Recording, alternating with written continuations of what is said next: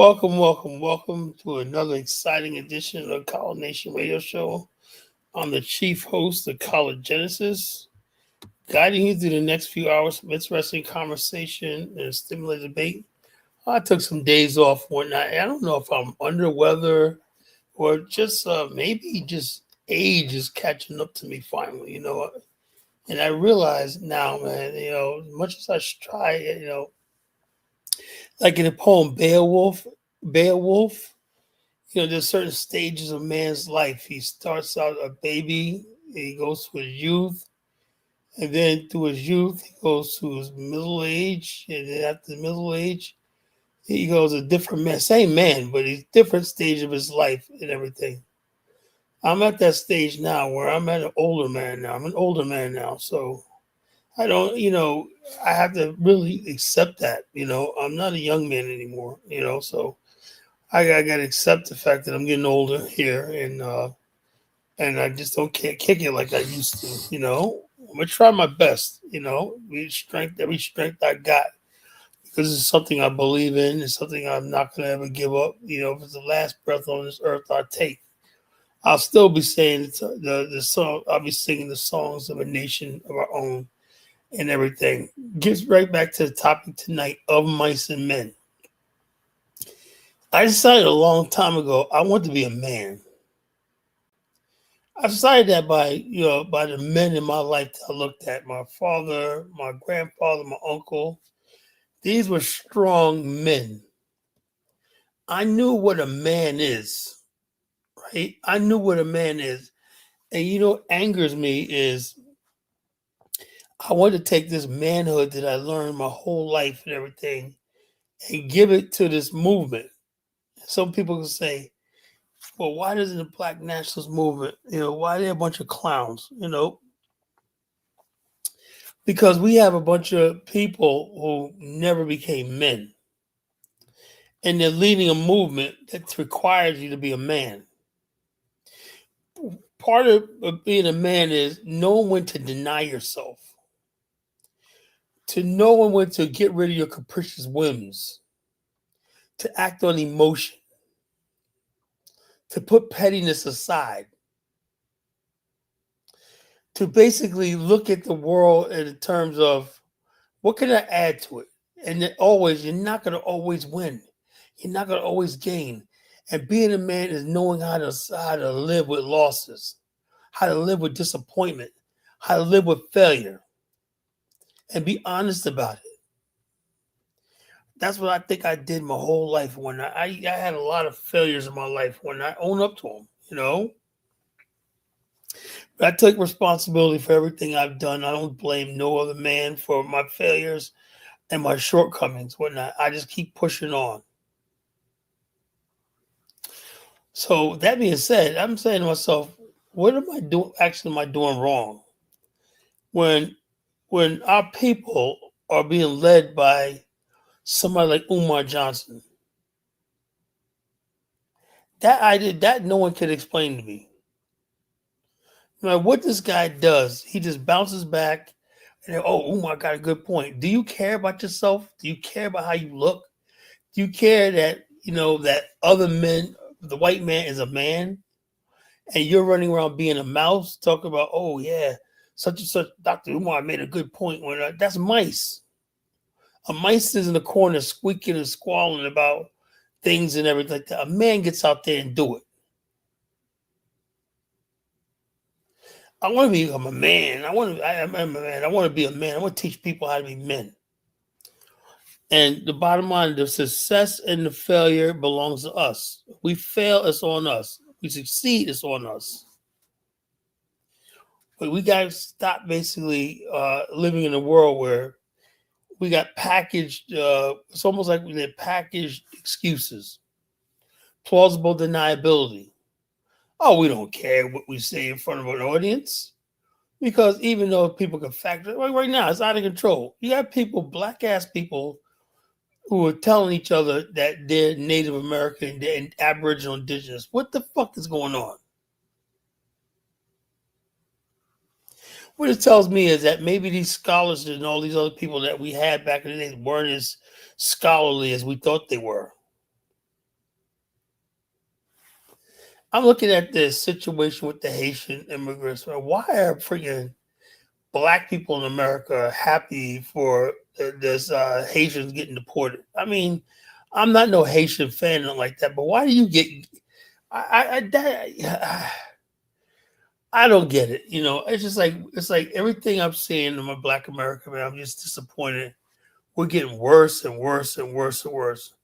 We had a chance to build something. We had a chance to come together and build unity, build economics and everything like that. What are we stuck on? We're stuck on lineage. We're stuck on hatred and all this other stupid nonsense and everything. We want to tether ourselves to white America. I'm an American. I'm American. No, you're in America. That's fine. But you only tether yourself to what the white man has built for you. So it's just a sad situation, you know.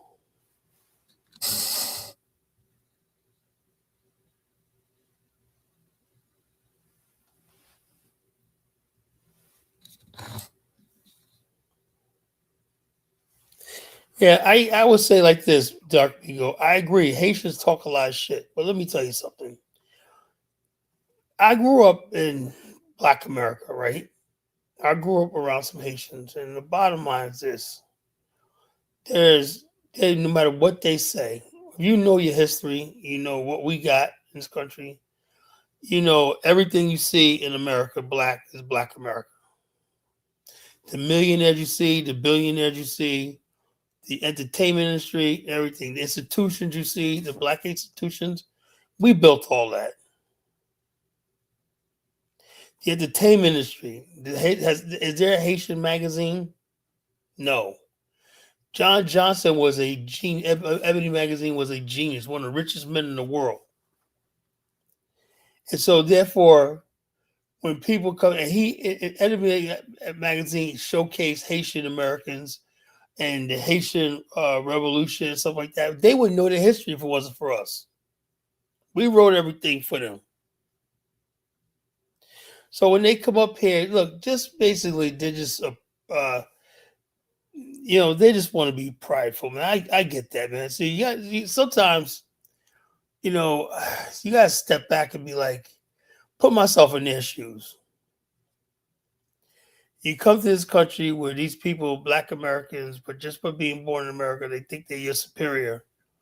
And of course you're gonna have you want some little get back here and whatnot. And the internet is way they get back. They get back and saying stupid, ignorant shit about us and everything like that. We know it's not true, but what they do is what most people, they don't have original thoughts. This stuff didn't exist before the internet because all the Haitian African immigrants do is parrot white supremacy talking points, stereotypes about Black America. So, I let them have their little get back at us or whatnot. But the bottom line is, who's still in charge? We are. Who's still running the shit? We are. So the bottom line, I have lot of empathy for people. I really do. I have a lot of empathy for people. I do. This is where my heart is.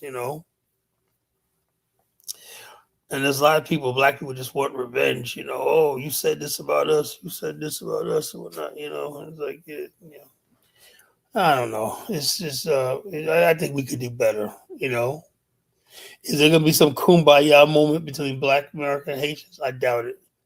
Yeah, because like I said, the problem was that the Haitians, the black immigrants, came over here believing in America.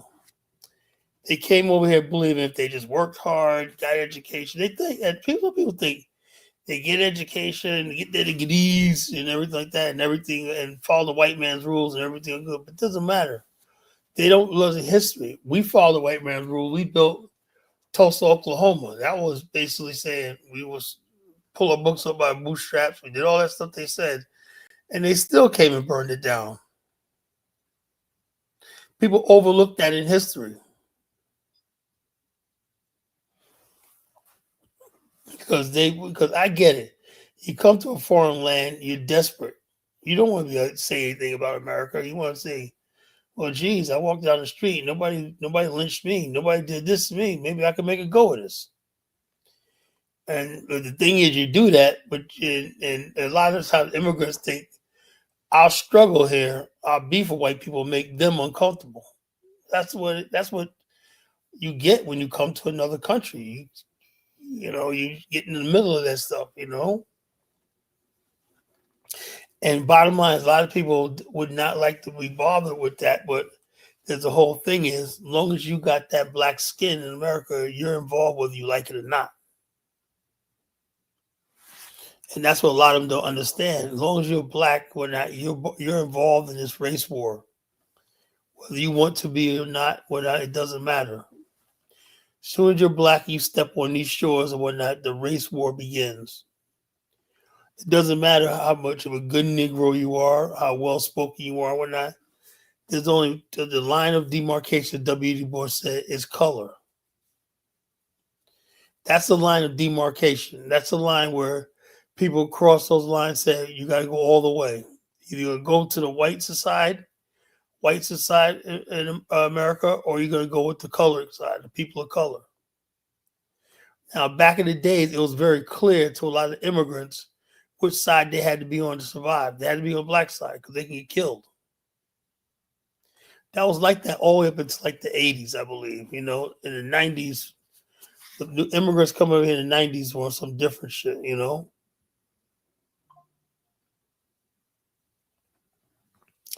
So we're going to talk about that. But a topic of tonight of mice and men. When I say mice and men, it's about a novel about two men who were, I think, brothers and went out there trying to pursue their dream. But something, a mouse cannot.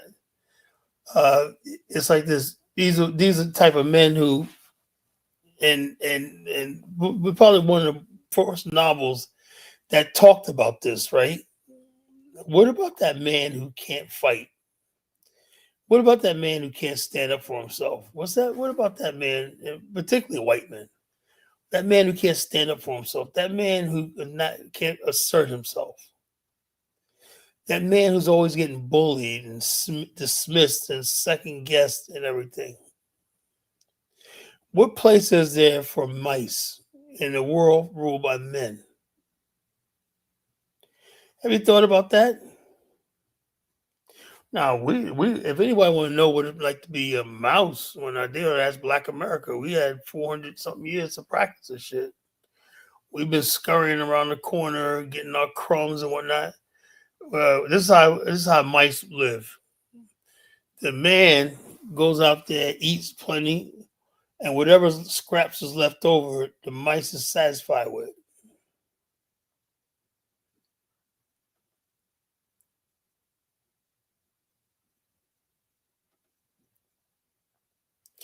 Dr. Mio said, "Word, God, it's like I think, so." Why is this guy? Is that my Hotep? I mean, is this guy Dark Migo? Start deleting some of these fucking fools. If you can't come in, look. Let me tell you something. How respectful the chat room is going to be from now on. If you come in the chat room, right, you say hello, Kala. How you doing? Greetings to the panel, to the show, whatnot. I'm glad to be here. Don't come in my platform just saying Hotep and that's it. And I don't hear from you now. You will get blocked. I'm done playing with people. This is a serious platform.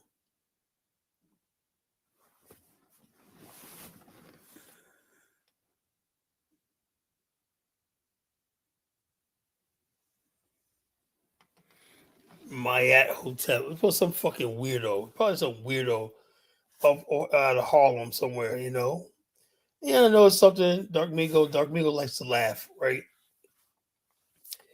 Back in the days, man, I used to go to these Black Power meetings and whatnot. And I realized, man, the niggas were crusty and dusty and whatnot, Now you go into them now, they're much older now, more gray hair and crusty and dustier. All they know how to do is Hotep, Afidi Babidi, all the fucking talking points, I've had it. If you're not coming here putting some protein on my table, my plate, with some knowledge and what we're going to do to build, stay the fuck away from me. I am sick and tired of you Hotep Black Power, back to the 20th power, man. You better start showing me something. When I'm looking around, I'm saying to myself, how embarrassing that fucking. I look. It's almost like in public, I'm scared to tell somebody I'm a black nationalist because right away they start clowning you. Oh, you like one of them Dr. Umar Johnson dudes, you know, a sexual deviant and pervert. I'm saying to myself, that's what I've been reduced to. This is what my life has come to. I'm being compared with a fucking idiot like Dr. Umar Johnson.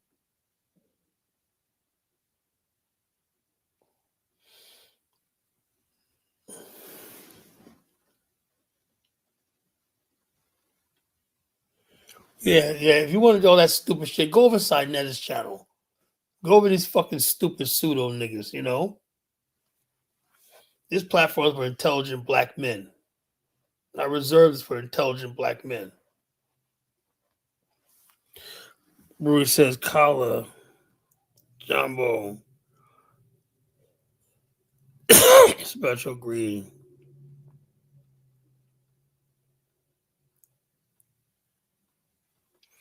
Well, that's a start. Greet me with respect, you know? Come in this chat room and show me you have respect, you know? July will make 2 years I've been on since I've been on YouTube streaming. 2 years. 2 years I'm still not monetized. I don't know why YouTube refuses to monetize me. I have no idea. But I work really hard. 2 years giving people shows almost every night. And I'm watching and I'm not saying I'm bitter or nothing like that, but I'm watching Dynasty Show. And he just goes to a topic, right? Fills his panel up and disappears. And everyone's sending him super chats and all stuff like that. He even fines people for cussing. So he's racking up. And I'm saying to myself, God damn, 2 years, I have never made a nickel. So what I'm gonna do is I'm gonna put I can't get Cash App. You know, I can't get monetized. They're blocking me from getting monetized on YouTube. But I do got Venmo. I'm gonna put my Venmo up there and whatnot for people they want to contribute. They contribute. And I want to be looking at that. Who's contributing to the show going forward? Because I want to do some things. When it's gonna take money, and I think people, but Zelle and PayPal, they have my name. I don't want my name out there. I had that before, and people were freaking calling my business and stuff like that. So I want to protect my name, my government name, and all that stuff like that. That's the whole thing. If it wasn't there with such shiesty people, Dark Migo, I would do it. Putting your government name out there is dangerous. I went through a mess with that. People calling my partners, my distributors, and my associates. When do you agree with this guy? What he's saying? Whatnot? I don't need that shit. That's why I haven't done it. But Venmo hides my real name, so I could probably use Venmo.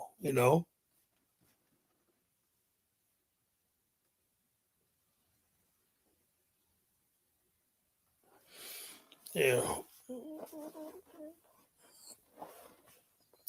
So I just gotta keep my personal stuff out of here. If we wasn't dealing with such fucking weak ass mice, that's the whole thing about Dark Migo. When I'm dealing with mice, the people who oppose me, the reason why I haven't got monetized because somebody is making a concerted effort to keep reporting every last single show I do. Somebody's actually doing that. I got so many strikes and complaints against me and whatnot. They refuse to monetize me. These are mice. These nice people don't even have them being man enough to come on the platform and tell me what their beef is with me and confront me like a man. They're little mice, running around squeaking, "Oh, Collar, the big bad Collar, you're such a bully," and whatnot. I'm so sick of these niggas, man. I swear to God. And the only thing I ask for is deal with me is be a freaking man. You don't have to agree with me. You can get up here. You see Dark Mingle tonight. He told my ass off, man. Said, Collar, man, fuck you, Collar, man. You ain't shit. Collar, you, man, I don't mind that shit, you know? At least you stand up to me, you know? I do not like fucking pussies. If I think you're pussy, I meet you, I'm gonna punch you right in the gut. That's how I am. You know, people who are sissies and mice are dangerous.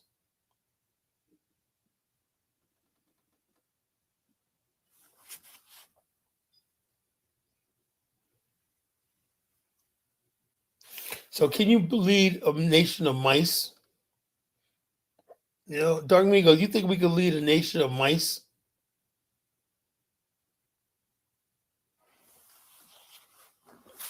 I never seen anything like it in my life. I was a black man. I'd say I always assumed I was growing up all black men like me, strong. Internet shows me a lot.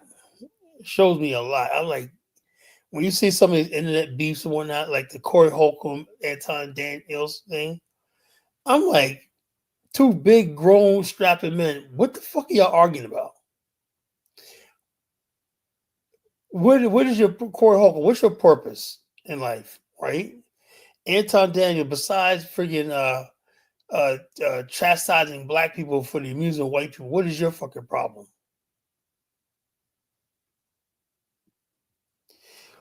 And what you call and right now, I'm just last couple of days I had a chance to really think about a lot of shit. You know, I'm like this. I don't agree with everything about the Carmelo Anthony thing, but get this: when I'm adding everything up I've been hearing, when someone tells me he shouldn't have had a knife on him, why is he carrying around a knife? That's what that bitch Nakmeezy said, right? You ask yourself, Nakmeezy, when you go to jail, what's the first thing Dark Migo, for 10 points? What's the first thing an inmate does for protection? Gets for protection when he goes to jail.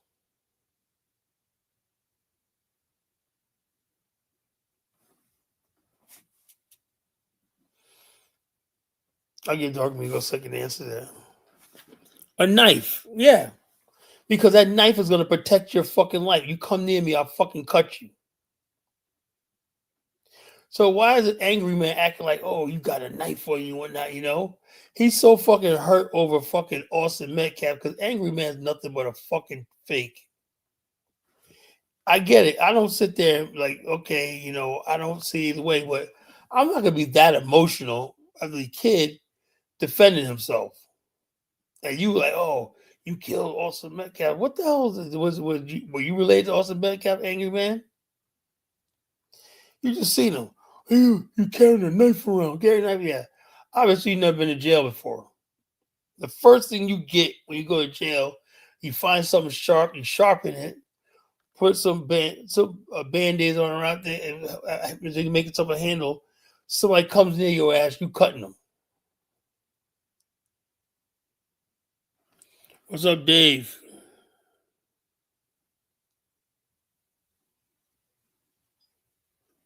Yeah, would you rather have a knife or a gun? These kids his age be carrying gats and whatnot. You talking about he's carrying a knife?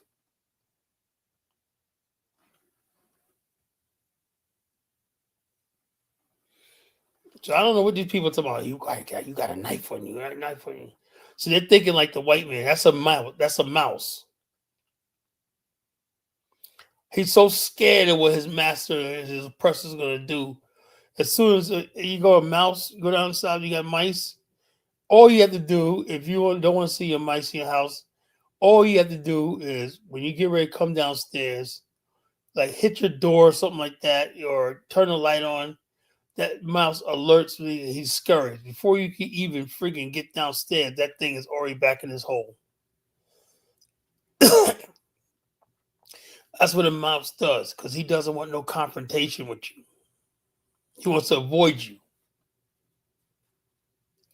And what happened was this time, black people say, we don't care what fucking white people think about Austin Metcalf when we on Carmelo. We don't care. So a good segment of black people say we're tired of being mice.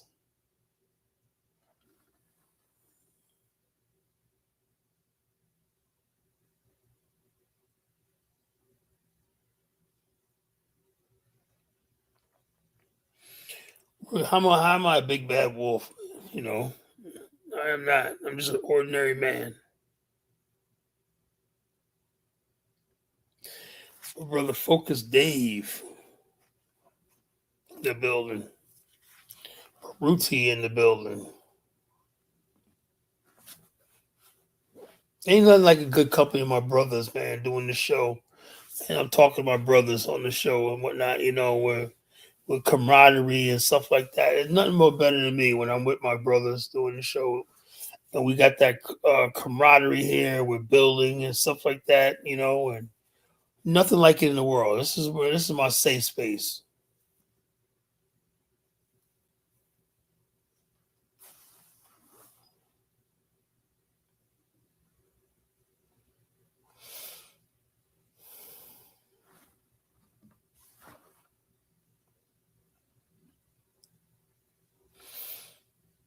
Yeah, but we cannot be mice. I mean, it is so freaking obvious. Now look, the boy was 1 year old boy was killed in Mississippi. White people in that town are making funny memes, right? And one guy even made a meme that was so bad, TikTok didn't even take it down until he was reported. Talk about we need to just kill all black kids and whatnot. It'll save us a lot of time. This cop had the right idea. This is what you got going on. This is America 2026. And I think something's going on where Trump opened up the national fair, states fair, commemorating 250 years. Nobody showed up.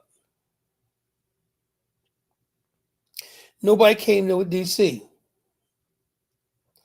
This has been like the dullest 4th of July I've ever seen in my life. All because you got this buffoon in the White House and whatnot. And I'll be honest with you, right? Be honest with you, right?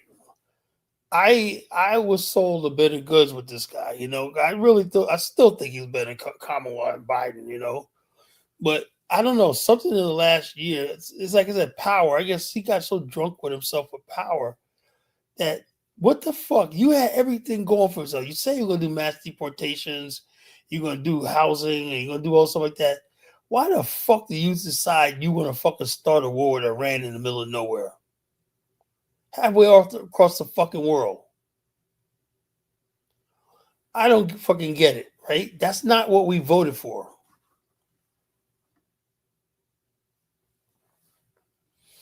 Oh, be quiet, DK. Sit down. DK, you didn't give my greeting, bro. DK, you never said hello.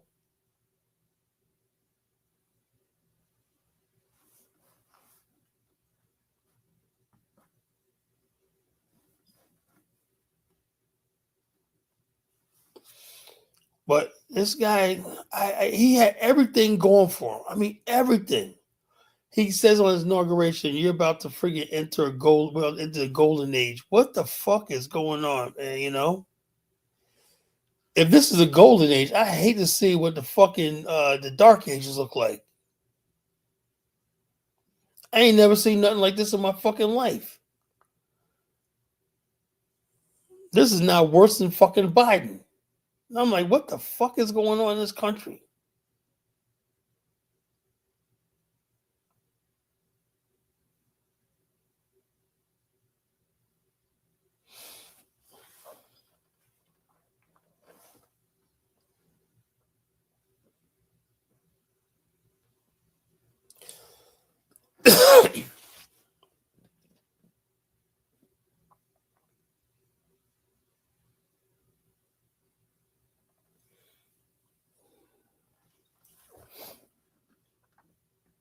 So I'm saying to myself, what the fuck is going on? Yeah, look, the bottom line is I had every faith that Donald Trump was the right man for the job. I really did. But I think dementia, age, 80 years old, at some point in time, you got to step off. And the same thing we went through with Biden to go to his age. He's delusional. He's crazy. You know, this fool's actually thinking about invading Cuba.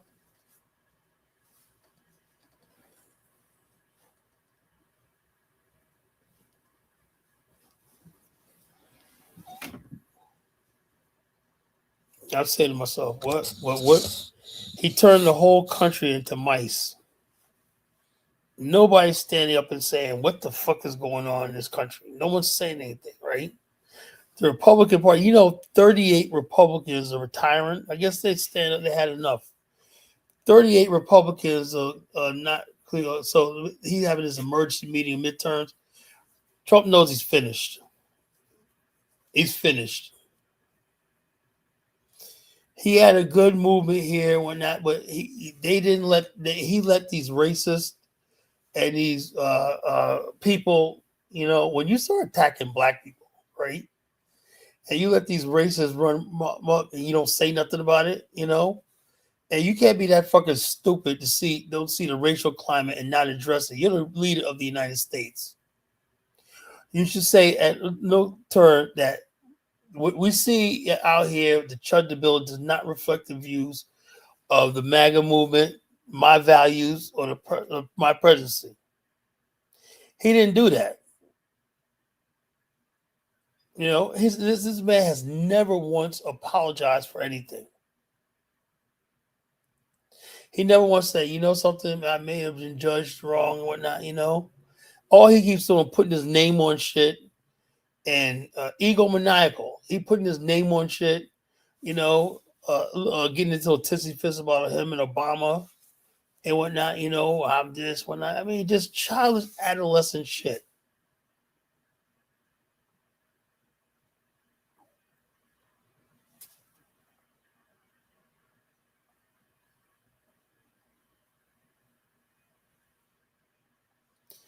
That's the files are one thing, but the thing is, I just think, to be honest with you, right, there's a lot of people in those files he's protecting.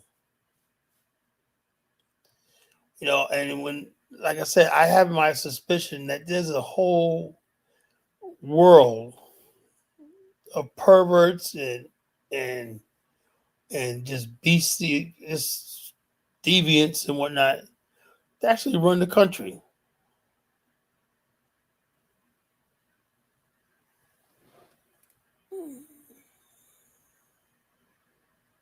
Yeah, I don't even know if we don't even know if the files are real. We don't know. We just heard Epstein files. After they said those Epstein files after he died, and then they said they tried to make up. It was the Democrats that made a conspiracy like this files on Epstein and whatnot. We don't know what those files contain, whatever like that.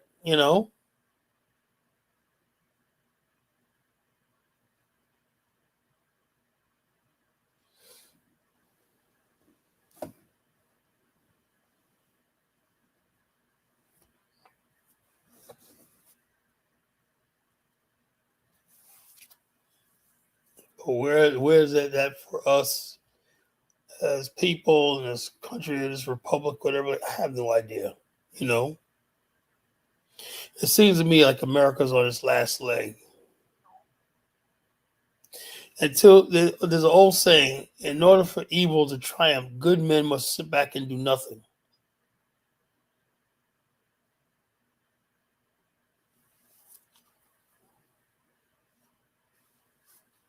It seems like on both sides of the aisle, the crazy people are fucking running the show.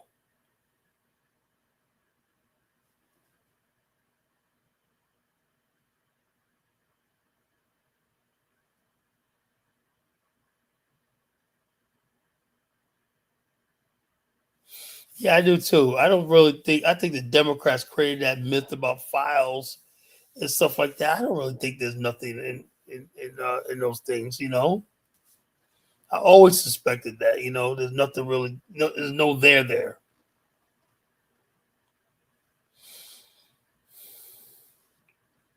Because evidence is this. If they said there's these files and I would love to have somebody have a conversation with me like who believes in the Epstein files. I would love to have that debate. The question I would ask is, everything. There's got to be habeas corpus. That means you got to produce a body of evidence, a body, a dead body, a live body, a witness, whatever. Where are all these freaking women at that are supposed to be child victims? Where are they at now?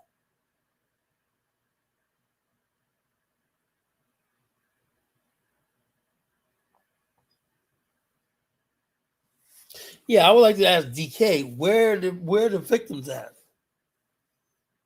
Where are the victims at? You mean tell me not one person came forward and say, "Hey, when I was 12 years old, such and such trafficked me and whatnot, and I was taking off this." All you had was that one prince in England. It said, but the girl when it happened, right? It was introduced, and I think she was of age. There's no smoking mirrors. There's no smoking gun. There's nothing to say on this magnitude that what they're saying. The original thing is FC files is there were people using FC Isle as pedophiles going there. And you mean tell me, unless you're saying all these people were involved in a murder cover up,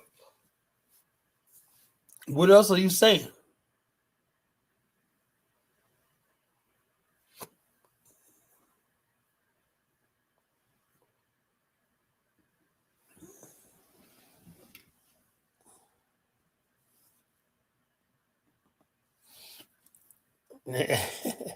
I love DK when I got him cornered.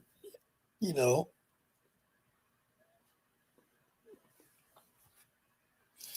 DK stuck on this. I'm sorry, it's gonna be another Burkina Faso debate.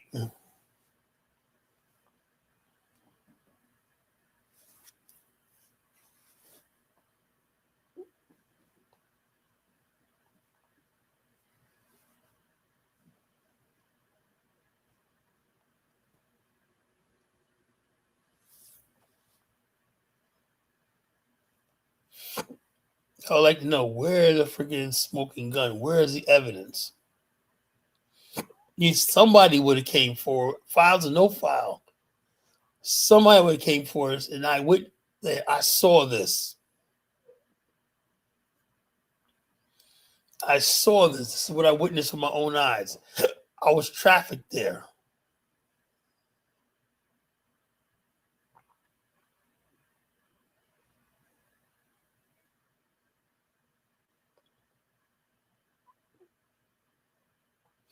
Yeah, we go by evidence, DK. Here, we don't go by conspiracies. We go conspiracies, man. We be in serious trouble. I don't care who it is. I don't care if it's Kamala, Obama, Biden, or Trump. I want to see evidence. That because what they're saying is a freaking serious charge. You don't even have to like Donald Trump. That's another thing. I was watching this thing, Dark Migo, and this lady who came up and said Trump groped her, whatever, like that, in the elevator, whatever. It was no eyewitness, nothing. They left it to some jury in Manhattan, and you know who the jury people were? Probably these people that's on fucking Skid Row and in Greenwich Village and all stuff like that. The people that ultra liberal type, same people that was on Trump's jury for the what you call, and we tolerate that. Look, I always think everybody should have a fair trial. They don't even bother saying talk about a fair trial anymore. How you gonna give this lady $5 million judgment, whatever like that, and there's no freaking evidence other than she say it was his word against hers.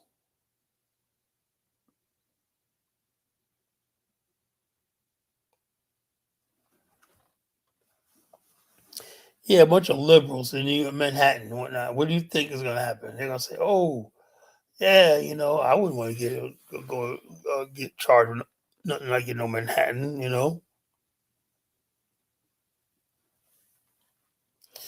DK so again, you know, so maniacal in his thinking. He don't even think outside the box.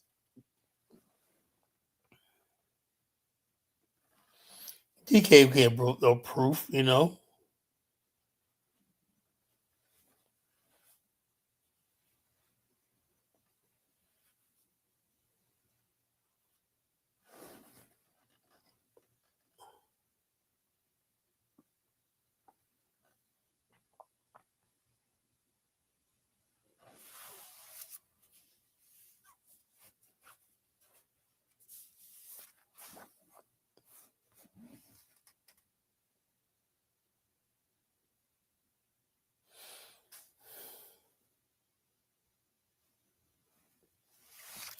Yeah, that's the problem. The problem basically is people take the mainstream media. DK still trusts the mainstream media. You know.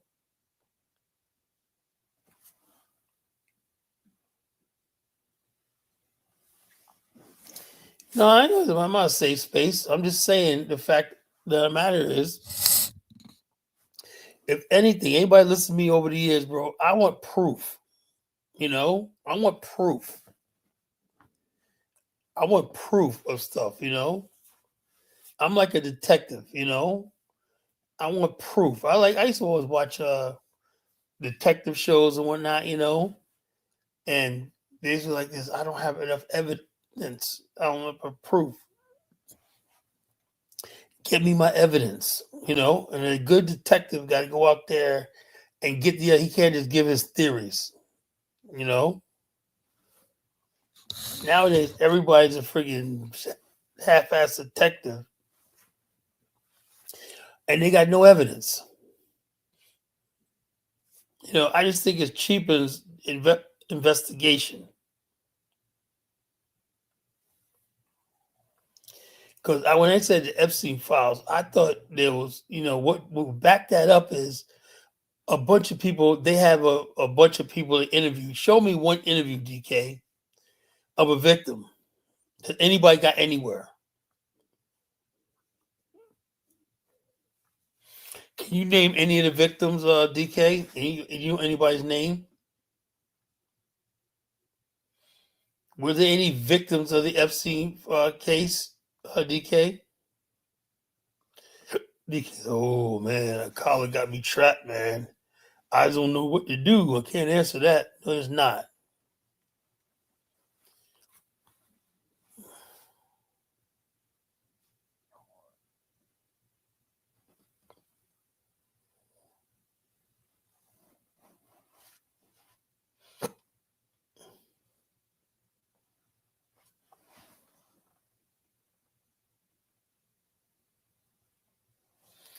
No, no, no. The system has to prove itself. The media and all these other places is saying, "Oh, we got this evidence," but they haven't proved anything. There hasn't been any indictments. There hasn't been anybody that has been. There's no grand jury convened.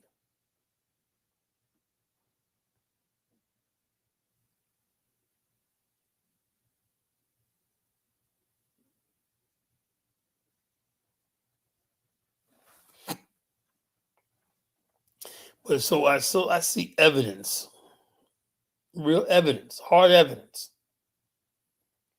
I'm not obligated to believe anything.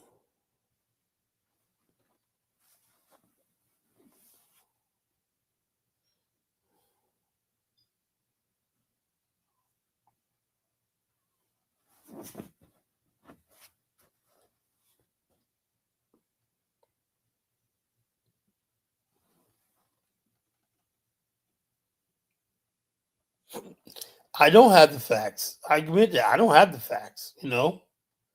But neither does anybody friggin' presenting that side got facts. When I say facts, give me names, numbers, dates, and times. Can you tell me the date and time this anything happened? Can you tell me the person who's a victim? What age was she a victim? Was she consensual? Who was the perpetrator?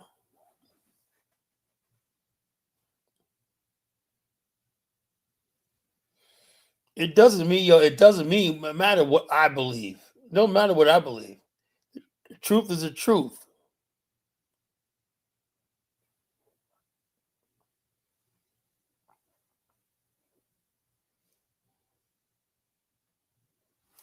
You only heard about the Epstein file, what you hear on the news. That's it.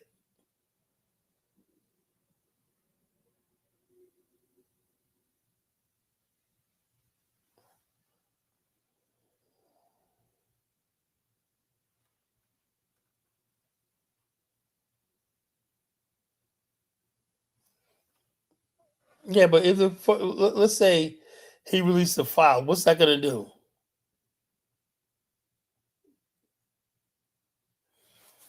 You actually feel that you're gonna? That's what they think. I mean, in your mind, DK, you believe that Trump is in those files having sex with an underage girl. That's what you believe.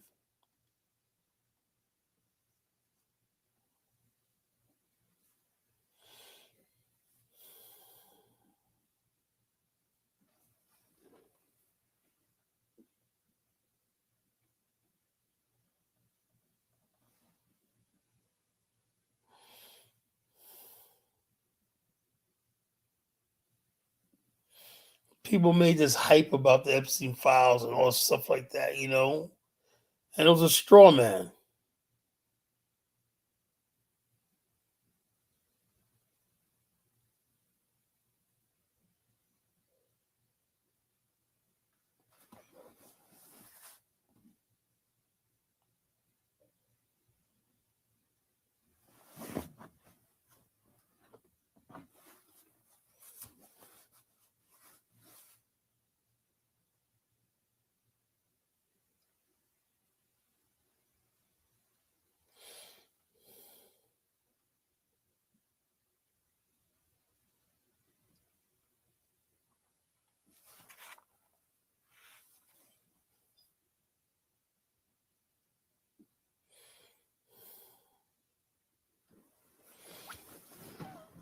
Yeah, he said he's gonna release the files, but what were the files? DK, can you tell me? Are there if there's like thousands of files, which ones should he release?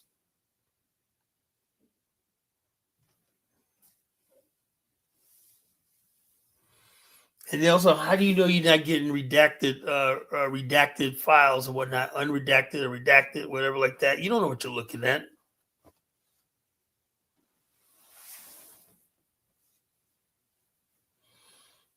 The moment he says, "I release the files," you gonna have all these fake internet trolls making up redacted files, saying, "See, we got the evidence." Whatnot. You don't know what you're fucking looking at.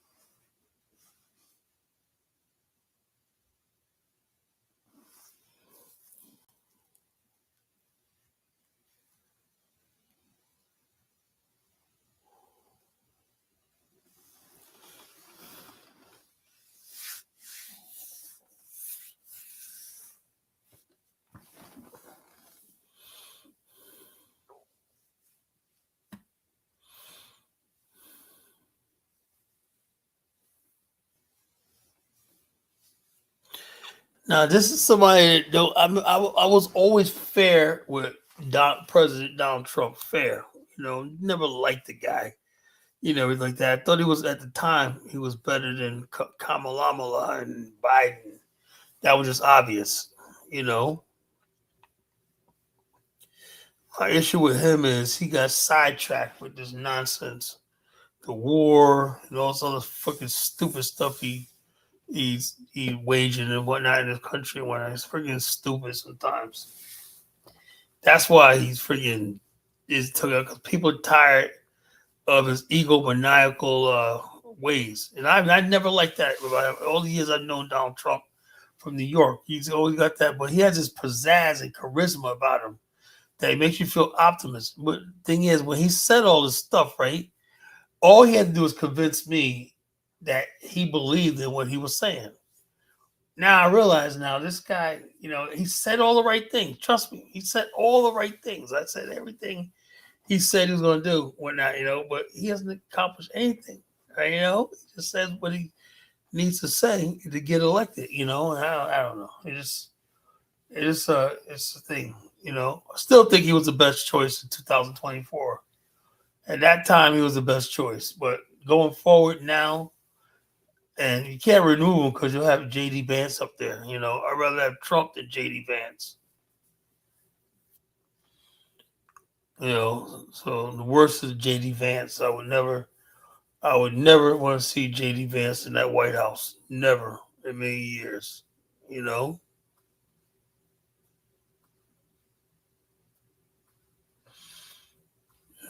So I don't know what's going on. I think, be honest with you, his whole presidency, I don't know. Still has a chance to turn it around, but I think it's too late because the midterms, he's going to get swamped in the midterms.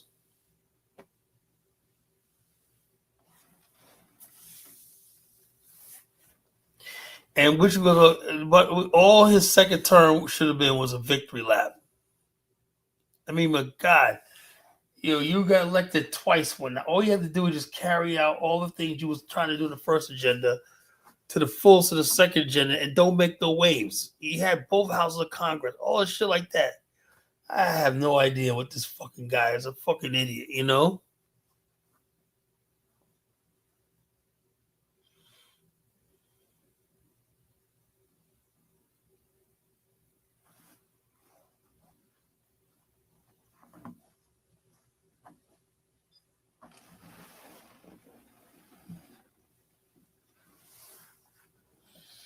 Yeah, Gavin Newsom. What the fuck, man? I mean, yeah. Like I said, by then I'll be out of here.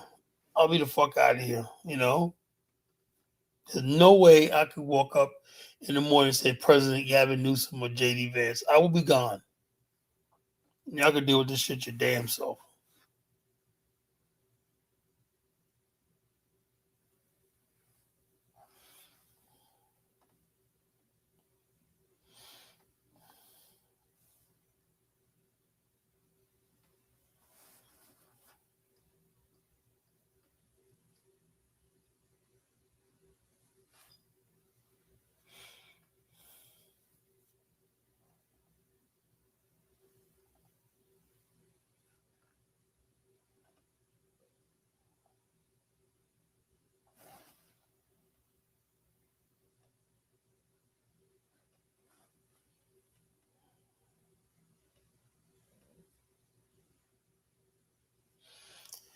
The Kamala thing, that's over with. Now there's a battle between Gavin Newsom and Kamala Harris. Now, who's going to court Joe Biden? Now, why did they court Joe Biden? Because Joe Biden endorsement is key to getting the so-called black vote. Why the fuck? It's just a joke. It's a fucking joke.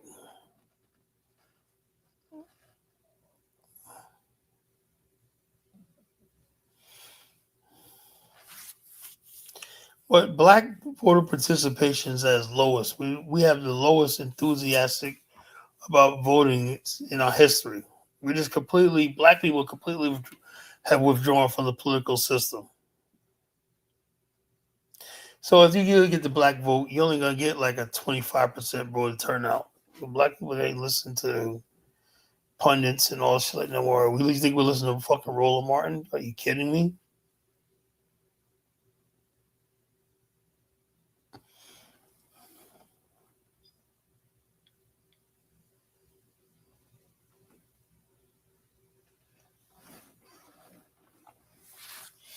They're not even consider Republicans are not even considered Tulsi Gabbard. She probably do better than JD Vance.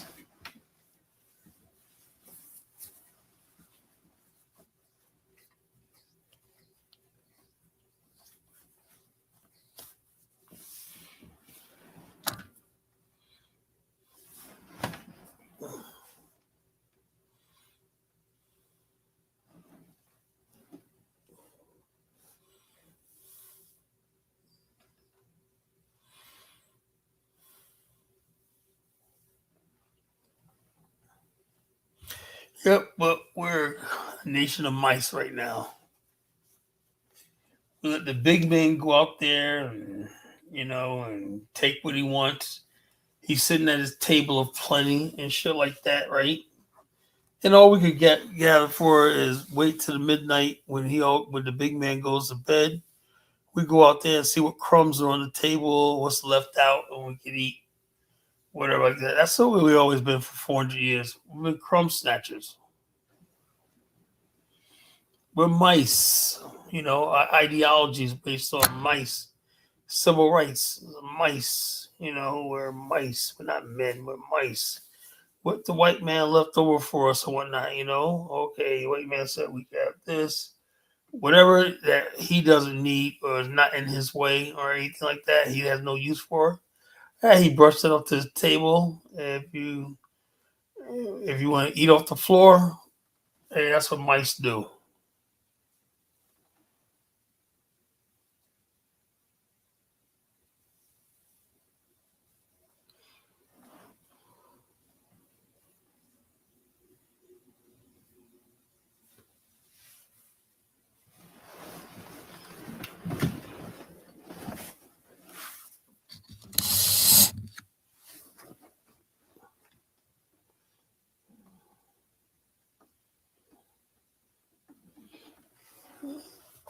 Oh yeah, man. Black immigrants like Elvis, man, they're hanging on for dear life.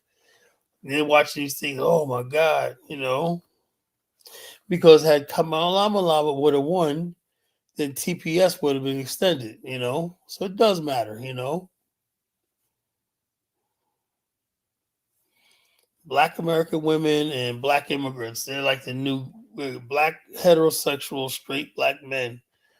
We're just out of the loop. Nobody gives a damn about us. We're not. We just stay home and whatever.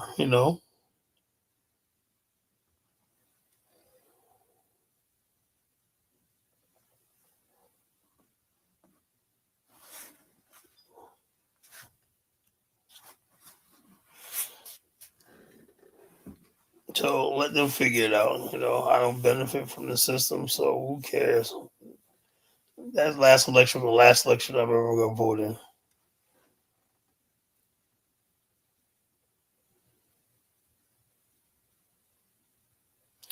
Elvis, I never said I'm against black immigrants. I'm saying I'm not carrying their water. Your problem, black immigrants' problem, or their problem. What? Why do everybody think that? What do you think? We're a fucking charity case that we got to fucking everybody with a sob story. We got to sit there like, oh, no, it don't work like that. Don't work like that. I have empathy for you and everything like that, but the bottom line is we're casting our buckets down. We're just done. All this fighting and marching for decades and whatnot got us nowhere. Our communities are worse now than it was. All we did was open the door floodgates up for millions of people to come to this country and replace our working class. So what the hell am I supposed to be care? Now if they want to do that, that's fine. But it's a free country. You can come here, but don't expect me to help you do it.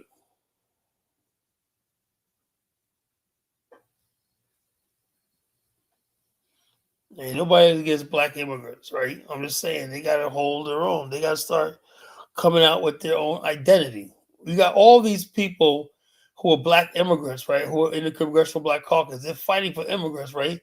But yet because we just define everybody as African American, they get the cloak and the prestige of speaking at our colleges and stuff like that. And so the immigrants are well represented. We're not. I don't think that's fair.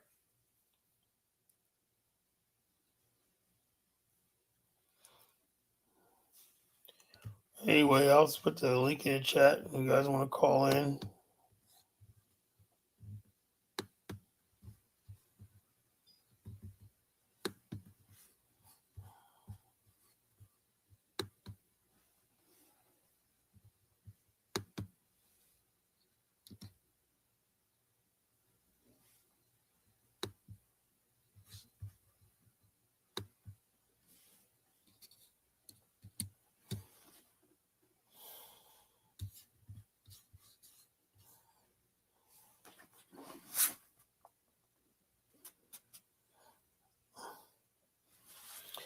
Nothing against black immigrants, right? Well, I just think you guys need to come out there and say who you are, say what you want, say your agenda, say, look, we don't give a fuck about black America. We only care about ourselves. Bring our kinfolk over here. We come over here. We're trying to get as many Liberians, many Haitians over here as possible. Say it like that. And then we have a clear understanding. If black people want to support that, they can. But don't come with this nonsense that we're all blacks and like that. That's deceptive. I can't stand that.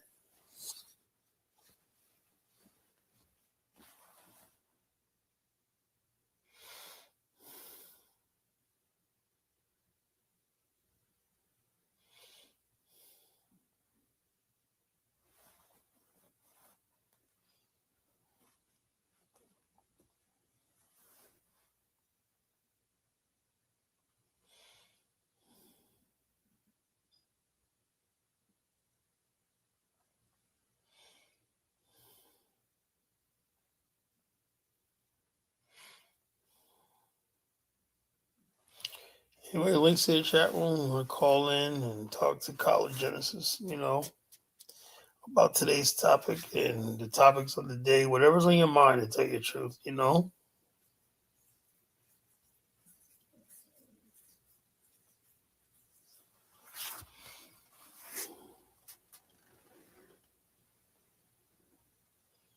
But those are things that have been on my mind the last few days.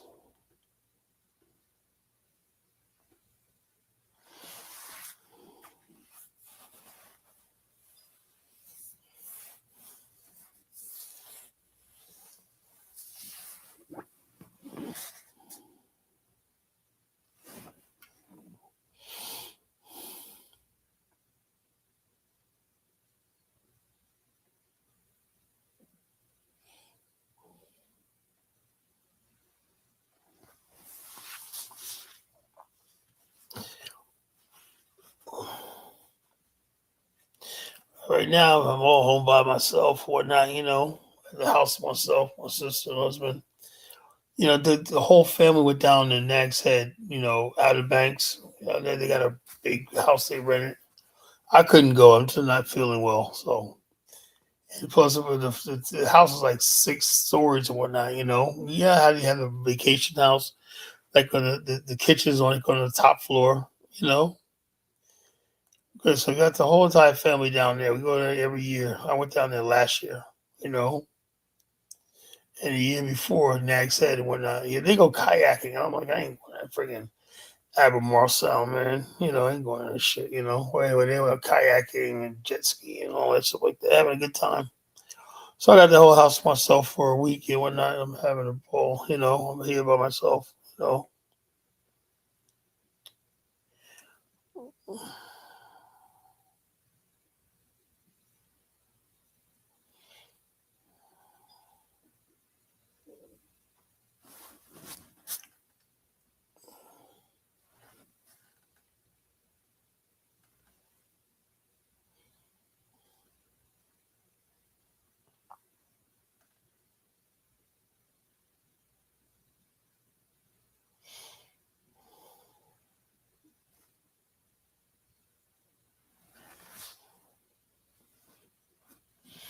And for the record, I take no pleasure and no joy in seeing what's happened to Haitians, people.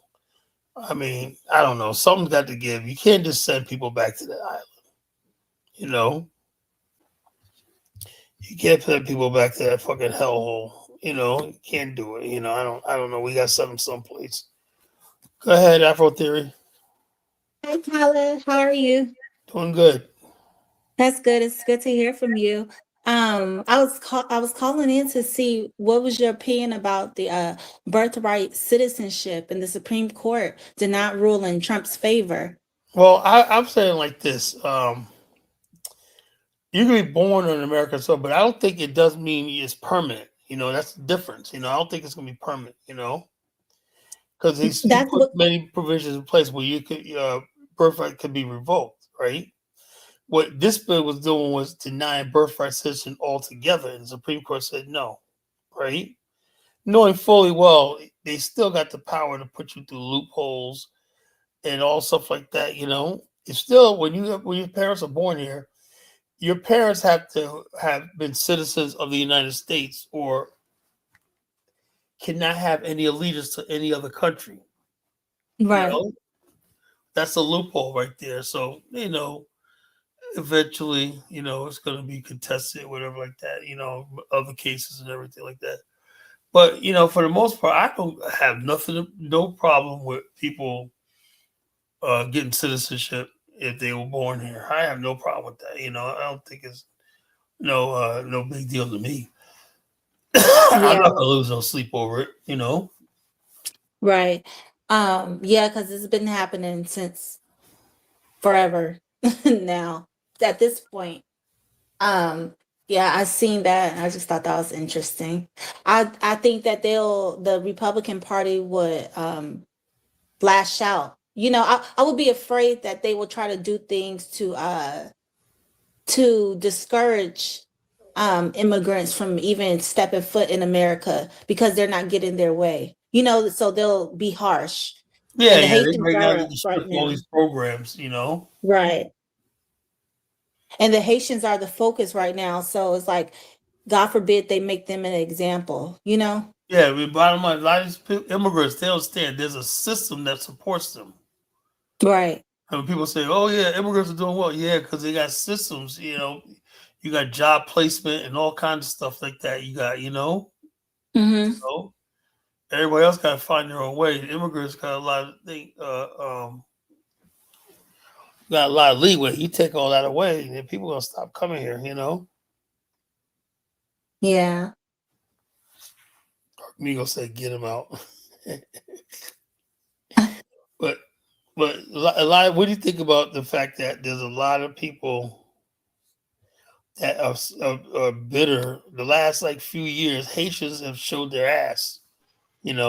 Online talking shit, whatnot. And I'm like, I just sit back and like, what's a joke? Because People say that this whole entire FBA situation, this whole FBA movement or ideology is just on the internet, but it isn't just on the internet. These types of ideas have existed amongst all Black people, all groups of people for the longest now. It's just now getting to the internet and becoming a topic of conversation and being out in the open. But if you actually talk to African Americans, and especially depending on which region they're in, a lot of African Americans have more of a pro America, I'm American, I'm not African, stance.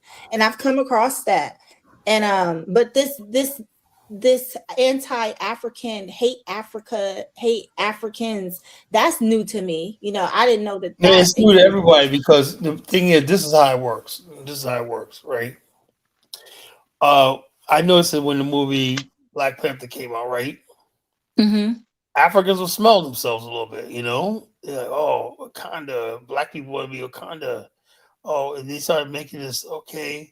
Well, now when you come to Africa, I said they had this idea that we will go, 90% of us wanted to go there. But Carla, I don't blame them.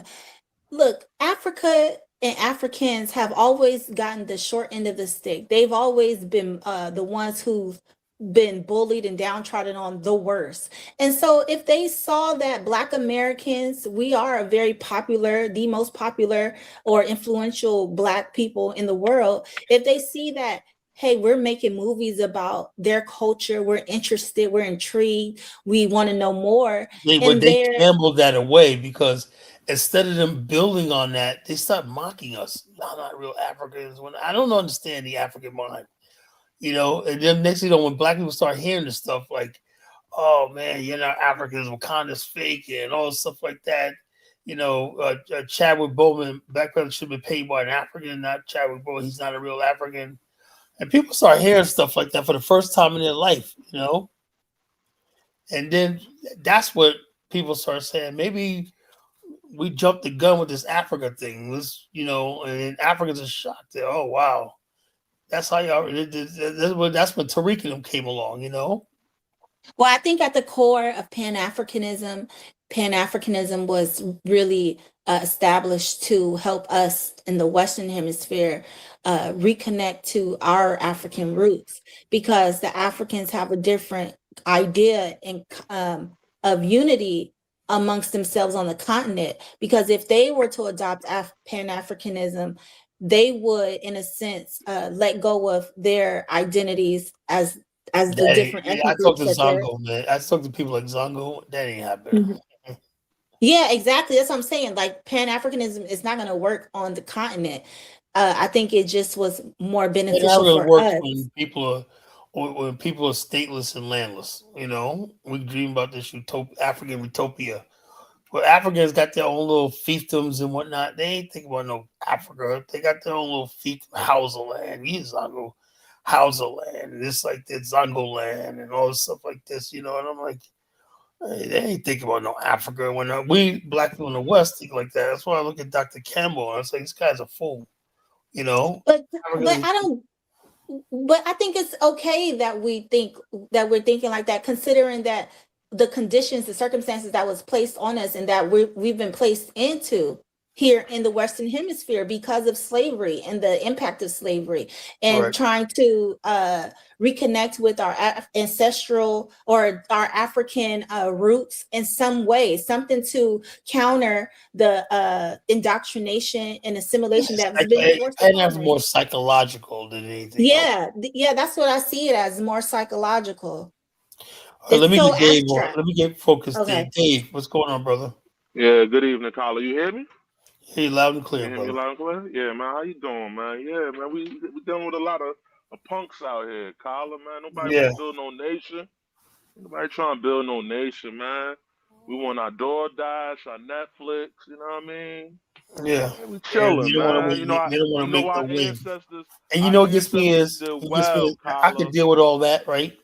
Our But ancestors when I did hear well, black caller. grown ass black men, Dave, talking, arguing online and whatnot, what are you arguing about? Oh, no, he said this. It be grown black men in their 40s and whatnot arguing over fucking shit that you should hear on the schoolyard playground. But because they didn't grow up yet, Colin. Look how you come here every night and talk about the Afristan. You've been coming here every night talking about the Afristan for the last 2 years. It's a great idea. An idea that even helps the African diaspora. The Africans that's here, it even help them. But they'll challenge you on you. Maybe because you're not in the right tribe. Or, maybe, it's just too much. It's too much. Great idea. Something that everybody should be on it. We And should then be bottom looking line, at modern ones, taking the people think I'm gonna Dubai give up. model. Everybody should be on it, but People think I'm gonna give up or just quit. They're sadly mistaken. So, so the bottom line is I'm gonna keep pushing on this forever. And so I tell people all the time, this is it. And if we don't do this, we're finished as a race. Because I don't because see let me tell you something. America is going down, man. it is. I don't see another 100 years of this country. Yeah, that's why it's time to pull out, man. Just start Another that 100 years, conversation. I don't see another 100 years of this country. And check us out. And just when we thought might be wrong, you see the disaster in DC. Nobody showed up. Yeah. I think they have Vanilla Ice out there trying to promote. Hey, yeah, nobody coming out there, man. Yeah, I'm like, damn, man. Shit. What the fuck is going on in America? So everyone's losing interest in this country. So everybody's like, whatever. It is what it is. It's over with. It's time for us to build. We need to build our own global thing. The bottom line is, the thing is, this is what I'm going to tell you brothers on this line. See, a man says like Donald Trump says, I want Greenland. It sounds impossible, right? We're gonna need rare earth minerals. We're gonna need this. We're gonna need that. We need a space satellite, whatever. Like this. We want Greenland, right? A man sits there and says, "Ain't nothing too hard for me to get." The American government is going around the world securing rare earth minerals to compete with China. That's what men do. He's securing his future with precious metals and rare earth materials so they could build the next computer chips and all shit like that. Tell me 100-year. Tell me any African country right now they got 100-year plan. Kyler, man, they ain't even got a 20-year plan. What are you talking I about? don't even think they got a 20-day plan. Yeah, they got no plan. Yeah, that's what I was gonna They living say. out there from hand to mouth, Kyler. Hand to mouth. Even the And president. and that's what I was gonna say too. Like I'm standing on the Lee Kuan Yew, bro. I honestly see no hope for Africa only because like they don't have like a everybody's not locked onto the same thing. You know what I mean? Like everybody's doing some other crazy shit. You get what I'm saying? So I don't see them developing anytime soon, Carlo. Look at the South Africa protest today. Look at that madness. Yeah, Look at that shit show today. They yeah. was And it's even just sad because bothering. They was going after legal immigrants too. wow. It's a shit show. I It's a thought that shit shit was show. over with. Nah, son. Yeah, It's a shit show. You know something? They even say some South Africans, right, that live near like the Mozambique border, that maybe darker than the rest of the South Africans. They're saying we're being targeted like we're not South Africans. You see, so Kyler, you check behind it. Give it a year, probably be a civil war that pop off over there. Yeah, it will. It's gonna be, Exactly it. So you saying they targeted the dark South Africans? Well, it was like this. In other words, basically, tribes? some of the tribes they automatically assumed that they were Mozambicans or Zimbabweans until they find out they're South Africans, and they said, "No, you're not really South Africans. You just got a fake accent." Oh man, Insane, right? yeah, it's the same.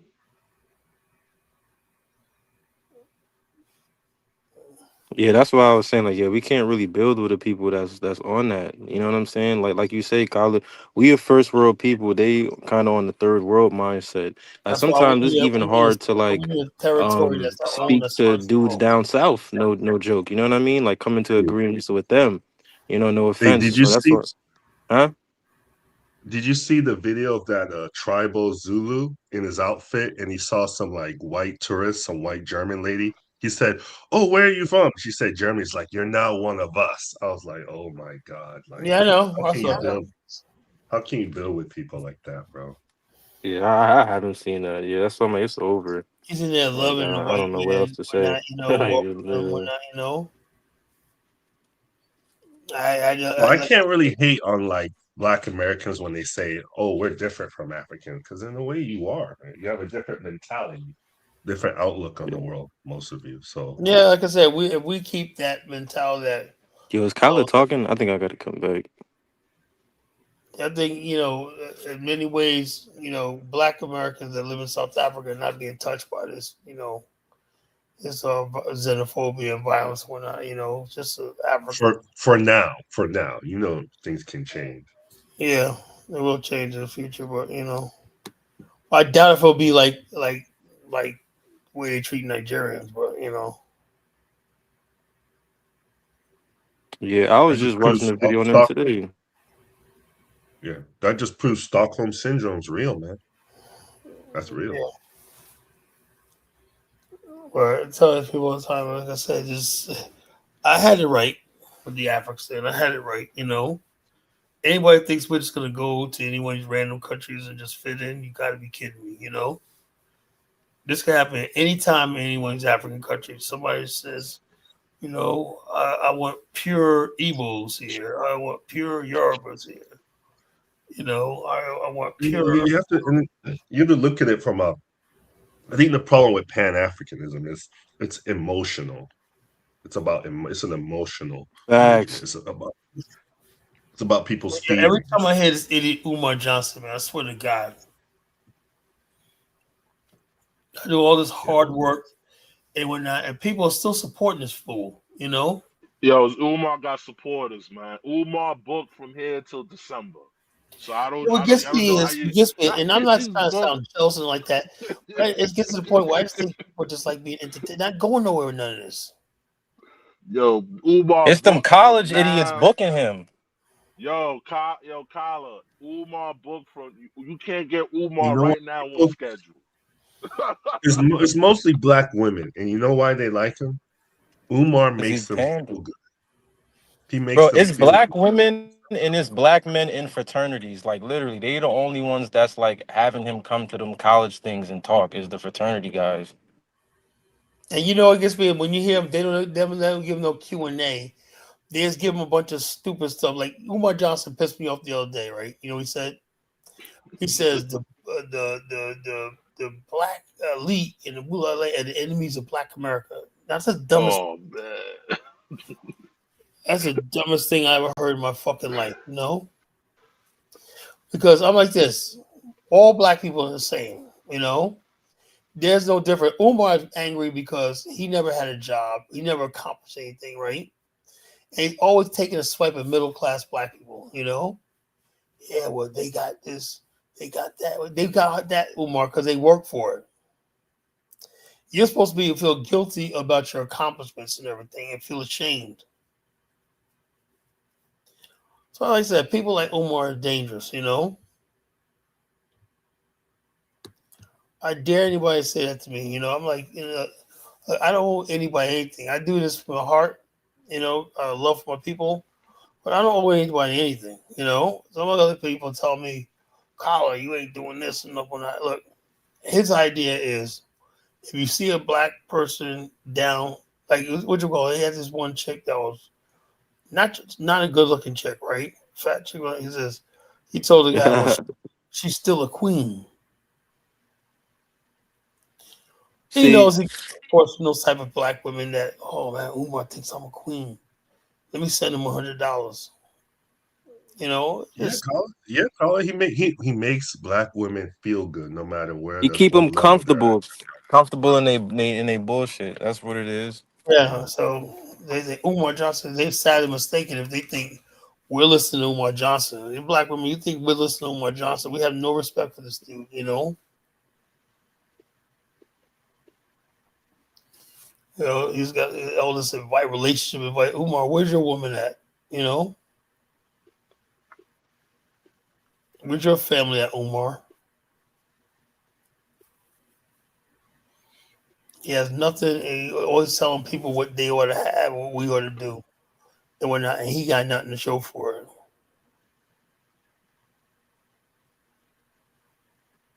Get tired of it, you know. Get tired of it. People like this streaming this guy money and inviting him every time I look at him, he's on a fucking podcast. Man, Umar, that's 10,000 a show. Collar, 10,000 a show. Yeah, it's Yeah, Umar out here getting paid, man. He milking. and he's got a lifestyle. He ain't trying to give that up. He has no answers. Yeah, he trying to get that up. That's you know what I mean. He got a conscious stripper in every city. You know what I mean? Yeah, Hey, he probably yeah. do. You're not lying. I He got believe a you. conscious Yeah. stripper or baby moms in every city. You know, oh, she a baby mom. She by herself. She got like 2 kids. She fine. You know what I mean? Umar behind that. Yeah, I'm On a three. slide through. I got a show. You know what I mean? He gonna I get got his. slide. He gonna get his. I'm in Dallas. He gonna get his cash In out. Dallas, yeah. You know what I mean? You think about it. I go to Dallas. I got me a little joint over there. I already know, Detroit. yo. You I already know, know. give me shorty, give me my little 100. I'm Umar. They're gonna give up the 100. You get a plate. He probably get a plate. He was in I was about to Philly say that too. Yeah, he get a plate. getting plates. Man, he not Getting giving plates, that up. yeah. He not giving I won't be that surprised up. if Umar even had a. I won't be surprised if Umar even had a snow bunny somewhere in like Toronto. Or something. You I know. Yo, word is born. I wouldn't be surprised either. The snow bunny holding him down. I got you, Umar, on the low. I keep your secret. Won't be surprised, bruh. Let me get Kidola on. Kidola, what's going on, brother? I'm good, brother. I'm just good, listening to you. And, Carla, this Pan-Africanism of a thing, I think slowly, we Africans on the continent will start to see what it is. That Omar doesn't really love Africans. He loves the money. and No and shit. the Africans that are the one entertaining him in London, where he's running to make all the kind of symposium about fake black power, never exists. The Ghana that just gave him a passport possibility. He also put there also behind the belly of the beast over in Ghana there, try to trick the Ghana. You know, the Ghana government and the Ghanaians, they trick it, and they trick it themselves there. So, but you see, through this internet, we start seeing that Black Americans are very good in media propaganda, but they can also flip us in time to the other side. And as long that side is bringing the money, they become something else there. Because if you check, when what could that Dan Gallo was doing some kind of Indian of a thing, he was making a lot of money. The Ricochet was still hung up with Pan-Africanism, then slowly flip when they think, oh, I don't know how to do the survey that a lot of Black America does not like Africans, you know? They switch. That what you see in this internet space now, which Africans are start having the access to internet, start seeing the OT themselves. It's like they don't have a lot of soldiers in the internet, just like the Ghanaians have a lot of soldiers to promote their country of year of return. Multiple Black Americans are not doing internet, blasting Africans, blasting Haitians, and the Jamaicans, you know. So is what the population are feeding on. That's what they're doing because they make a lot of money out of it. If they make a lot of money out of it, why should you be standing for hours repeating the same thing? Africans do that. They don't, you know, they tell that to us, blah, blah, blah, blah, continuously 24 hours a day, continuously for about years. Because they fit into that narrative. You know what I mean? And Jamaica also do the same thing in England years back. But what happened to the Jamaicans now is that the population of the Africans in London and UK overpowered them. That's why they say, no, we that is past that we unify now. No. Because of that comedian that came to that show and said, no, the Jamaicans don't fuck with us. They make fun of our assets, our clothes, and the way we talk. But you don't see, I've not seen a Frenchman bashing a Polishman. You know, I've never seen that kind of a thing. You know, but they think they're doing it. It's bringing the money, but you start making the Africans in the country start looking. They will start saying, "Oh, they don't like us," because the Africans in America never really talk negative about Black America, their experience with them or anything like that. But some of them, a high percentage of them said they're the ones that would, even before the white man said, "Go back to your country," they will tell you first, "Go back to your country." You know. So what they're trying to say is this so-called Pan-Africanism of a thing is fake. You know, that your friend called Bomani, he used a word. He called the African savages. You know, they call the savages. So sooner or later, what South Africa is paying the price now. Those Black South Africans who think they can do, MTN is paying the price. The gold mine, Africans have a lot to use as a search rod against anybody. Then they have, even the white people self. Look at the gold mine in Ghana now, they refuse to renew it. The white South African man is shouting, you know, then they come on YouTube, they're killing our business, they're killing this. The other Africans, before you know, they start putting sanction on you. If they could do it to the white South Africans, why do you think they cannot do it to these black ones who don't have nothing? Apart from their music, sometimes they play Central African, maybe Congo, around like that. They have anger all that. What the Black Americans also doing now to anger everybody and become enemy of everybody. That's what the South Africans also doing now. That they anger their neighbors, Malawi, Zimbabwe, Zambia. Look at this World Cup. Nobody supported them. Nobody. So if this is Rudy Black, they can be enjoying it now. Okay, good. But slowly you come to our side. We'll look at you. Spend your money. You go home. Spend money, you go home. If you're not welcome there, you will not come back anymore. You understand me? But the Africans still come to America as a white man is give them the visa. They control the economies there. If you control the economy, you have that power. If you know you have not that power at all, the Black South Africa does not have the economical power. That's why it would be easy for other Africans to slowly push them out, and say, don't come. And they work in Zimbabwe, even in mining, in Mozambique, in mining. We're not talking about okay, love Nigerians, but your neighbors that help you close by, foot soldiers in your wherever it is, you start killing them. So if that's the route the Black Americans will follow, God bless them. And we shall see 10 years from now what is going to be the result. Thank you, Carla. Come on, man. That was too emotional, Kadola. It just seems like, you know what, you just upset because the Africans getting bad propaganda and stuff. Like, it's just propaganda, bro. Black Americans be getting bad propaganda for like mad years. You know what I'm saying? Like, it's not that serious, bro. If you want to beat it, just build stuff. That's what we did. Yeah, what you call it? I think you know what it is. I think Africans have getting their wake up call in the world, right? Because for the most part, they were pretty much protected. The bulk of racism and stuff like that is usually come from white America directed towards Black America. That permeates through the culture, the movies, everything like that. Yeah. I only seen one movie called forgot his name, Mr. Such and Such. I forgot what that Pierce Brosnan guy, right? And then one, it was in Nigeria, right? Northern Nigeria. And during the World War II, right? And he said, I would like you such and such. I forgot the name of the movie, but it was like, he's like, but you're a nigger, you know? Mhm. But that's the only time I ever seen, like in the British culture or movies where the race dynamic came out, except for when you're dealing with South Africa. They were called Kafirs and stuff like that. So not having that racial history, right? You gotta understand. A lot of Africans don't understand that.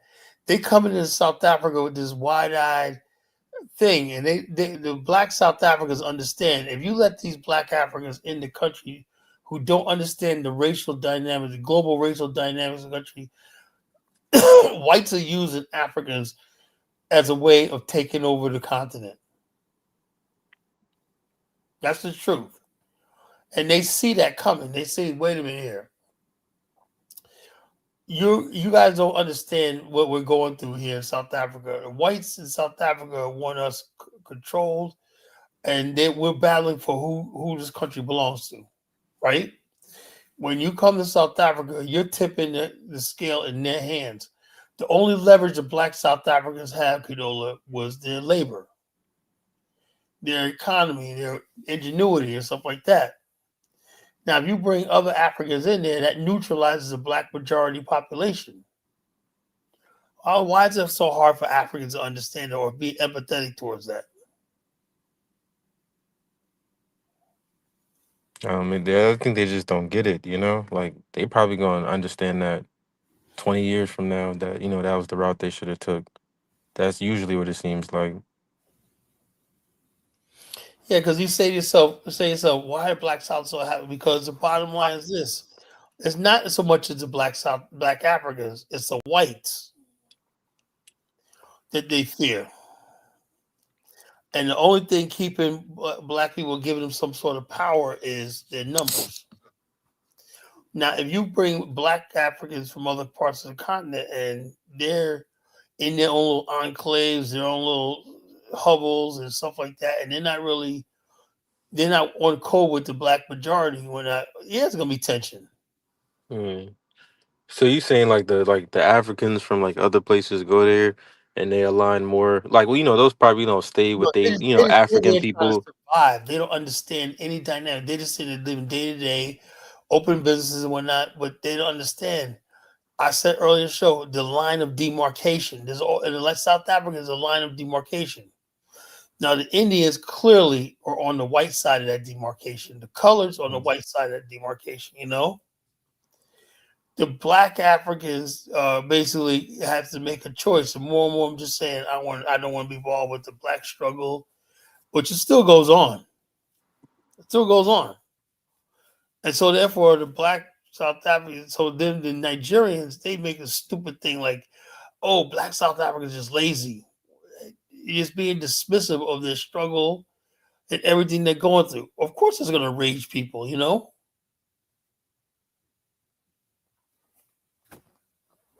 Yeah, that's true.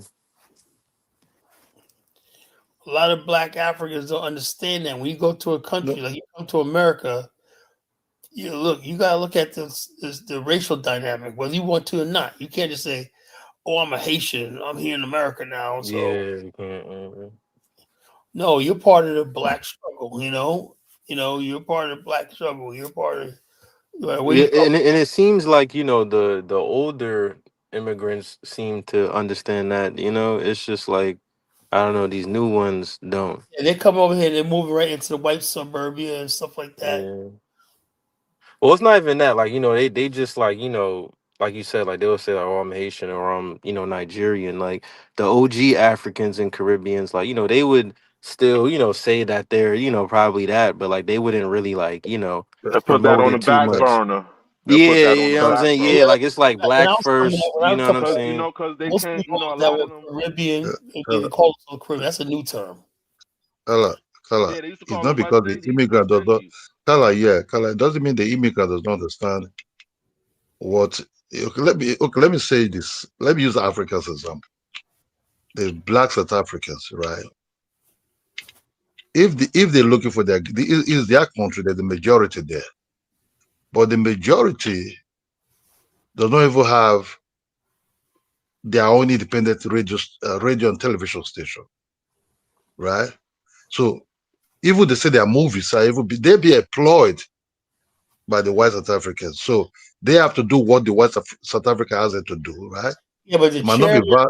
CEO, the CEO of South African Broadcasting has been this black lady for decades. Yeah, but to be controlled, If behind the scene.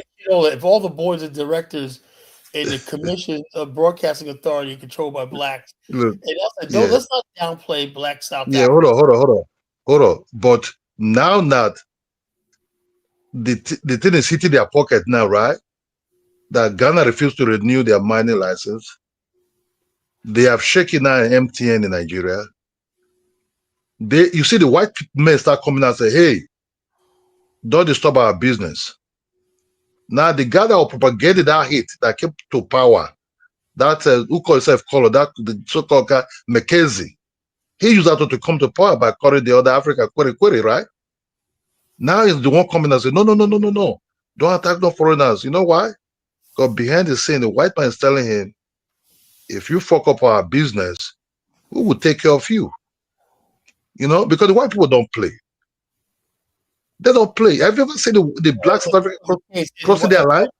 If that was the case, then why are white people playing this game? They could have bring all the stuff that they bring black foreigners there. They could have reached out to the black majority in the country. They don't want to do that.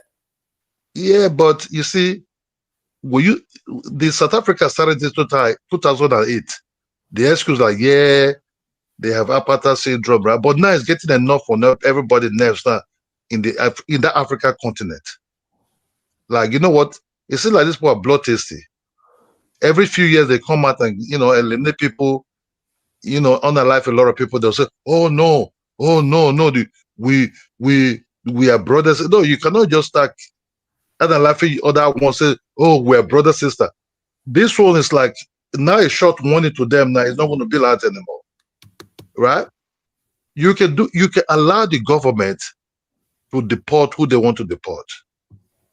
Other Africans don't have problem who you deport, but is the hatred of people unaliving them in their shop, taking the key of their shop, giving you, it's like, okay, now what they're going to do with those shops? They're not going to do nothing about it because they don't know how to run it. How do you know that? How do you know that? No, they don't know how to run it. They don't know how to run it because they don't even know how to run it. South Africa, Soweto has black business districts and everything. We Kala, if they know how to run it, why did they establish it? They allow this foreigners to establish it for them. Hold up. First of all, the businesses that you are talking about are underground illegal businesses, right? No. anything like that. Most So of they complain about the saloon. That I come to Nigeria and come and see where competition take place. ShopRite came, Nigeria came, right? MTN came, Glow came, with other ones came. You understand me? We do just say, whoa, they're taking our job. South They're taking our job. You know, Pakistanis they're in Nigeria, Indians they're in Nigeria. You know, even Sri Lanka they're in Nigeria. At least, but they know that we can go on head to head with them in terms of business competition. If we cannot get it straight, we do what called group competition to come in. That's the way Nigeria challenge MTN. Oh, it's When it's when- not even about the foreigners with their business. That's not irrelevant. It's the fact that, you know, if you're in a country illegally, right, illegally, you know, that's the thing, saying we don't want you here. if the Europeans are killing Africans like that in their country, everybody will shouting human rights, right? But Europeans, they will catch you and they will deport you with dignity, feed you in that prison, send you back in the plane, and tell you you don't have the right papers. We're not saying don't deport, but we're just saying don't show us the way you analyze a fellow skin color that look like you. You understand me? Because it's very, very bad. They started in 2008, but they say, oh no. Now nobody is now become governmental now. Like, hey, bro, it seems like you're playing good for nothing, man. You do your own, I do my own. You feel me? Well, I'm not saying don't bring my people back home, but why are you showing us the way you take it? Do you think they're the one only right for violence? You know, but you don't do that. So what I'm trying to say is this so-called fake, because South Africa also want to run so-called fake Pan-African. That is their headquarters, their parliament there. But nobody's going to buy it anymore. You understand me? Just like what this guy is saying, what this guy is in America. This Omar Johnson. Omar Johnson is fake. He's just really making money out of it. You know, he went to get a Ghana passport. What are you going to do with it? Sooner or later, we flip on Ghana and call Ghana all kind of names because that's where the money is coming from now.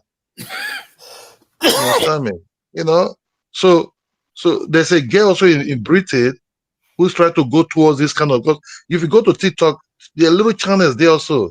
Where are you from? Black America. Where are you from? West Africa. They start seeing them attacking the West Africa people. Oh, what are you doing here? It gets started also in London. Only that the UK one will not succeed because everyone said, "Who is this? What the hell? Where are you coming from? Have you ever been to Jamaica yourself?" So, because she's trying to establish it there, because she wants to make money out of it. Yeah, everything Black Britain to erase Caribbean. Sorry, the Caribbean was the one who hated the Africans most. Well, that's why I say, look, this so-called Jamaica of it, I'm not buying it too. You know, now they change, but since 1960 something, when the Africans started coming there, they didn't like them. To where my friend was even being robbed openly. You know, I was waiting for my friends. Oh, waiting for my friend. I was waiting for my friend downstairs. He was being robbed by these Jamaicans in the stepway. You know, so man, that's what I said. We just have to be very careful about this so-called unity. The Black people will never have unity. It's not there. They don't even have the power. You know, none of them have the power. But will you continue attacking the Africans? The Africans don't need to come to the United States to succeed. You know, they were not there. It's like 50s where they were still succeeding in their homeland.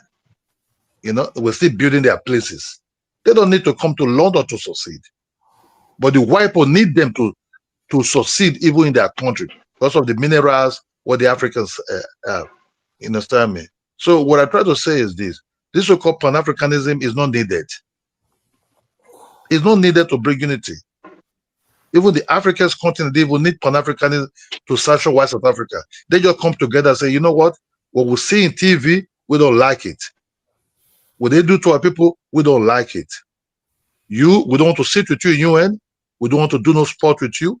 We don't want to do nothing with you. That's how the Julius Nyerere, Kennedy County of Zambia, other top men at that time. Even India me boycott the white people. But if the black people want to go towards that route, we also boycott them too. You know, that's just the truth. And it will take what they're doing now. They take it. Sport is political. They play, we support Mexico. They play again, we support the other ones. They left. We say go back to your country and fix your country and fix your job. You know, you can't do that. So, we don't like that. So what the FBA is also doing too, we shall see what this will lead 10 years from now. You know, that's just the truth. They don't have the power. We have the power to control everything. Maybe the white man will say, no, we know with these black people, we don't hate you people. Maybe division will come in that time. All these things. You don't hate everybody. You hate Jamaicans, you hate Asians, you hate Africans. Nobody's your ally. Even the Mexicans close to you don't even like them. That would say you're bound to be crushed. Yeah, that's just the truth. Yeah, I think you're painting this picture that we're just around here hating everybody. Black America just want to be left the fuck alone. You know, we don't hate anybody, you know. To be honest with you, we just want to be left alone.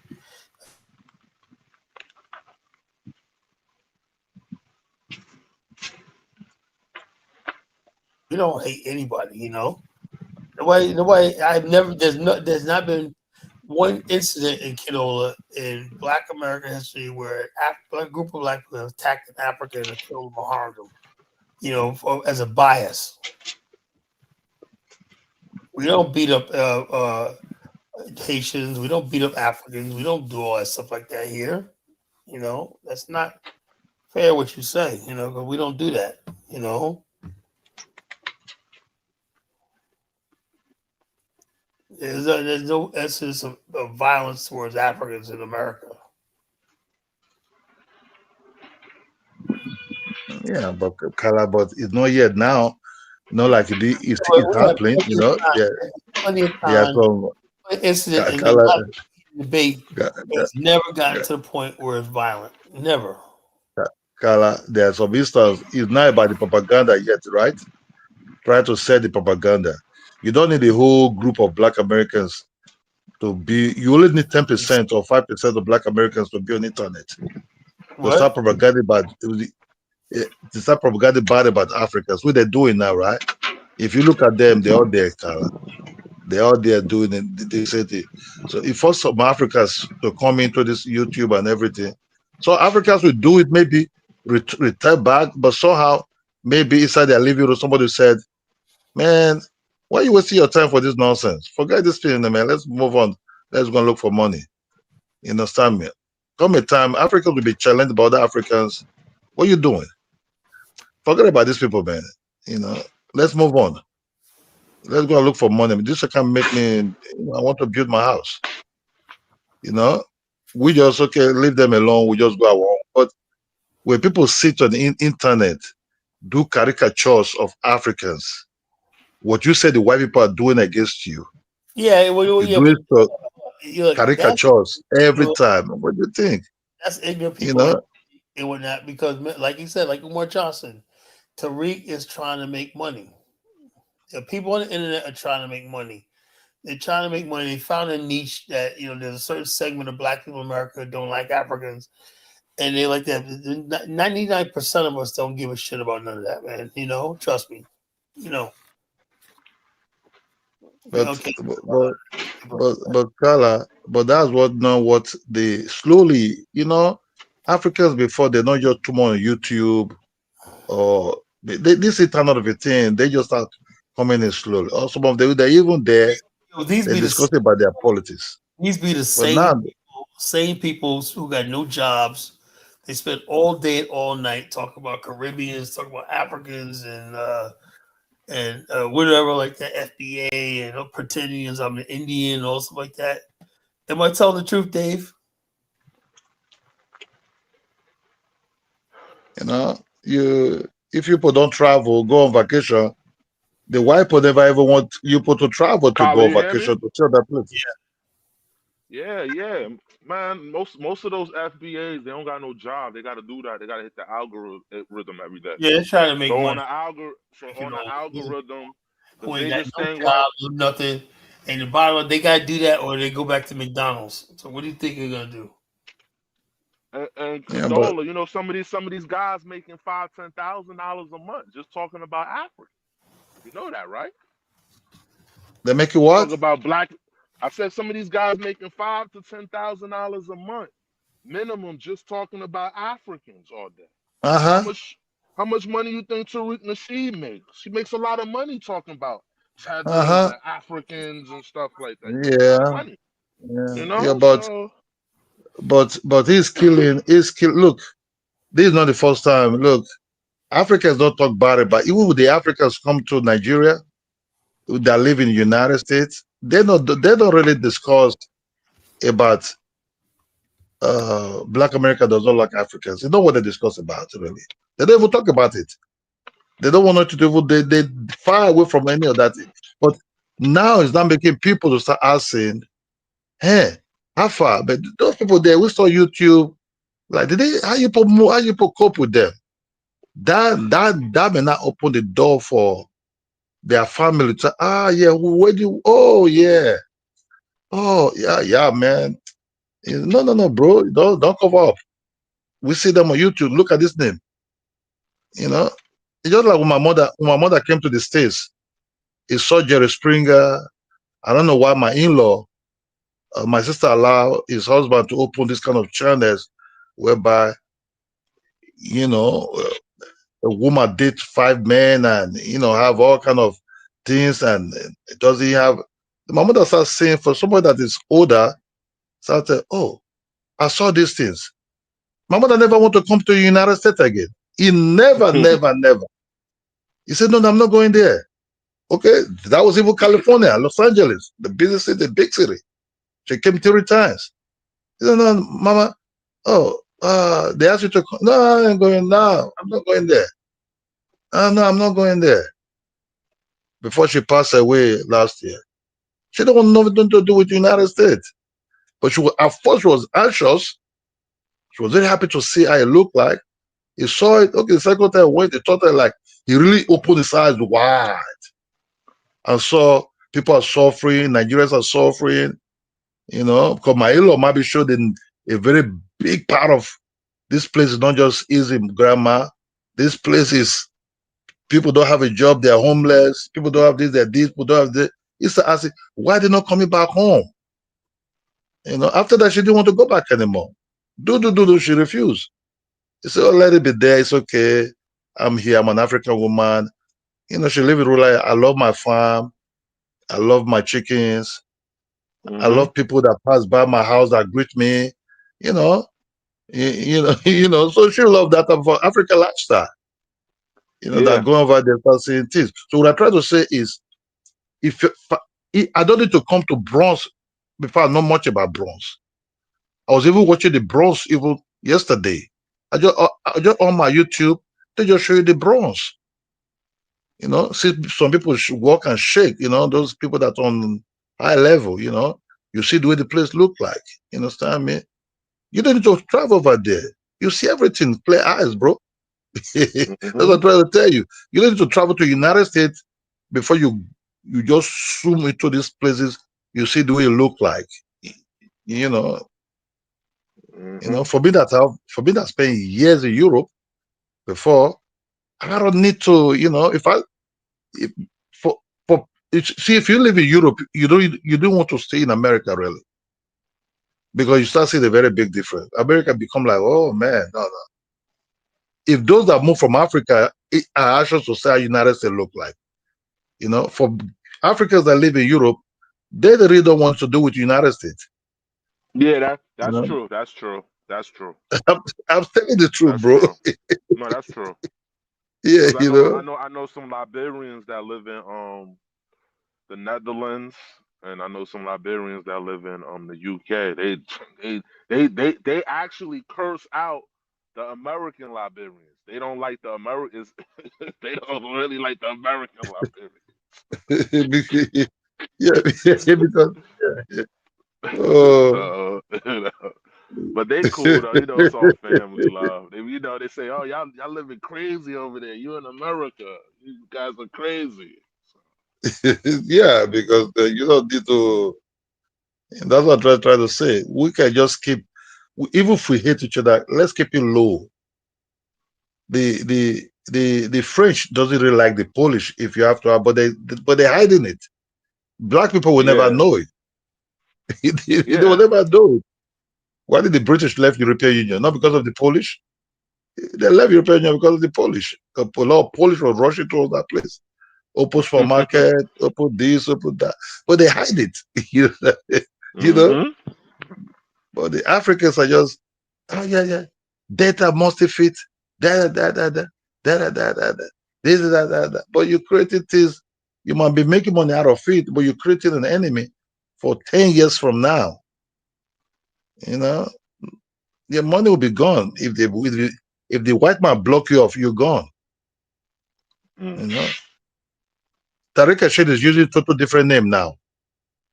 Because maybe if something happened to the other child he was rolling on before. Yeah, ism. Yeah, he on ism. He on ism now. It's Islam now. Maybe the other Yeah, channel. no, because no, the other channel is monetized. The hate speech, Condola, all the hate speech towards Yeah, Africans. Yeah, the other channel where he used to talk on, he can't talk on that channel no more because they demonetize it. So he got to go on the other one. that's Ism. what I mean. It's Islam Mm-hmm. now. It was too It's much Islam hate now is the one speech. that is talking there Yeah, now. he was getting Maybe the too much reports. People reporting yeah, him. Everybody wrote this too, you're just talking hate speech, too yeah. much. Then he have some process. He have some process. You open channel with them, they can be sharing the profit because you can see the way those people are talking. That is his fingerprints are there. You understand me? Is that kind of employ some of them, ask them to have to be talking. Once they will come to those channels, oh, Tareka still defend this. Because that's how you're making money. You understand? Mhm. So we don't have to. Yeah, I don't. Really, I'm not in trust of this Pan Africanism. It's fake, very very big fake. There's no love behind it. That's the way I see it. That's the way I see things. That's just the way I see things. If I be in China, be blasting Liberia continuously, right? A Nigerian person will tell me, man, you mad? Why you always talking bad about Liberia? What did they do to you? Fuck out of that place. Somebody will challenge me, what kind of money you making, man? You create a problem for us. Because it's a culture, never blast a country that have nothing to do with you. They're not your problem. If you come out today, you meet some other Liberians, you know what I mean? Why are you doing that? But in the Black American culture, they don't stop it. A lot of them are coming down there because they make a lot of money from it. It's a pity, but I just want Africa to be great, especially this West Africa side that we all live in. Steve, Dave, Yeah, I'm here. I'm here. I hear you. I hear you know, with car, people are traveling now to all this Africa, especially West Africa, easy for them to connect now. Yeah. Easy for them than before. People don't move, but now it's easy. Before you know, they're here, they're there, they're there, they're there, they're there, they're there, they're there. I've never seen where Africans in West Africa feel more at home to live with each other in these countries. You know, look at Ivory Coast. A lot of Nigerians live in Liberia, Yeah, in Gambia, a lot of Nigerians live in Liberia, in all over. Liberia. They're there. The soldiers that went there to fight refused to come back. But they you probably know, got them a Liberian woman. They got them one woman, man. Woman can keep you places. yeah. Some of them said, yeah. Some of them said they have children. They're not going to leave anymore. Yeah, they're not gonna leave no more. So. Some of them, they even married themselves in the United States. You know, so you can. I think Elvis' brother is married to an Igbo woman. That's why Elvis don't want to hear anything against Igbo people. He will tell you stop it. Elvis won't be a lot of time. Ikidola, I don't like you talking about the Igbos like that. But Condola, I think overall you got to understand too. A lot of our women, I mean, on this side, what I noticed, a lot of African American women, Black American women, they're really, they're keeping up a lot of, they're bringing out a lot of that African culture. They the ones who listen to the Afro beats. The Black American women. A lot of Black American women marrying Nigerian men, marrying Ghana men. So a lot of this stuff that we're going through, I think it needs to just get ironed out. Everybody needs to express themselves, and then it's gonna come back around. I think it's gonna come back around, Kadol. I think Black people in America, they go revert back to Africa. You know what I mean? It's just a baby. I think this is just a bump in the But road. the men also trying African women now. Before Black Americans, bro, the color have won in Liberia. That's the color is better to it. That's why he love Liberia a lot. Like Condola. Right now, I got a couple of my homegirls. Right, they started doing a DNA, and a lot of them are coming back Nigerian. Some of them coming back 40% Nigerian, 55. I got one of my homegirls. She came back 65% Nigerian. Oh, yeah. So people are coming. They're gonna come back. All of this right now is just everything just being ironed out. And we're getting rid of our rotten apples. Yeah, that's what I want. I want, we got our rotten apples. We identifying the rotten apples, the scammers, the people who are fake, the people who've been lying to. All of those things again mapped out now. Now we know. Okay, this one he lied to us about paying African. Okay, this one. That's what we're doing. We separating the real people from the fake people, and then everything will push through. You see what Dave is like. Africans are more like people with eating your food. They know much about your culture, right? Black American culture is not being really sold in Africa, apart for the music that most of them know in the continent, right? But they are much about the Black American culture the Africans never even had or even learned about. Okay, but yeah, and it's crazy you bring up that point, Kadola. Okay, like look, you got a lot of African American. I don't know if there's an African American restaurant with soul food in Nigeria. We too on this side. We got to do better too. I know in Liberia. They have it there. You have a lot of African. The people cook the African American food. You understand what I'm saying? So you'll go to a native person house in Liberia, and they fixing potato salad. Or they fixing cornbread. So that's just in the culture in Liberia. But I'm talking about throughout other African countries, like somewhere like Ghana, it's supposed to be somebody from Black America say, okay, we're gonna open up a soul food spot. Yeah, that would move.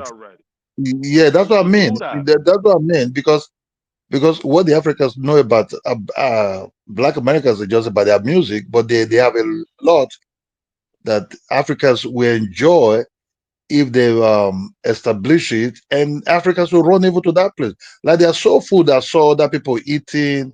So Nigerian people are trying it on the internet and everything. And some cities said, honestly, they really like the food. They like it a lot. If you establish some of these foods, deep about your culture, not what. Yeah, bro. I'm with you. Not what the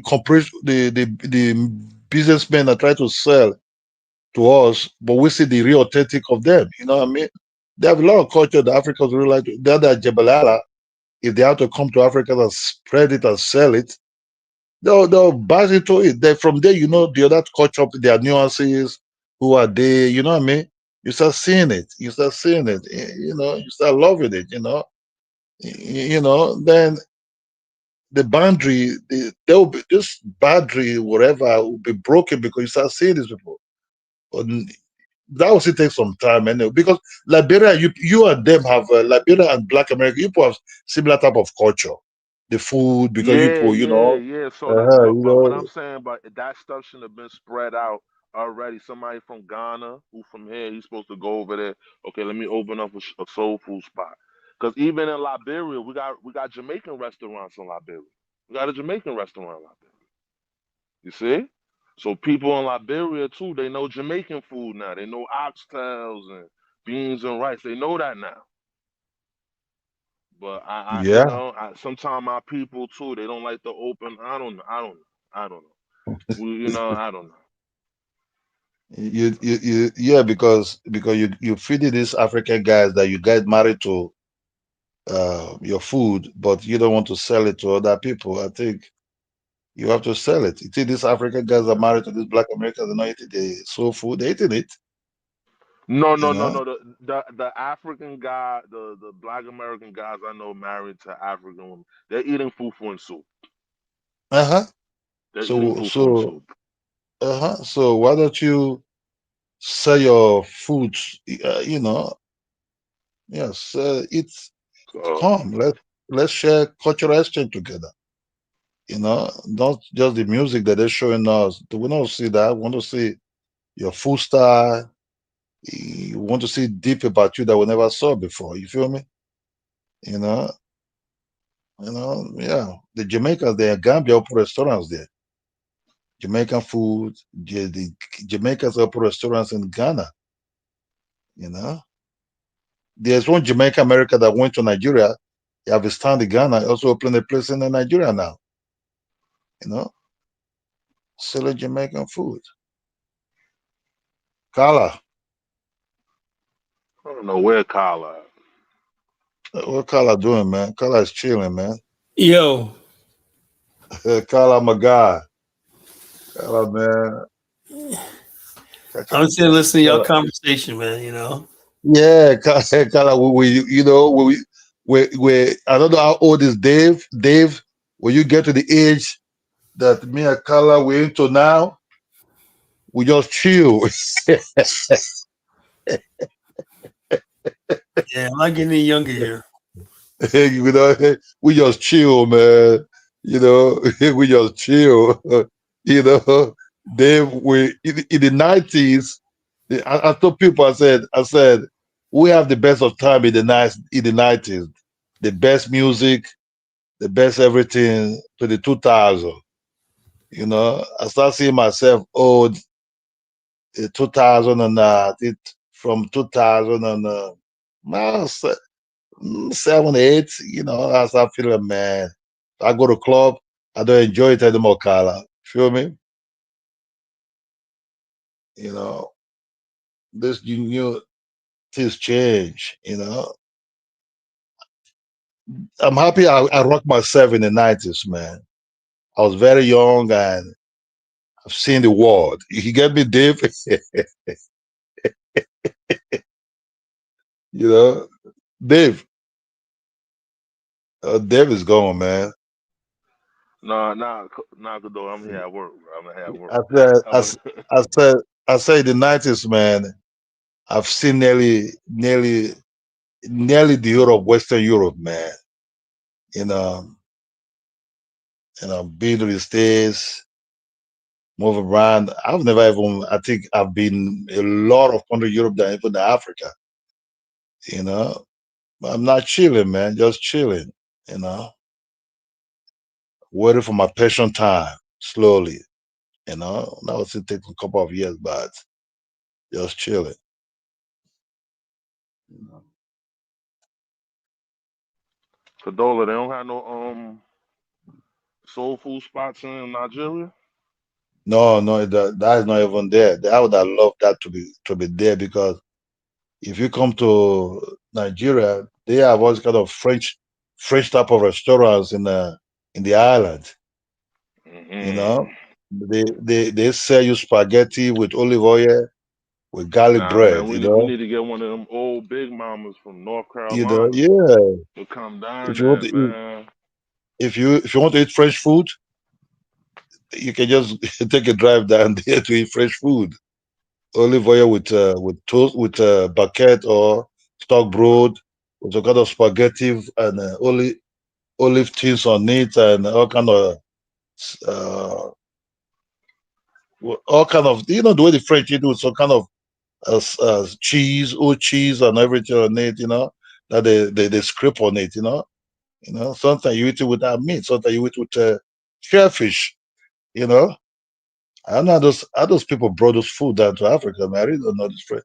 Even Lebanese have a lot of restaurants, you know.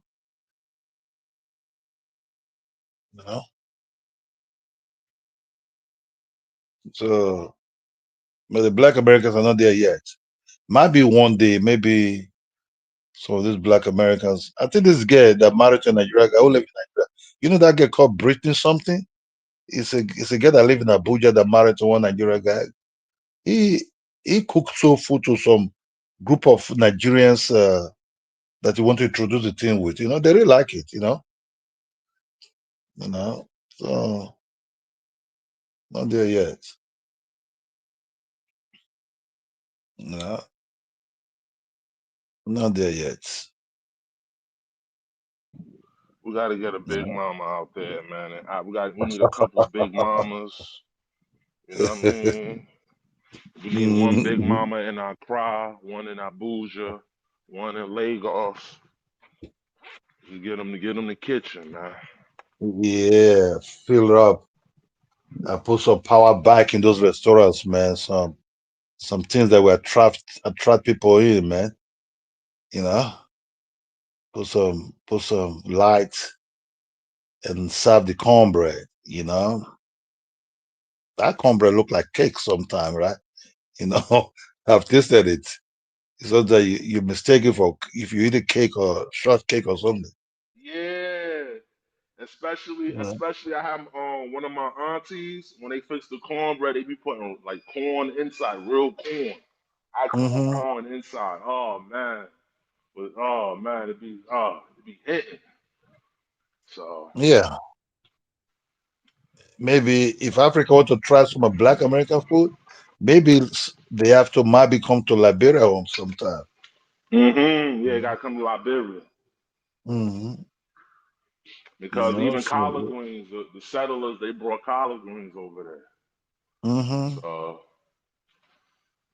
brought collard greens, Yeah, shortbread, potato salad, all that stuff over mhm, there. man. Fried chicken. Yeah, man. I like culture a lot. I watch a lot of culture in YouTube a lot, man. I just sometime even I watch a lot of Black people over the world where they staying. Sometime I just go towards Ecuador just to see how the Black people live there. Even to the Garafuna and all these people, just to see the way they live, and that's my favorite channel, that cultural channel, documentary. See the way they live, just their food and what they're eating. Some that watch Guyana, even Puerto Rican, live with the Black ones there. You don't see the way they live. You know, yeah. Because when I was you living in Europe, you hardly see you can see Jamaica and in some other European countries, you hardly see them around these places like Germany and all those areas. If you come across a Colombia Black, you'll be very happy at that time. You feel me? Yeah, man. I'm honest, man. Yeah, Although man. although I speak You like French. the mom? You like the mamas? You like the mommies, Cadola? Yeah. I said you like the mommies, the Latinas. I said you like the No, Latino women. no, no, no, no, no, no, no. I got a wife, so I don't. I don't know. I just see them, never really. I just, I don't know their behavior. Dave, I never really hang around black chicks in my life. I don't believe you. I don't believe you. Come on. How you know 100%, these? bro. I'm not gonna lie to you. 100%. In Nigeria, when I was living in Nigeria, they have no girlfriend. What? No I Nigerian swear to woman? God. No, I No started having fine Igbo queen? no. I No started fine dabbing to Yoruba relationship. woman? I started dabbing to relationship Oh. when I came to Europe. They are white. So you telling me you never been with a you only been with white women and other races, nationals, you never been with your own women from Not, Nigeria? not at Oh all. man. 100%. I'm telling the truth, though. I'm not hiding it. You know, I'm saying the truth. Oh man. You see Afro Theory. Afro Theory says she wanna learn how to cook Senegalese dishes. I'm telling you, man, the African you're gonna see the black American women cooking the country food soon. That's what you're gonna see soon, Condola. And they gonna probably open up African restaurants here. What she's saying she can cook? What's African saying she can cook? What Senegalese food? Where's she from? She's Senegal. No, she's from here. She's a black American woman. She wants to learn how to cook Senegalese food. You're Okay, gonna see that a okay, lot. That's what I say. You're seeing that. So okay. That's good. most of my homegirls, they black American. Do their That's thing. good. They could be around. They be around Liberians, Nigerians, and they be around the people. Even That's cooking, go to mommy house. You go cook a that's goosey. Go good. eat some goosey. I got my homegirls.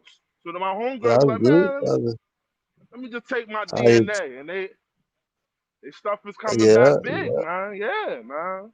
If I So want it's to eat a coming back. goosey, The if thing I want to, about if what I uh, see, what you see with this whole diaspora wars is mainly the men hating. Well, you see some women hating, but the men are more hating than the women. But the women are more into the culture, African culture, the Afro beats and stuff like. The women are more into it, and they're gonna bring the men along. we we how, can I ask you something, Dave? How the Black American what are they saying? Well, and they like Africans, women. What are they? Pardon me, what are you talking about?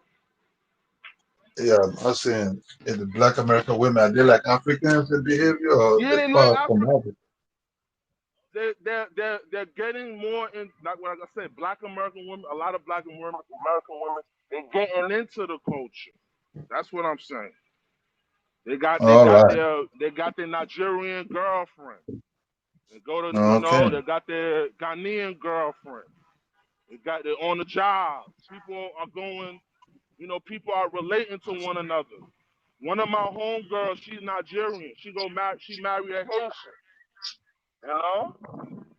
Wow. So everybody's coming together. You gotta understand, cause like for me, when I grew up, like I said, I'm surprised about these diasporas, because when I grew up, we was all together, and then I see some of Hmm. my friends. Like, come on, bro, why you hating on Haitians? You know Haitians are good people, bro.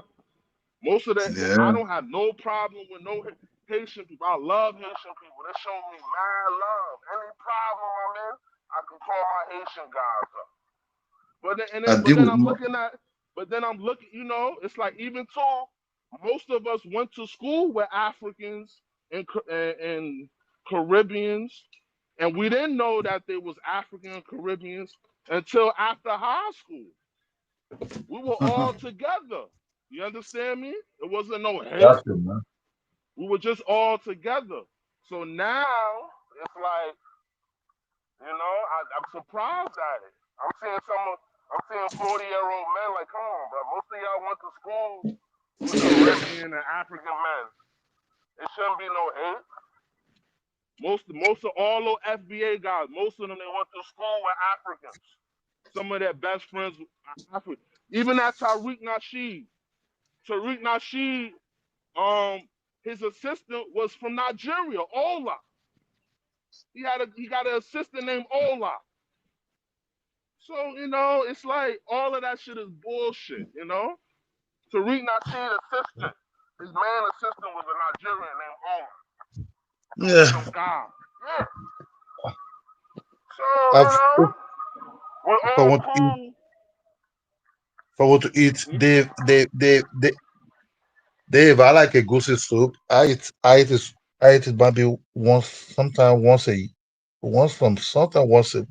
depends. Sometimes twice a year, sometimes. Yeah, yeah. Afro theory, y'all on the West Coast and the South. I don't know what the fuck y'all doing. You Man, know. it's okay, I don't know what the fuck I don't know. I know in New York it's different, but So, Dave, can I ask you something? Have you ever dated a white girl or something like that? no, man. I heard too many rumors. I was too scared to date a white girl. I heard too many rumors, so I Oh, you never don't do dated that? a white girl. No, I never dated a white Uh, girl, man. And they like me too, man. They be feeling me, You man. know, But in this country, that's dangerous. yeah, nah, man. You know why, Cadola? I ain't never seen none of my uncles date a white girl. So let's say I've been around a lot wow. of black men. Me personally, I it wasn't never so much I seen. was black to the power. I was literally growing up. I was scared to date them because Yeah, I was scared. I heard I was about Emmett scared. Till, and also when I was a teenager, one of my friends, his little brother was killed for dating a white girl. Wow. Man. But in certain Man. part of but Cadola, right now, certain parts of the country today, you can't date a white girl. You'll get Yeah, found in you the can't ditch just somewhere. you can't do You that can't over just do here. that. When they're missing and shit, they'll kill you. Wow. Whoa. A lot of immigrants Wow. coming here not understanding that. So who are not like, so you mean the white chick we had alive, the black guy? No, what happened was the case is still pending, right? It happened in 1986. My friend Wayne Edwards, look it up. It's Sean Edwards, unsolved murder, still this day. He was dating this white girl, and he just kept getting a lot of back flack. It's like date him, a pretty white girl, right? Anyway, one night he got a call, and somebody said, "Hey, so much such want to meet you." The girl said, "I never called him. I never told anybody to call." So he went out there like 12 o'clock at night, right? And back at the school. The next morning, they found him with 33 stab wounds. Whoa. Whoa. That ain't the only time either, There was one kid in Sheepshead Bay 2 years earlier, dating a white girl and whatnot. They found his head cut off and put in left in a bag. Whoa. That's the stuff like we used to see growing up, Very dangerous. Wow. America is very dangerous when it comes to interracial marriage. Not so much the white man with a black woman, but black men with white women, you're taking your life in your own hands, Mm-hmm. Yeah. So we just learned to stay away from them. Yeah, I just stayed away. I never seen none of my uncles date a white woman. Like my family, my black American side is very big. My father's one of 13. My father got 3 sisters, and my father got 9 brothers. So it's like, it's a big family. I never seen none of my uncles date a white girl. So I said, hey, fuck. I see them with a chocolate sister. I'm with a chocolate sister too. That's how I look at it. Man. Yeah, I understand because I saw a YouTube, a Kenyan guy was being stripped out of his own money when the guy run back to Kenya with the money saved in Africa, about everything there. They run back to Kenya because they wanted to jail him He said the girl father know a lot of judges in that territory, and he lost his house, he lost a lot of money. He was luckily able to save some money in Kenya. That's what he came to Kenya to meet. I saw that documentary, the guy was in Kenya and he said he don't want to go back anymore. Yeah, it's all of the chicks in Africa, man. Everybody's beautiful, man. I know black women are very beautiful. I see them. The Condola, political I know party. what it is. Condola, I know what it is. You've been around black women your whole life. You want to taste a different flavor. What you say? No, really, no, really. That's what I asked you, because you said about the women in America, the black, they change the culture, and for me, I don't really know much about them. I used to have one that played basketball from North Carolina as a friend, just a friend, I know she was looking for more than a friend, but I just, I told her I can't offer what she's looking for, and she get pissed off, and she was living in North Carolina, she was living in Winston-Salem,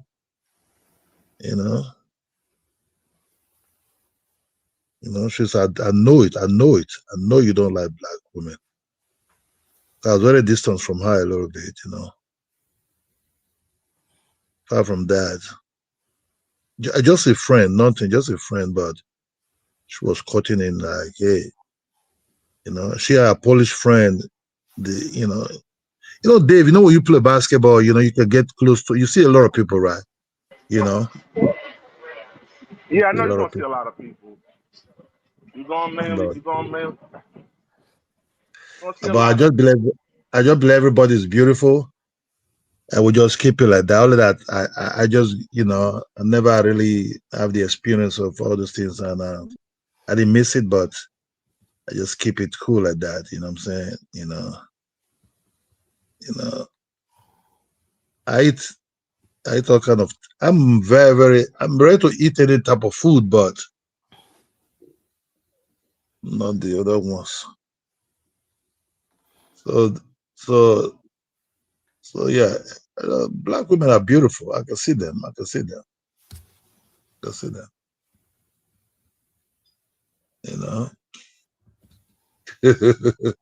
Dave, man, the star, bro.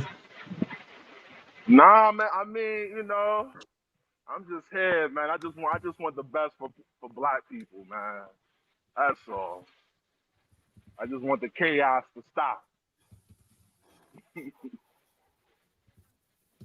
Because all this stuff, a lot of the stuff we doing, all that going back and forth, ain't shit getting done. Ain't nothing getting done. All that going back and forth, being online, talking. Yeah, that's what It's not man. getting nothing done. If we keep the peace together, man, we can learn a lot from everybody, man. Yeah. We can learn a lot from everybody, bro. It's all about mutual respect. That's all it is. Yeah, we can respect each other. We can learn each other. When you learn somebody, you respect it. When you learn somebody, even me, I got some white friends. I learned to know them. I learned to know them. Some of they're cool. That's why I don't hate a white people, because white people, they're cool, man. They make me rich in one way or the other. They make me make some money. And if I don't know those people, I will have to kind of mind in them, when I was jogging with my son, I fell. They rescue me, man. Dave, when you jog, those paving stones they have sometimes with tree growing that the paving stone will come up. You know what I mean? I don't know if you know something about that. Yeah, I know what you're talking about. I was jogging with my son. My son was riding the bicycle. So I was running after the bicycle. I was going for about 10 kilometers at that time. I fell, man. when those two picked my sneakers, and I was trying to put them to fall, but as it fell, and man, I was seeing something else in my eyes, man. I was calling my son's name continuously, you know. Or to this white guy who was driving by saw me. This white guy was driving by saw me. He stopped his car far away and returned to me. You know, he was asking, "Are you okay? Are you okay? Are you okay?" I was looking at him like, "Yes, yes." Yeah. Then my son ran to me, "Daddy, daddy, daddy, daddy, daddy." You know. Then I like, hey, yeah. Then I started knowing where I'm because the fare was, man. You know what, about 6'8", almost 6'9" with sneakers fell. You know how that would look like. I would fare very badly. You know, the white man saved me. You know, help me out. You know, bring me back to, you know. So when you know people, you don't hate nobody. You feel me? We have to respect each other big time. I agree. The Africans most have to start calling them all these names I never read for them. You know, we can share cultural exchange. We can share, you know each other more better. You know, then I know each other better. We can become in-laws. You know, group share grandfathers and everything. You know, it's cool, man. That's what I want. I just want that respect. At the end of the day, we love each other. I don't think we hate each other. Yeah. It's just we just separate. We just cleaning up house. We just filtering everything out. Yeah, that's why I said, you ever notice that all the anti-African people are not welcome on this platform, and see how way I treat them? Yeah, I understand. No, Kala, you're very fair. Kala, you're a very fair guy. You're not too bad.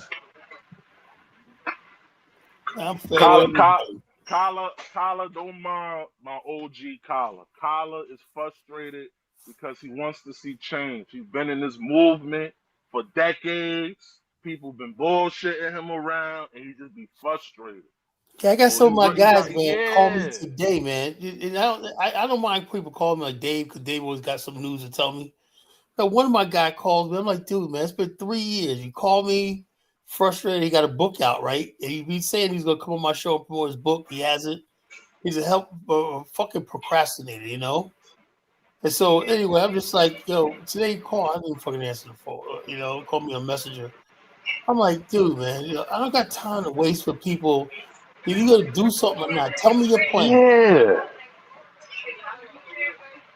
Oh man, what's Africa theory, man?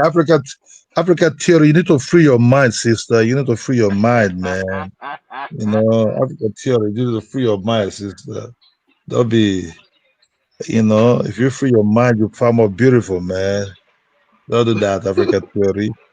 Please. You know, Africa theory. I would take you to a cool restaurant to eat some kind of apple pie, you know, the ripe apple pie, and eat some pea soup, Africa theory.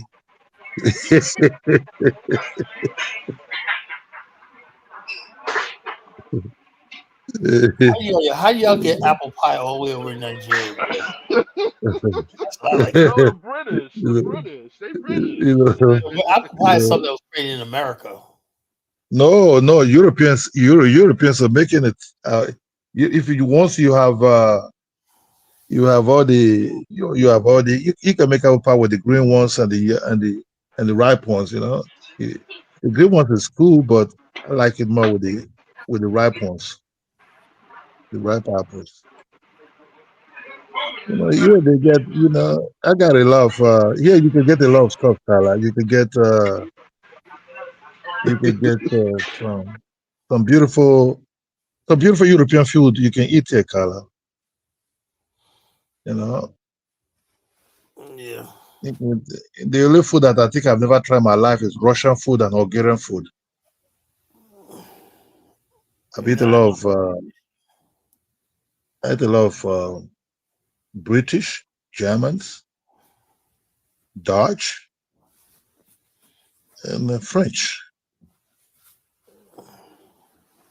You know, but you know, I like the French bread a lot. You know, some of these are bread. You know, so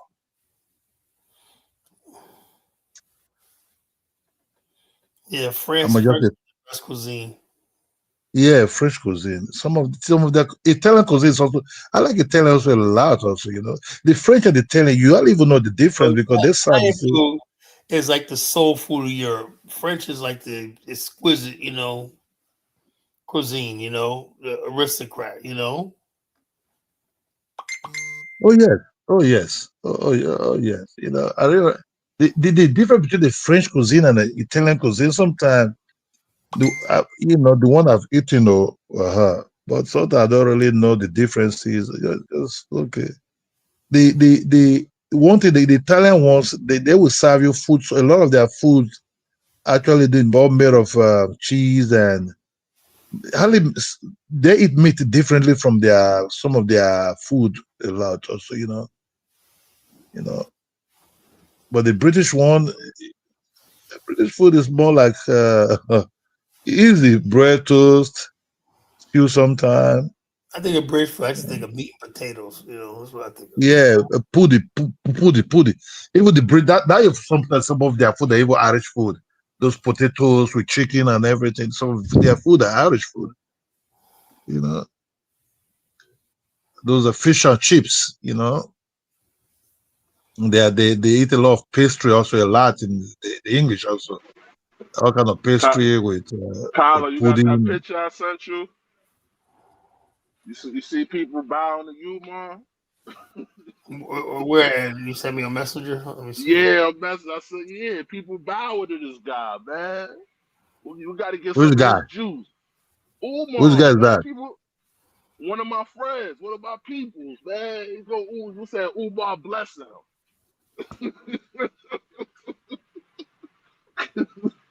Oh man, who is that? Is he African? Yeah, Umar blessing him. He said Umar Oh got a Lord, blessing. man, that's worse than I thought, man. Yeah, yeah. So he got a grip on this thing, man. He got a grip.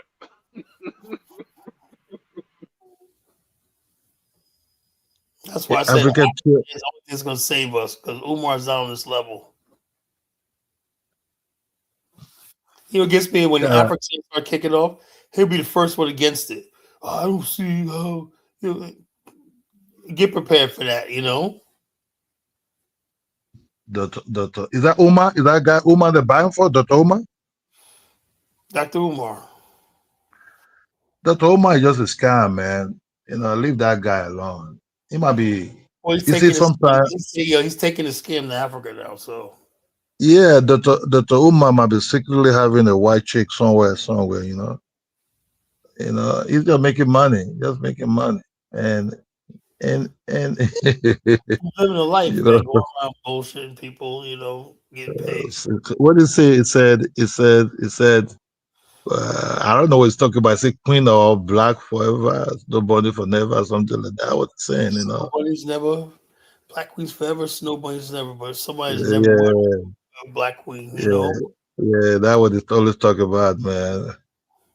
You know, people are different. That's People, actually pretty funny. He's hilarious though. yeah, But the you main know, point I'm trying to make is he hypes himself up and then uses that to fucking attack other black people, right? Like he's some big man leader. Man, you're a clown. why most of your didn't know what, but most of black millionaires are married to Not different type of color necessarily. They said American. they did a poll and said most of them actually married to black women. It's a perception that now, as far as basketball players, is a significant number. But you look at LeBron James, you look at Steph Curry, what's that? Kyrie Irving. All these men are married with black women. Way back, they used to all those the Michael Jordan and Magic Johnson, Jordan's first wife, I give it to him, was a black woman. all those the Karl Malone and those dress like Oh, most yeah, of those Carmelo black was always a clown, man. You know, he was always a clown. You know, those all those guys, yeah, I think most with those guys, early 80s basketball, they used to marry black women and all. That's what I saw then, you know. But the new ones that came now, you know, they just go where their mind is. yeah. You can't Hey, change that. the good king, what's going on, brother? Habari Ghani, my brother. How you feeling? I'm good, man. What's on your mind? Cool, man. You been under the weather? Yeah, you know, and age, man. You know, it's all catching up with me. You know, You gotta go to the good African shop, bro. Go talk to the babas and man. shit. That's Let them know another what thing. I'm shit tired of is. hearing, man. I want somebody gonna tell me something that's gonna fucking work. I've been taking like today. My homegirl called me today. They said, "I heard you've been under the weather and whatnot because I'm in the house by myself, right?" So she calls and checks on me, right? And she's like my sister. I love her to death, man. She's like an angel, you know, like a freaking angel. She's beautiful. Anyway, she calls me today and whatnot. She goes, "What you gotta do is get up. I want you to go to the store and get yourself some Gatorade." I that pep me up a little bit, but I hate when people tell you, "Oh, Electrolux and whatnot." It's gonna. I said, "Okay," but I thought I was gonna be doing somersaults and whatnot. That didn't happen. I was like, "Okay, I feel a little, you know." What people always telling me I all this thought she stuff. was gonna tell you to get like some sea moss or some ginger and honey. She said Yeah, I want to Gatorade. try it out, man. But I get so frustrated when stuff doesn't work automatically. Whatever, how long does it take to work and everything? Kala, what See, you eating, man? I wonder what you It's eating, the Kala. What kind diet, of food you eat, Kyla. Kala? You gotta take preventative measures and cut some of that out instead of just trying to get the yeah, Kala, I haven't eaten in like days, you know, and I lost so much weight, man. I'm like, you know, everybody think I'm gonna wh- start. I said, no, why? I'll come back, you know. I have not eaten in days and whatnot, you know. So, and then I ate Why? today, and I forced myself to eat today and whatnot, threw it up, you know. Kala, why you not eating? I was in the hospital and whatnot, you know, and somehow I lost my appetite. It's medication that had me on. I lost my appetite. I did. It happened like 2 years ago when I went to Liberia. That year that we went, Bomani did that tour. I didn't even enjoy it because I couldn't eat. I felt so freaking bad because we went out to Nana's Lodge, Dave. Everybody had all this food. It looked so good and whatnot, right?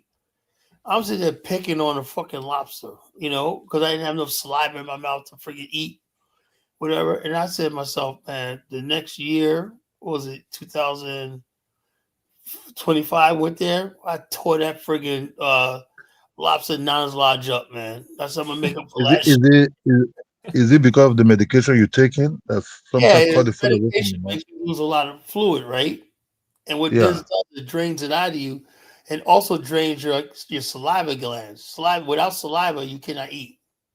Oh yeah. Without saliva, you lose your appetite because your body will not Yeah. take food. You know. So you have to be drinking a lot of fluid, then a lot of water, then you know. Yeah, but I've been removing fluid. I've been removing for the last month. I removed like 4 quarts a night of fluid out of me. Wow, I man. lost when I went in the hospital and I got out to now. I called my doctor today. I lost 100 pounds. Oh, that's a lot. Yeah, within 2 months, lost 100 pounds. You know. Man, you got to eat, man. You need to eat. Yeah, well, I am. It's gonna come. You know. But you just what you have to do, Carla, you have to try all kind of liquid food that will pass through your mouth first. You know something. You And know something. And I'm pissed off because my brother, he's always his health nut and whatnot. He had me so, oh yeah, you can't. And my sister cooks my meals for me, right? And I told her, I said, look, if y'all want me to eat, make some shit that tastes fucking good. You know, I don't want to hear no goddamn this is good for you shit. You know, make me some good food. I mean, I don't give a damn how sodium it is. Whatever. I need to freaking eat. I need some taste to it. You know. My brother called me up. They're on vacation. They called me up. Oh, you go down there? No, I'm not going down there and get your nasty ass salads or whatnot. You know, I can't wait Man, to go pour to the myself. Jamaican spot, man. They got some healthy, good food for you. I don't want to hear nothing about healthy. I don't want to hear that word healthy, man. That's why you sick, brother. No. I'm sick because I can't eat. You know, if I sit there and eat healthy food and I can't sit there and I'm repulsed by it, what's the good is it if I can't eat it? That's what I'm But telling you. It's healthy food that's but tasty but too, Kala, dog. Yeah, right. Kala, for you to eat, you cannot just be eating on your own at this time because you need to sit with people. When they eat, you also eat. You know that will motivate you to to take some certain things. You know, if Well, my you sister, like to eat, well, I tell you what, my sister gets back and she makes her spaghetti or lasagna. I'll eat. yeah. There's no way I'll give that up because I love my sister. I don't care what kind of appetite I has. I am eating that spaghetti or her lasagna. My sister makes the best spaghetti and lasagna. You How know, you Go so like to it? the Jamaican spot, get the rice and peas. You got the bread. Get you some snapper and some escovitch, bro, and you're gonna be killing two birds But with one but okay, stone. but okay, good but thing. Kala, All right. That but sounds Kala, tasty. do you like the lasagna that your sister made for you? Do you like it? What? You say your sister made you lasagna. Do you Well, like she it? does make lasagna. She does make lasagna. She saves me like of 2 plates, whatever, you know. And her Yeah. food is so freaking good. But every time she cooks for me, it has no taste to it. So I told my sister, don't do that no more. You know, don't do that no more. Same Oh, seasoning back you on put the in everybody pepper. else's food, put it in my food. You know, like I can't. I gotta have taste. You know, I gotta have taste. Kala, no matter what it is, food heat body, Kala. The food Yeah, heat body a lot, man. You know, Yeah. if you don't eat, you don't have balance. You know, yeah, I know. you don't have.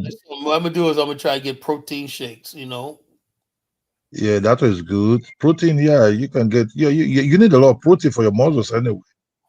You know, you need some. yeah, I would take protein shakes You and know, because you lose a lot of you because you don't eat it right now. You lose a lot of muscles. yeah, You my know, muscles you are lose. all gone. You know, I guess I have no Yeah, muscle, so nothing. I'm like all skin and bones. yeah, so you lose a lot of muscles and you start having eye tone. You know, you start getting confused. Your blood sugar will be irregular and all this. So you need to force yourself to eat. That protein is good. You start with that milkshake first. You know, then you see what happens, Carla, because Carla, Yeah, we need you here, man. I'm You gonna are, go out and get some protein shakes and whatnot. Put it in the blender. yeah, Carla, And Blend it go to up. Whole like, Foods, stock up on some good fruits. Get you some sour sop, some cacao, some pineapples, and then get some of them ready-made meals they got over there. They tasty too, and they hit. Yeah, so my sister made something like that. She put in little containers where they made meals, whatever like that. But this last meal she made me, man, she made potatoes with no goddamn taste to it. I said, look, you gonna make me potatoes, fry them shits, She boiled them things, man. I said, I can't eat that shit. is it the potato? Is it kind of like cook one or it kind of like bake it in the oven? No, it's like these little mini potatoes. She boils them with string beans, right? But I said that's fine. But I said, look, you can't like, you know. I said there's absolutely no salt on these potatoes. I'm not Ah, supposed to eat salt, but damn, like shit. but yeah, No, but Carla, but, Got what you but need, Kyla? All the boom shakalaka people you be staying away from. yeah, but Carla, not because you lose some weight and you don't really eat. I think little you need some little salt so that it can keep the liquid in your body. So that liquid with the protein that you can grow your muscles back. You know, you need some little salt in your body, Carla, because if you don't eat like that, yeah, everybody tells you. you Anytime anybody tells you got to get rid of all sodium. See, I got so scared this last time I was out. I didn't think I was gonna make it. You got so remember how sick I was, right? I didn't think I was gonna make it. So when I got out of second chance, I said, God, give me one more chance at life. Whatnot. I was like, I was, I think my body just shut down from all food. know, Yeah, color, yeah, color. You gotta can start take. eating You can good stuff, man. if the doctor asks you to cut off sodium, color. I think just follow the doctor rules and just drink those protein milkshake and all those things, color, because the doctor know much. You just have to follow up what they tell you to you get far more better. Maybe we heavily good. Maybe you can be trying, normal food again. But at this moment, you just follow what the doctor said. That might heal you better. I gave up on eating hard food, so I'm just gonna get protein shakes, sip it. Yeah, Does it take me all day to sip one shake? So what? At least I got yeah, food in my body. yeah, yeah. It's true. It's true, man. It's You true. know, Yeah, through that protein shake, you can start eating slowly cooked oats. You know, if you like cook oat, you put some like berries inside. You know, that will be like the natural sugar on it. You know. and get pineapples or strawberries. You Yeah, yeah. blend it all together. Yeah, What that's what you need. Throw some ginger in there. watermelon? You know, watermelon and all those things, color. Yeah, put some cayenne pepper Yeah. Yeah, and ginger. I'll you clean me know, out. from the Yeah. yeah from there, Some color. antioxidants up. Yeah, from there, color. You can go towards like eating like baked potatoes with maybe you put some chicken fillet in it, on those baked potatoes. You know, when I mean chicken fillet that doesn't have no bones. You know, Yeah, you can also bake those chicken. You can also bake those chicken also with the potatoes together. And yeah. rice Put Those are and some. peas. my first Just batch go of to dinner. rice. He gonna get you right. She made me rice, broccoli, rice, and boneless chicken. Right, that shit was so good. I was like, damn. Then this last batch of food she gave me, I was like, what the hell are you doing? You know, Kala, do you eat nuts? Do you eat nuts, Kala? peanuts. You can be eating some nuts like Pistachio. you can be eating some nuts, Kala, like almond nuts, other kind of Yeah. almond nuts, or those things like I'm gonna buy walnut, some. I'm gonna almond nut. start buying some. You know, just to snack on. You know.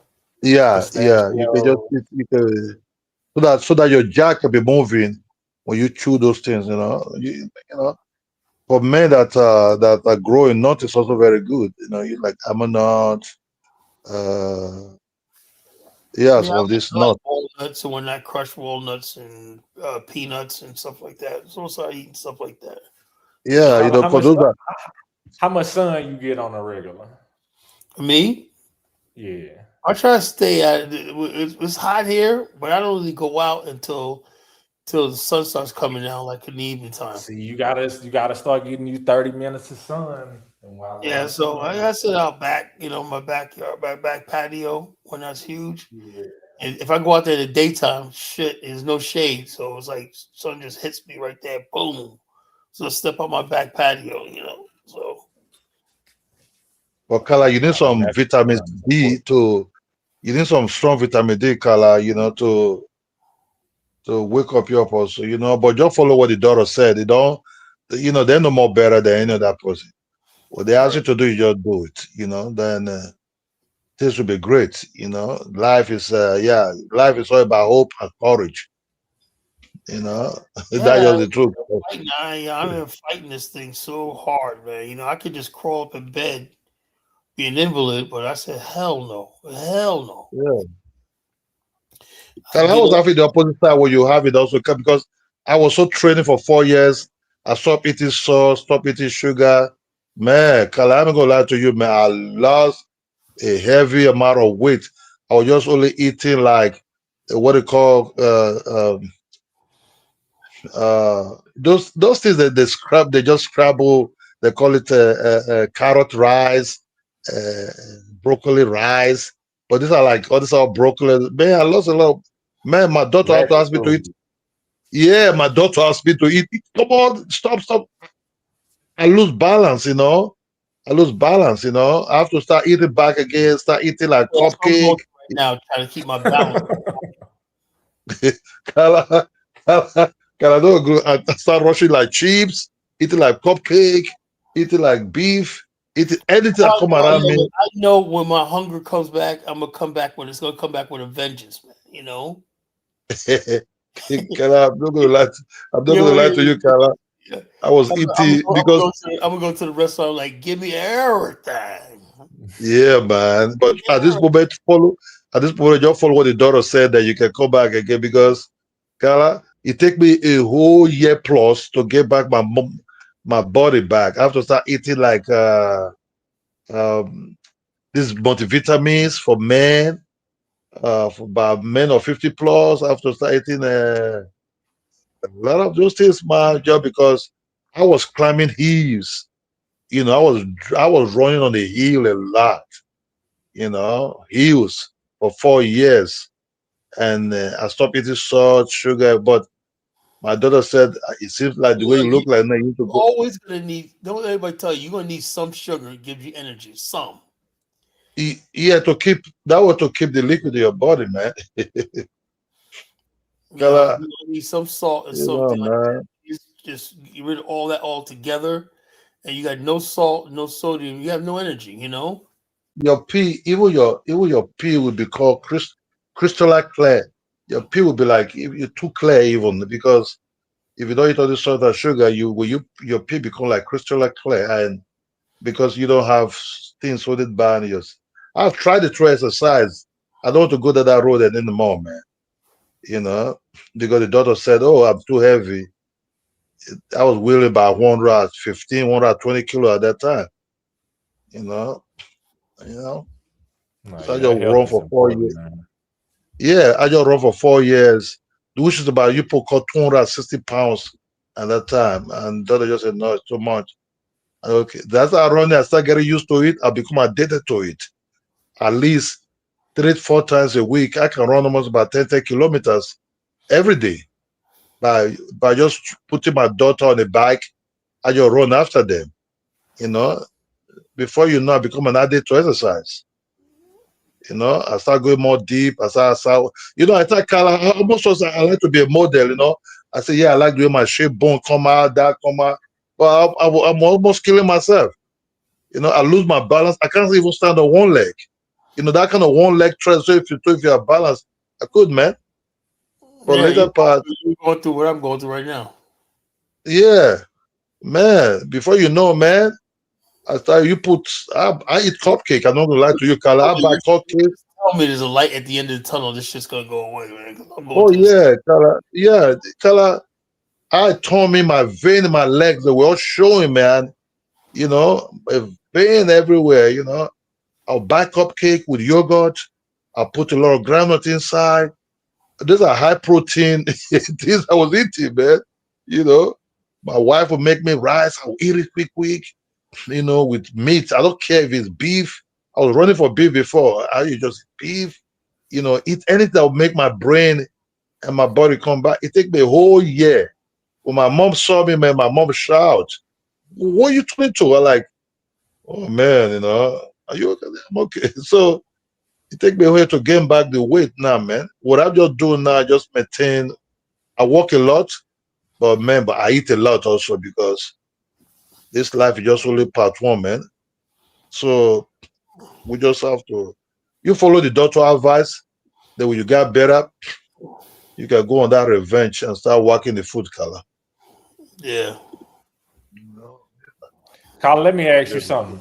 With all yeah. the we all frustrated with the movement right now. We look at Umar, Damn we right. see fakeness. We look at Tariq, we see somebody that's pimping our people. Do you place the blame on the Black nationalists and the Pan Africans for not No, building up our own I just movement? think Now, you got. hold on. Let me ask you. Let me finish first.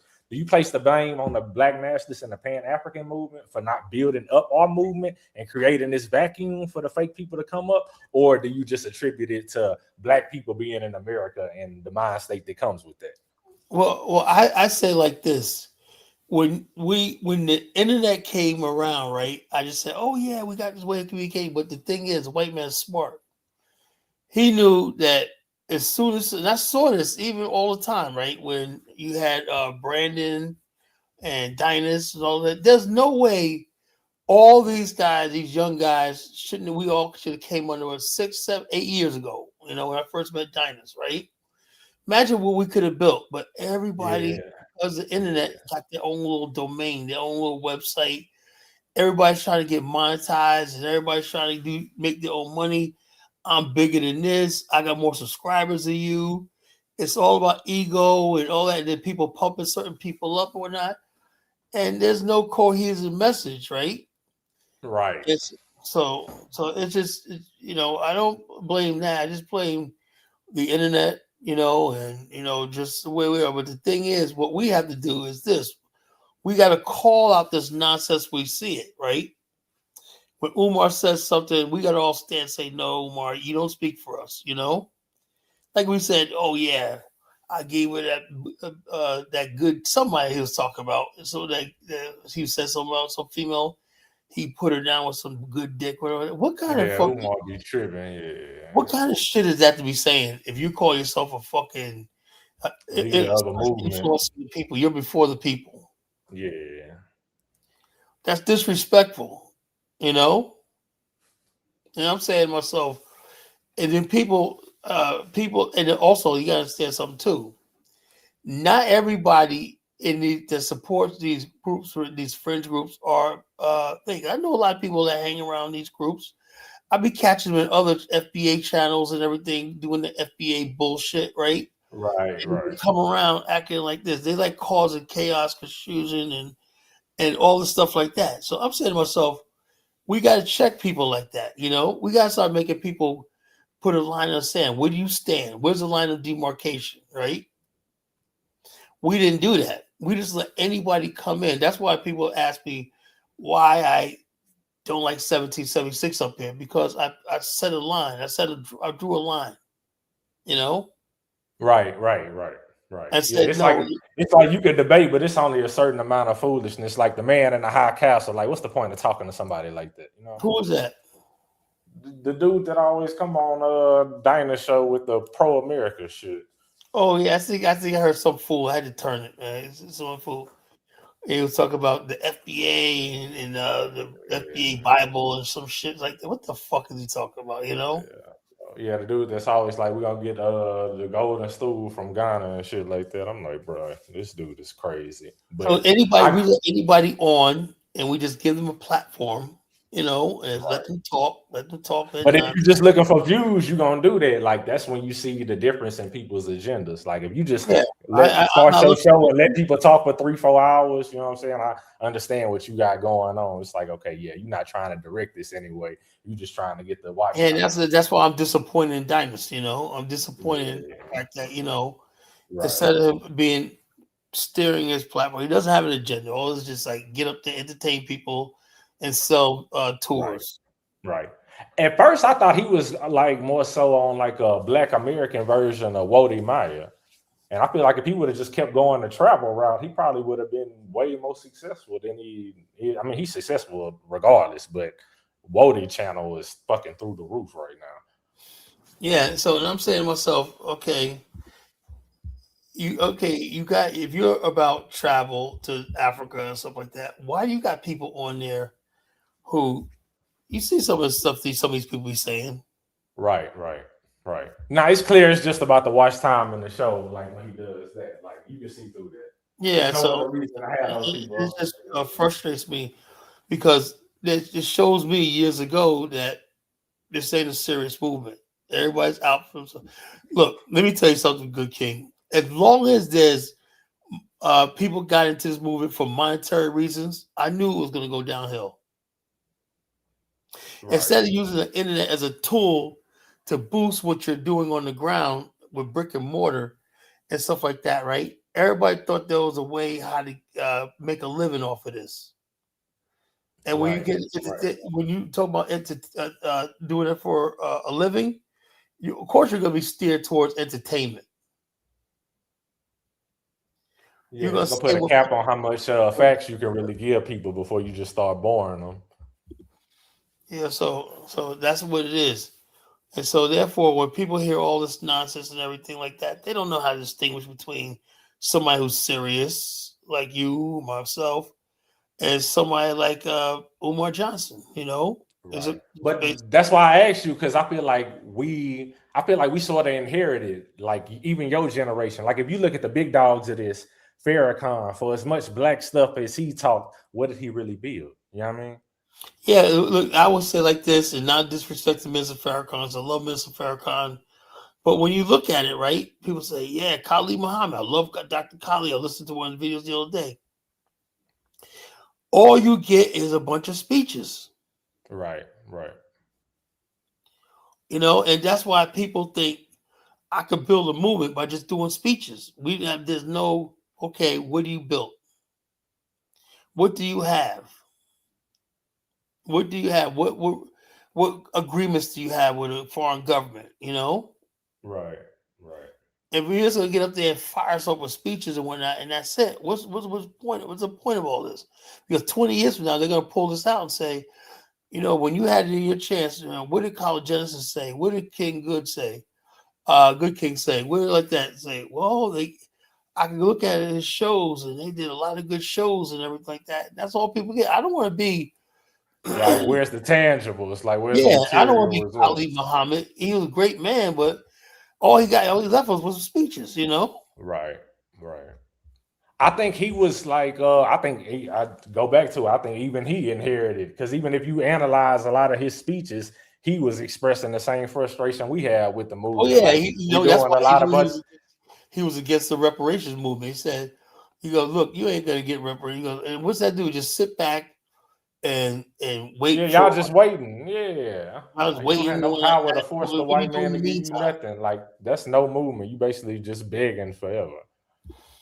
Yeah. So the bottom line is, if Khalid would have lived, and if Khalid would have done one thing, established a strong base of relationship with an African country. At the time he died, right? That was about 2001. That's when Angola was just winding down this freaking civil war. I can imagine Khalid Muhammad being asked to come to Angola, Yeah. Imagine where we'd be right now. And he was actually about going to Africa. Like, he was over there with Idi Amin, Gaddafi, all of them. So yeah, he was trying. Khalid was a fucking real warrior, Right.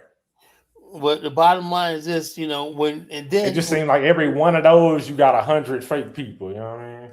And then after he died, right? You ask yourself, Malik Zulu Shabazz, right? Malik, what have you done?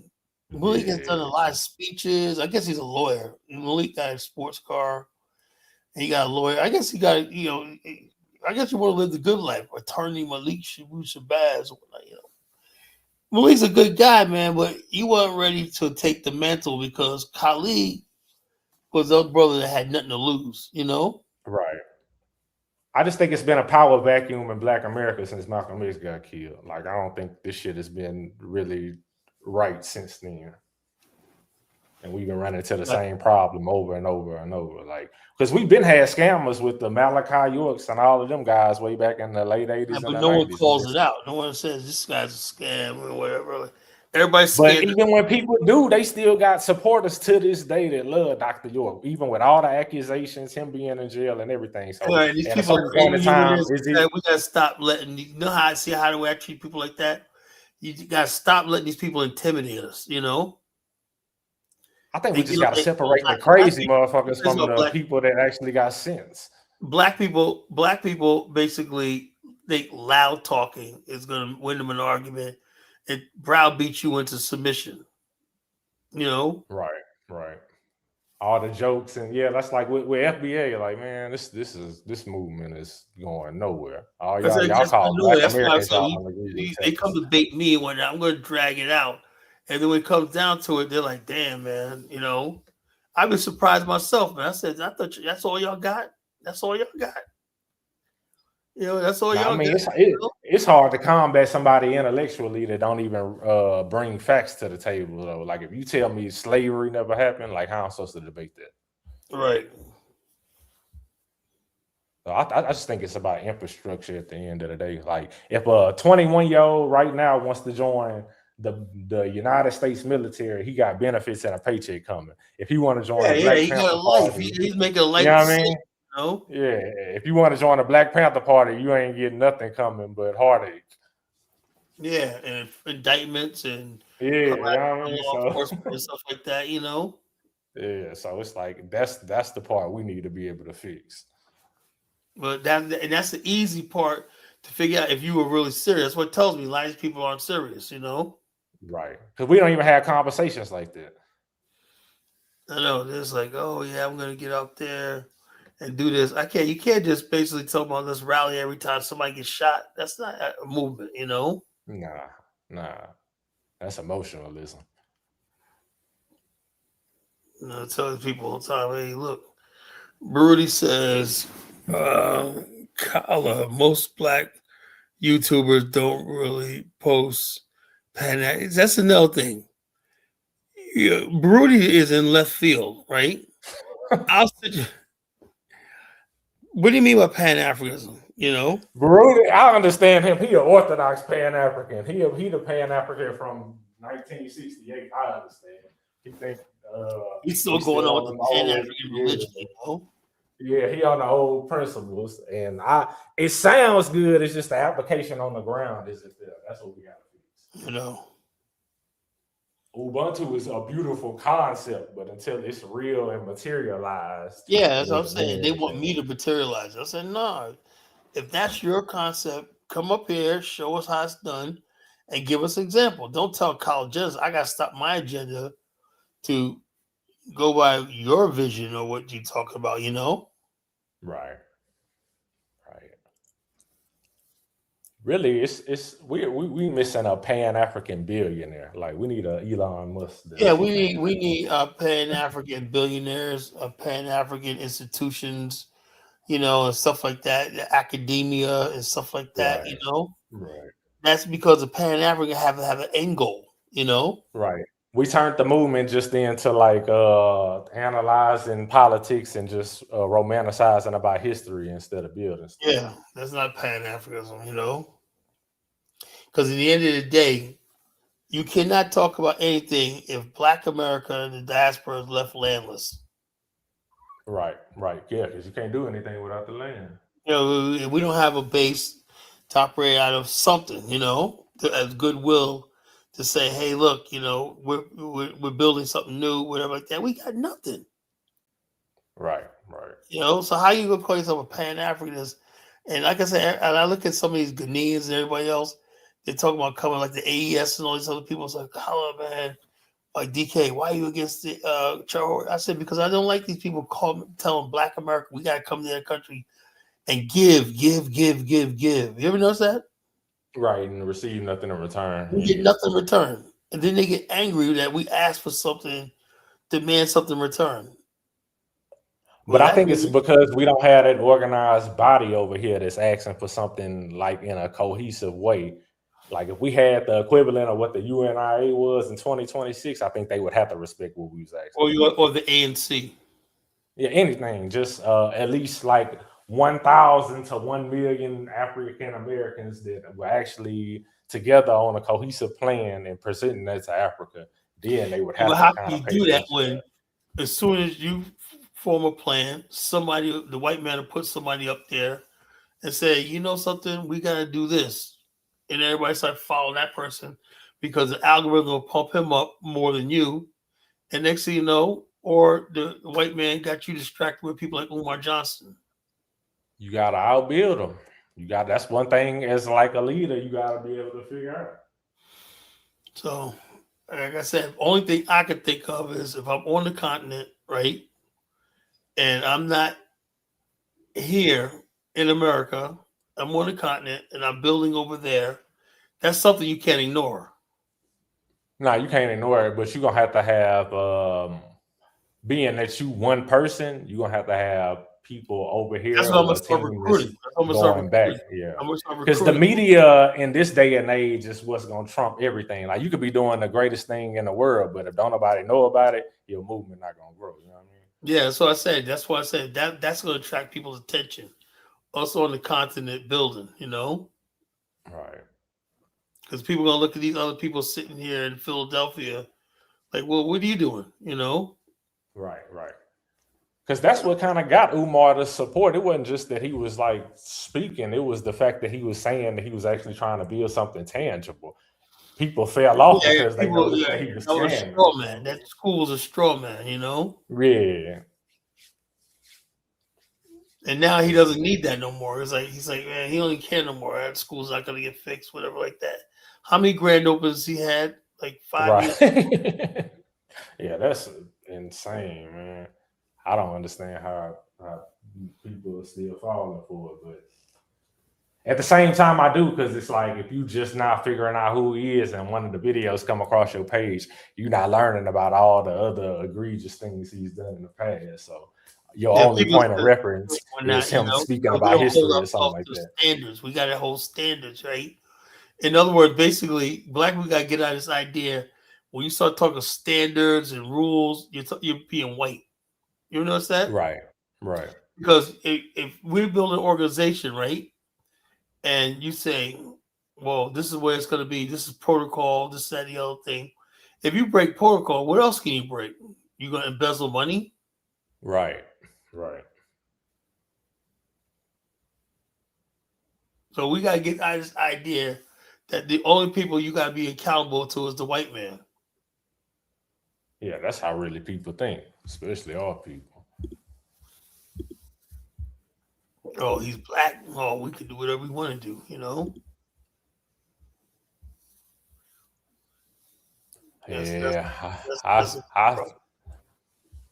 I got the frustration with the movement too, man. I don't know what we're doing right now. I mean, I know what, like the backroom conversations, but the masses, I don't know what's going on.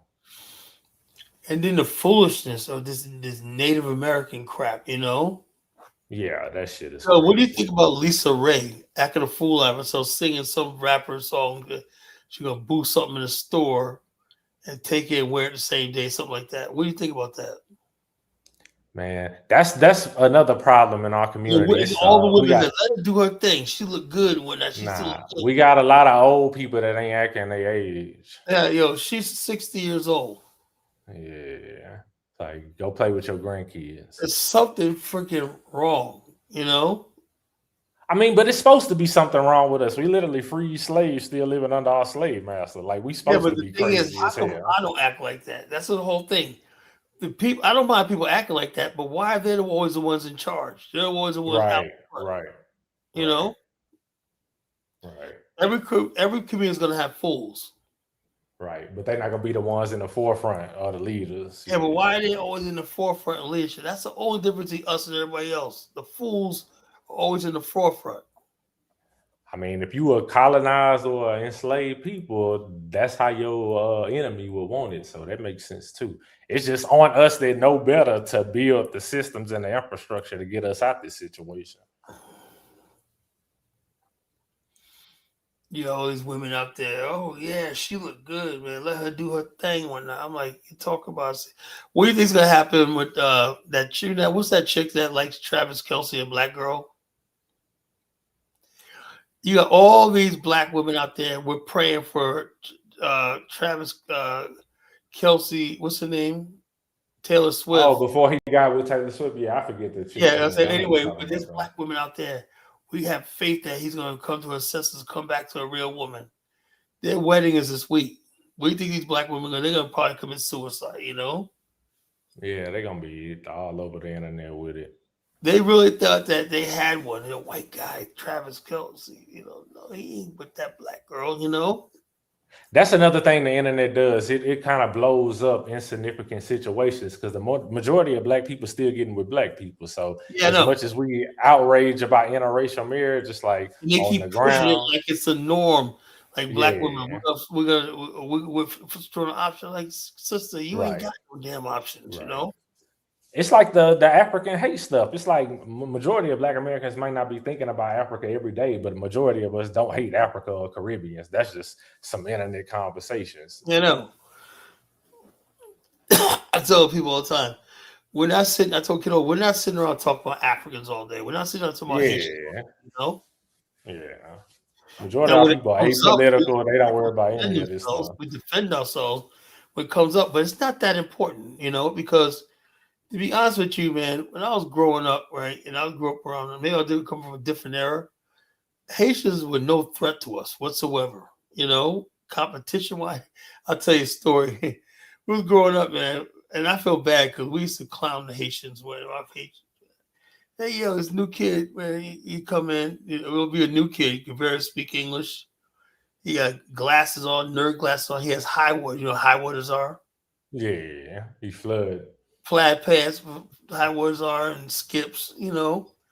And motherfuckers like, oh, come on in. Man, motherfuckers be crucified. He don't need to be clowned, you know. Yes, you know, we be clowning the hell out of the Haitians, you know. Like, and after a while, they know the style. They start coming and they go, they start dressing like us and everything, and they fit in, but they get their initiation. See, in Texas, we ain't have a lot of Caribbeans like that. I ain't really meet Caribbeans, so I went to college. We just had Nigerians. That's it. Yeah, well, what you go, and also in New York, no one called themselves Caribbeans until recently. People from the islands were called West Indians, black. Right. This idea of even in the Malcolm X movement, he said West Indian. He didn't say Caribbean. Yeah, Caribbean is something they basically conjured up race in the last few years to distance himself from the black struggle. I'm Caribbean, I ain't black, Right. I can see that.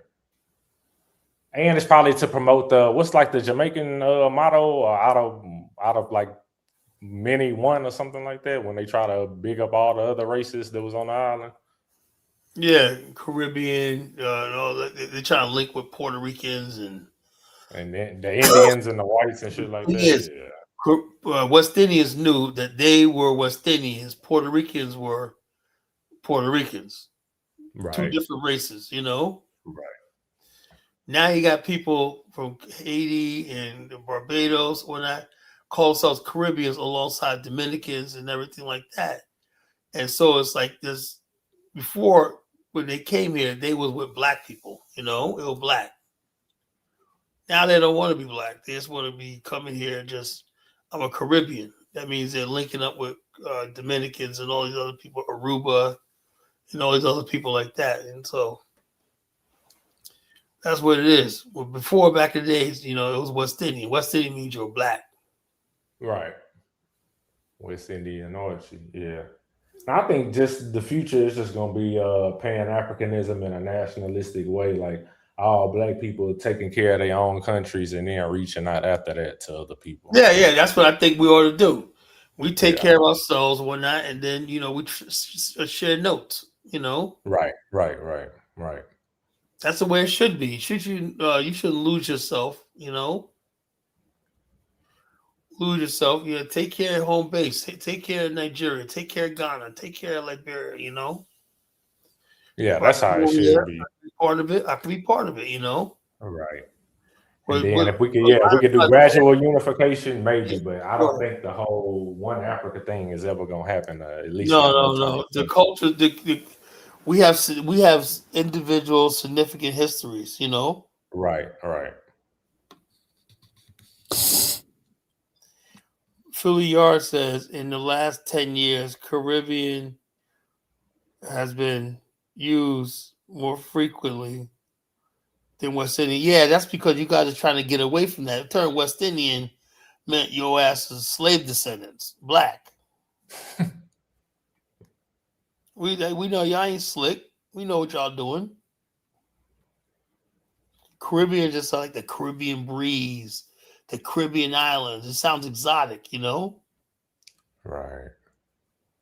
I think they need some more like nationalistic characteristics too, because you don't really see Haitians or Jamaicans really talking about taking over those islands a lot. Nah. The Chinese Chinese and Europeans run to Jamaica. Black people ain't got jack. Yeah, so those are the problems we need to try to remedy, actually controlling where we live and controlling the infrastructure. Yeah. The tourism alone, they can do a lot for themselves. Yeah, if they ever secured those islands, man, they can make a lot of money in tourism, Right. And then they can reach out and trade with us and the other African nations. So imagine they built their ports and whatnot, and they have cruise ships docking every day and whatnot, buying goods and stuff like that, unloading. They make money when no one has a vision, Right.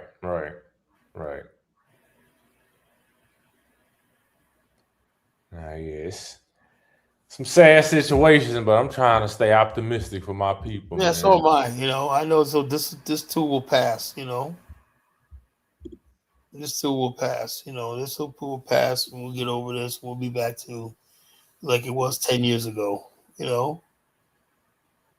Yeah, it seemed like with like the whole Buy Black movement, we was going somewhere, and then this FBA stuff just popped out. Yeah, the FBA. We were going on our way. Buy Black, buy up the block, all the shit like that. Yeah. And then I know where Heckles Yvette Cardell talk about reparations And people just been talking about reparations and delineating for the last 6 years and got nothing done. Yep, nothing.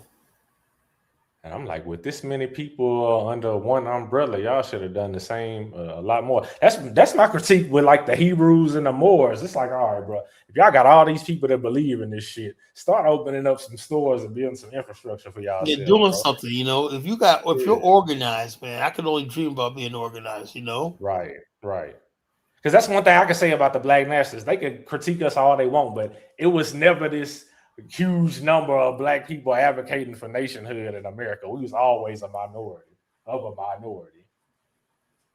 But it seemed like the Hebrews and the Moors and all the NOI, they always had they set number of people, and they could have got a lot more done. And they had supporters in us, of people that wasn't even in those groups that still probably gave them money at different times of their life.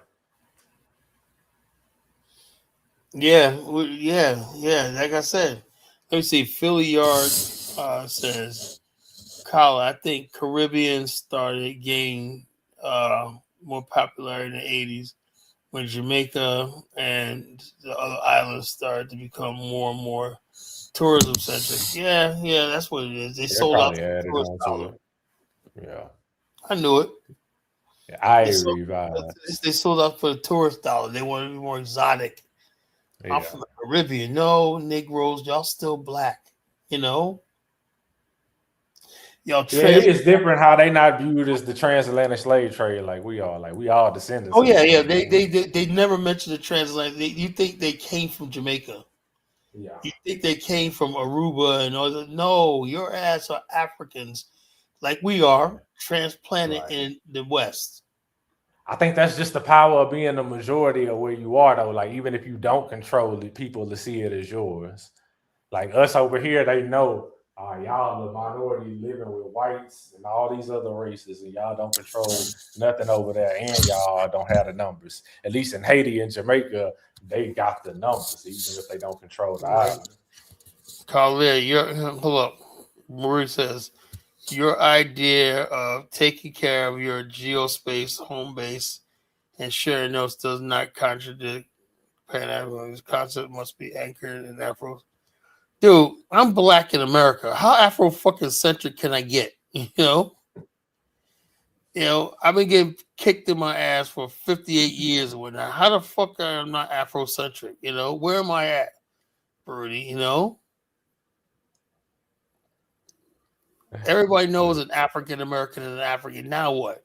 What are we doing with it? Right. And we better do something too, because people are starting to lose interest in this. You know, something's got to give.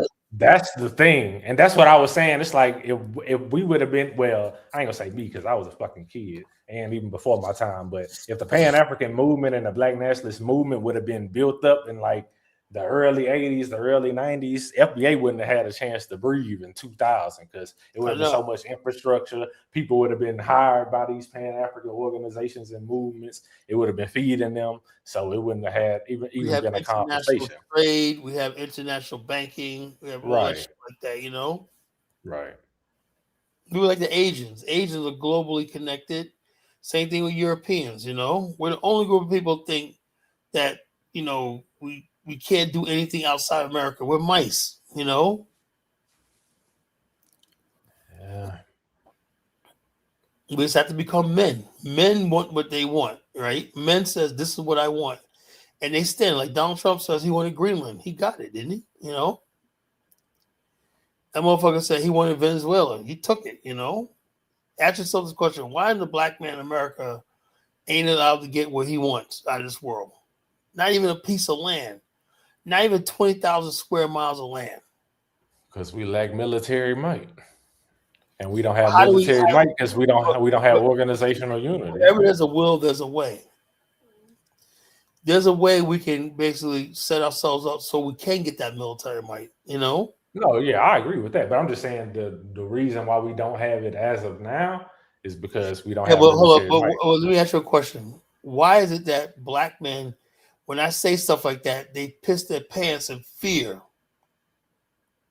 I mean, you just got a lot of people that don't got the heart for that it takes to actually build something. Like they can't even fathom the idea of black people being free.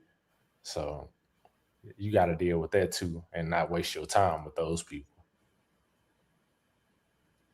And that's another thing. Like I think we got to learn when it comes to movements. It's like it's only so many people that you gonna convince that you gonna bring over to your side. A lot of this stuff just has to resonate with people already, and they hear you say it, and then they've been already looking for something to be a part of versus you trying to teach people and convince them. Yep. Unless you like on some NOI, Nuwapi stuff, then it's indoctrination because you got the religious aspect to it. What they do is they indoctrinate people and they do nothing, you know. Right. I mean, it's a good thing. It's a discipline. It looks good. Nation of Islam with their step show and whatnot. Yeah, it looks good, you know, but then you take off your suit and you go back to working for the white man. Majority of them. Yeah, no, you know, like I said, man, you go back to, okay, let me get that. Let me go back to work at Taco Bell. When we had our step show, whatever, like that. We did a good performance, whatever. We gave everybody a good show. How much did we make tonight? Oh, we made $7,000. Praise be to Allah, you know? Right. I mean, even like the leaders, like when I see Wesley Muhammad and you like a professor at a university, on one hand, it's like we applaud you for elevating yourself in life to get that job. But on the other hand, it's like if you're in the Nation of Islam, you're not supposed to be getting your check from teaching at a white college. You're supposed to be teaching at your own school or having enough infrastructure to maintain yourself in this way. If this really what y'all believe. Oh, that goes out the door, man. When that check comes, that goes out the door. So that's what these movements need to solve. It's like until we can actually feed yourself off this, because it's only so much love you can give this movement before you're gonna be spread. Yeah, and that's the whole thing. That's why I said we need Black African infrastructure, right? Right. That would solve all the freaking problems right there. You would think when I introduced this to Brandon, Dynas, all of them, they would come up. Well, everybody's out and they're doing their own thing, you know. So it's just frustrating, you know. Yeah. So I don't know what's the thing. I said we need infrastructure, you know. We need industries. We need brick and mortar businesses. We need all the stuff like that to sustain us. We need our own banking system. We need all the stuff like that. We need. I mean, have you ever really sat down with them and really asked them like? Yeah, it goes in one ear and out the. It goes in one ear and out the other. You know. Yeah. And their whole idea is like, okay, that's good, Kala, but that, but they're so out into their own thing. Their own stuff. Yeah, I can see that. They got their own thing. So Brandon, I don't know what happened with OAP movement. You know, I think it flopped. You know. Nah, I think he was trying to do like the other Tucker cop guy or like the Hodge twins. I think he was trying to go in that lane, like be the Black Republican guy that kind of dunks on black people all day and build my platform. Yeah, it's more money in it. There's more money in that, you know. Definitely. And then white people will support you if you like that. You just talking about black people all the day and bigging up Trump. It's like, yeah, you'll get way more revenue and watch time than just talking about Pan-Africanism and infrastructure and black unity. Yeah, so Brandon's sort of light, man. He saw where them dollars at, you know. Him and Daniels or whatnot. All they do is sit down and bash black people all day, all night, you know. Right? Yeah. Let me ask you a question. Did you hear earlier when I made an analogy about the knife Carmelo Anthony had, right? You know how people are angry, man. What was he doing carrying a knife? You know, like Nagneji.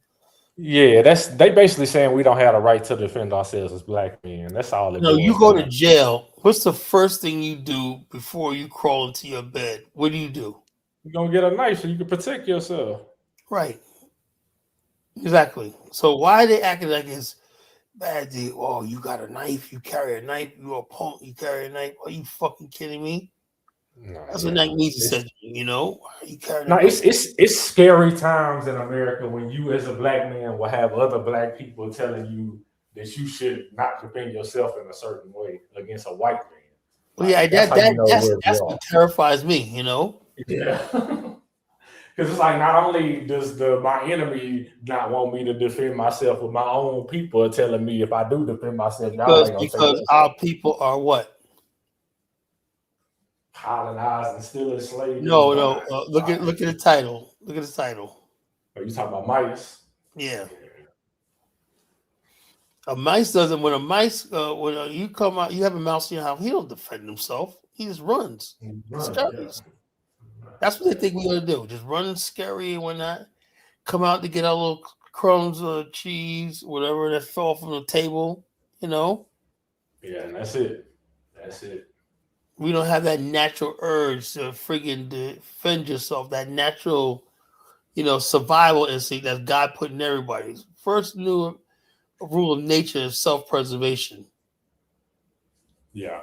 But I think a lot of us don't have those working examples to go off. That's why you have so many of these individualistic things, because people trying to get to that point without a working example of a Black American that actually had power like that.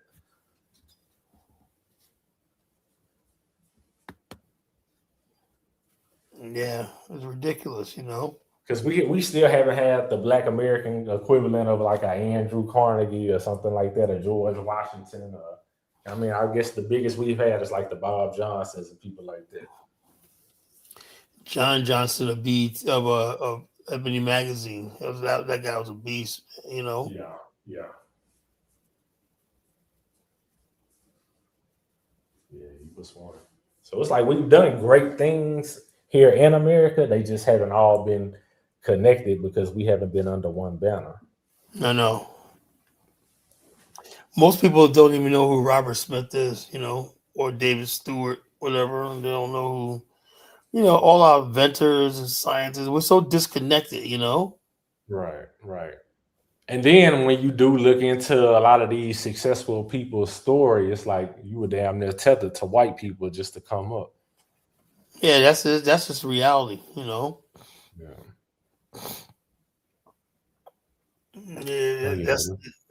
We're tethered to white America because we're living under his rule. We need to know what it's like to live in a Black environment and build something on our own outside of it. That's why in the interim, that's why the Black people, you can't defend yourself with Austin Metcalf. What if all white people start hating us or not? We'll all they already do. They already there. That's man. what they think, Yeah. The whole idea is don't make the white man mad. When just don't upset, don't make waves. When they'll whoop us in the line. Carmelo Anthony. Right. You some of these guys, angry man. Black overseer vibes. Knife.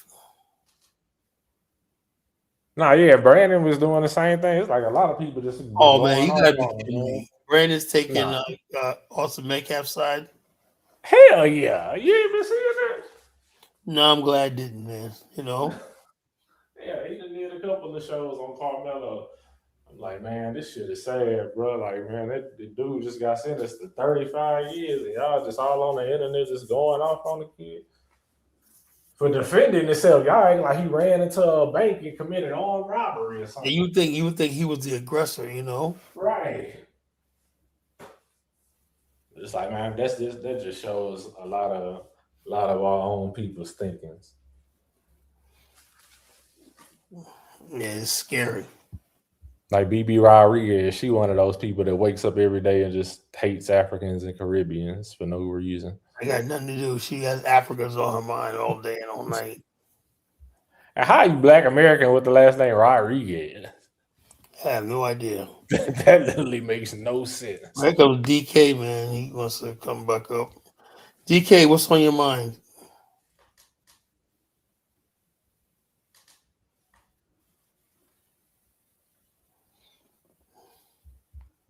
DK, if you're talking, we can't hear you. DK, if you're talking, we can't hear you. Oh, sorry, I was on mute. You guys were talking about Brandon, aka Pan-Africanism Strikes Out. Yeah. He's been on that right wing tip for a bit, man. He's been going on Yeah, about the shows. last. Going on what? It's like 3 years now. Actually, a few months ago, he went to the White House Yeah. and met the president. He did? Crazy. Yeah, That's crazy. I guess Well, it White pays House. to be a coon, man. It pays to be a coon. Yeah. What can you say? Yeah, he's linked up with all those right wing people ever since he went after Tariq. He's been blowing up in those circles. So, I guess Pan Africanism doesn't pay. Being a Yeah, coon and does. Africa doesn't pay, man. That's all. It's like it's all And King that's Good. the issue. You know? That's the issue. And Africans don't pay the bills, man. People gonna sell out. She said, nigga, my black freedman catch up. So your dad's a Mexican then, or a Puerto Rican. Yeah, so how you FBA? They not gonna accept you. You a tether too. What the fuck? Yeah, you're a Mexican. Go be a Mexican. Yeah. These people are delusional, man. Go have an enchilada. You supposed to be definitely Pan African. You Yeah, link up with DJ, the what do you Brazilian. think about the Carmel situation? Have you heard Angry Man going off? I haven't heard. Who What was do you angry say? man? Angry Man's a clown, you know. Anyway, he's like, oh man, what the hell? The way he said it, raised his voice. The hell is he doing carrying a knife and whatnot? Blah blah blah. You stabbed him, whatnot. But why the fuck do you care? You know? Yeah.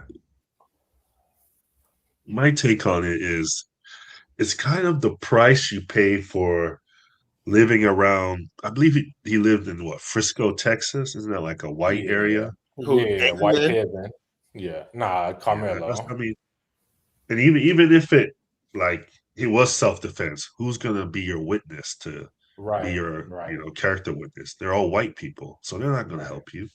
Now, even his So friends went up there and fried him. Like the one little Mexican dude that they did call to the stand. He said he didn't really know him like that, and just really downplayed their relationship. I'm like, man, you didn't have any help in this situation. and I think like his parents, I don't know if they're really like His parents are ghetto pro-black as hell, like man. that. They took the money and spent it. No, I don't get that. I don't get that. I think they're more like just middle class, straight. Yeah, like we I don't wanted to think get those- out of the hood. We thought white people ice was colder. Them type of people. Yeah, yeah. That's what I it don't was. think they're prepared for like the backlash and how this thing was going to go down in Texas. Right, So right. And I Colin, think I don't they're think that's over it. true about them spending the money. Like from what I'm hearing, they already had a house and all of that. Yeah, you'd be surprised. The Some thing is, they were getting death threats, so they were like people were like giving out their information. So say like their information was being That leaked makes by sense. the court, by the county and stuff. So they were kind of. That's another thing. White people are acting super bold online these days. Like this, I know they 2-3 acting years bold. ago. But, yo, they Yeah. basically talk about genociding black kids down in Yeah, like they just say it directly out now. Like 2-3 They years just ago, coming out 4 years with it. ago, they wasn't like this. Like, but white people are showing they nuts online right now.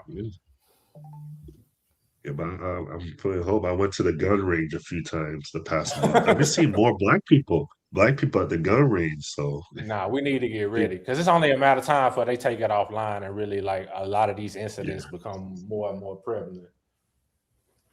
yeah, Because that's always been the threat. White like, people have we've this always. White people have this Go thing. ahead. Praise the Lord, pass the ammunition. But one thing white people don't never really factor in is that, like, remember the movie The Bronx Tale? Mm-hmm. He says, "Yeah." He goes. Half these guys with a gun, they'll be pissing their pants. He goes, "It's anybody can be tough with a gun. It's when the other guy got a gun, he'll show you how tough you exactly. Right. A friend from the are." They military don't called it. imagine black people having guns, armed, and shit like that. You know? That's my friends who are military. They call it a two-way gun range. Like them bullets are coming right back at you. That's what you're gonna see if you're ready. As soon as they A lot of people don't really want to. not, you really know, play- they'll stop. They you don't. know? They're not trying to die. Those white people ain't Nah. trying to die. I mean, the average white or black person doesn't train, whether it be physical combat or like with firearms. Let's just be real. It'd be like a civil war. No more Monday Night Football. No more going to Chick-fil-A. All that shit is. More going kayaking on the weekends, Yeah. like that, you know. Because you know those countries like China, Russia, they just wait for the shit to go down. They're not just gonna Right, You know. right. that's gonna open them up to do what they really want to do to America. And what the first thing they'll do is start seizing American properties, assets, and strongholds around the world.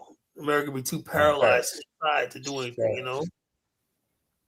They'll make sure this war goes on for a long time, like what's going on in the Middle East and Syria. Right, and right. like Libya. That's my thoughts too. Like if it was ever to really pop out between black and white people, it ain't gonna just be no 1, 2, 3 year thing. It's gonna be like Palestine, like some 50, 100-year war type. Because you know how America's supporting Ukraine against Russia. They're not going to let that opportunity slide. They're going to take advantage of it. Russia's gonna be right there, you know. Like, oh, Black America, you need some weapons? Oh, here you go. Right, right. And that's gonna break our heart that they gonna step up before an African nation would. Yeah. I mean, you know that's gonna happen because What will Africa do, man? What do you think Africa's going to do, Kala? they would sit back and wait and then play their hand. As long as That's what Africa they would do. is so dependent and poor and everything like that. Every time I talk to an African, I go to Liberia, whatever like that. As soon as you mention America, man, you just see the fear come in their eyes. Like, Right. you know? Yeah. Yeah. So, You never hear any African countries talk about racism in America. I never heard never do. anyone. And I don't hold it back because Africans are too weak, too poor to worry about that. This is our fight by ourselves, to tell you the truth. Yeah, they don't have no leverage for that. Yeah. They can't do nothing, you know. So I don't expect It's like their only trump card is giving us land. That's literally the only thing. Yeah, that's the only thing I'm saying is when we come to take our land, not give it. When we come to take it, you have nothing to say. You have nothing to say. Hey, but the positive thing is if there's a civil war, those 4 or 5 states and the good King Justice is icon, that can become a reality in a war. No, you'll be there, but the whites are still going to be majority. I look at Mississippi. You're going to have to shed blood for it, but I don't think anything in America is worth shedding blood for. That's my personal opinion.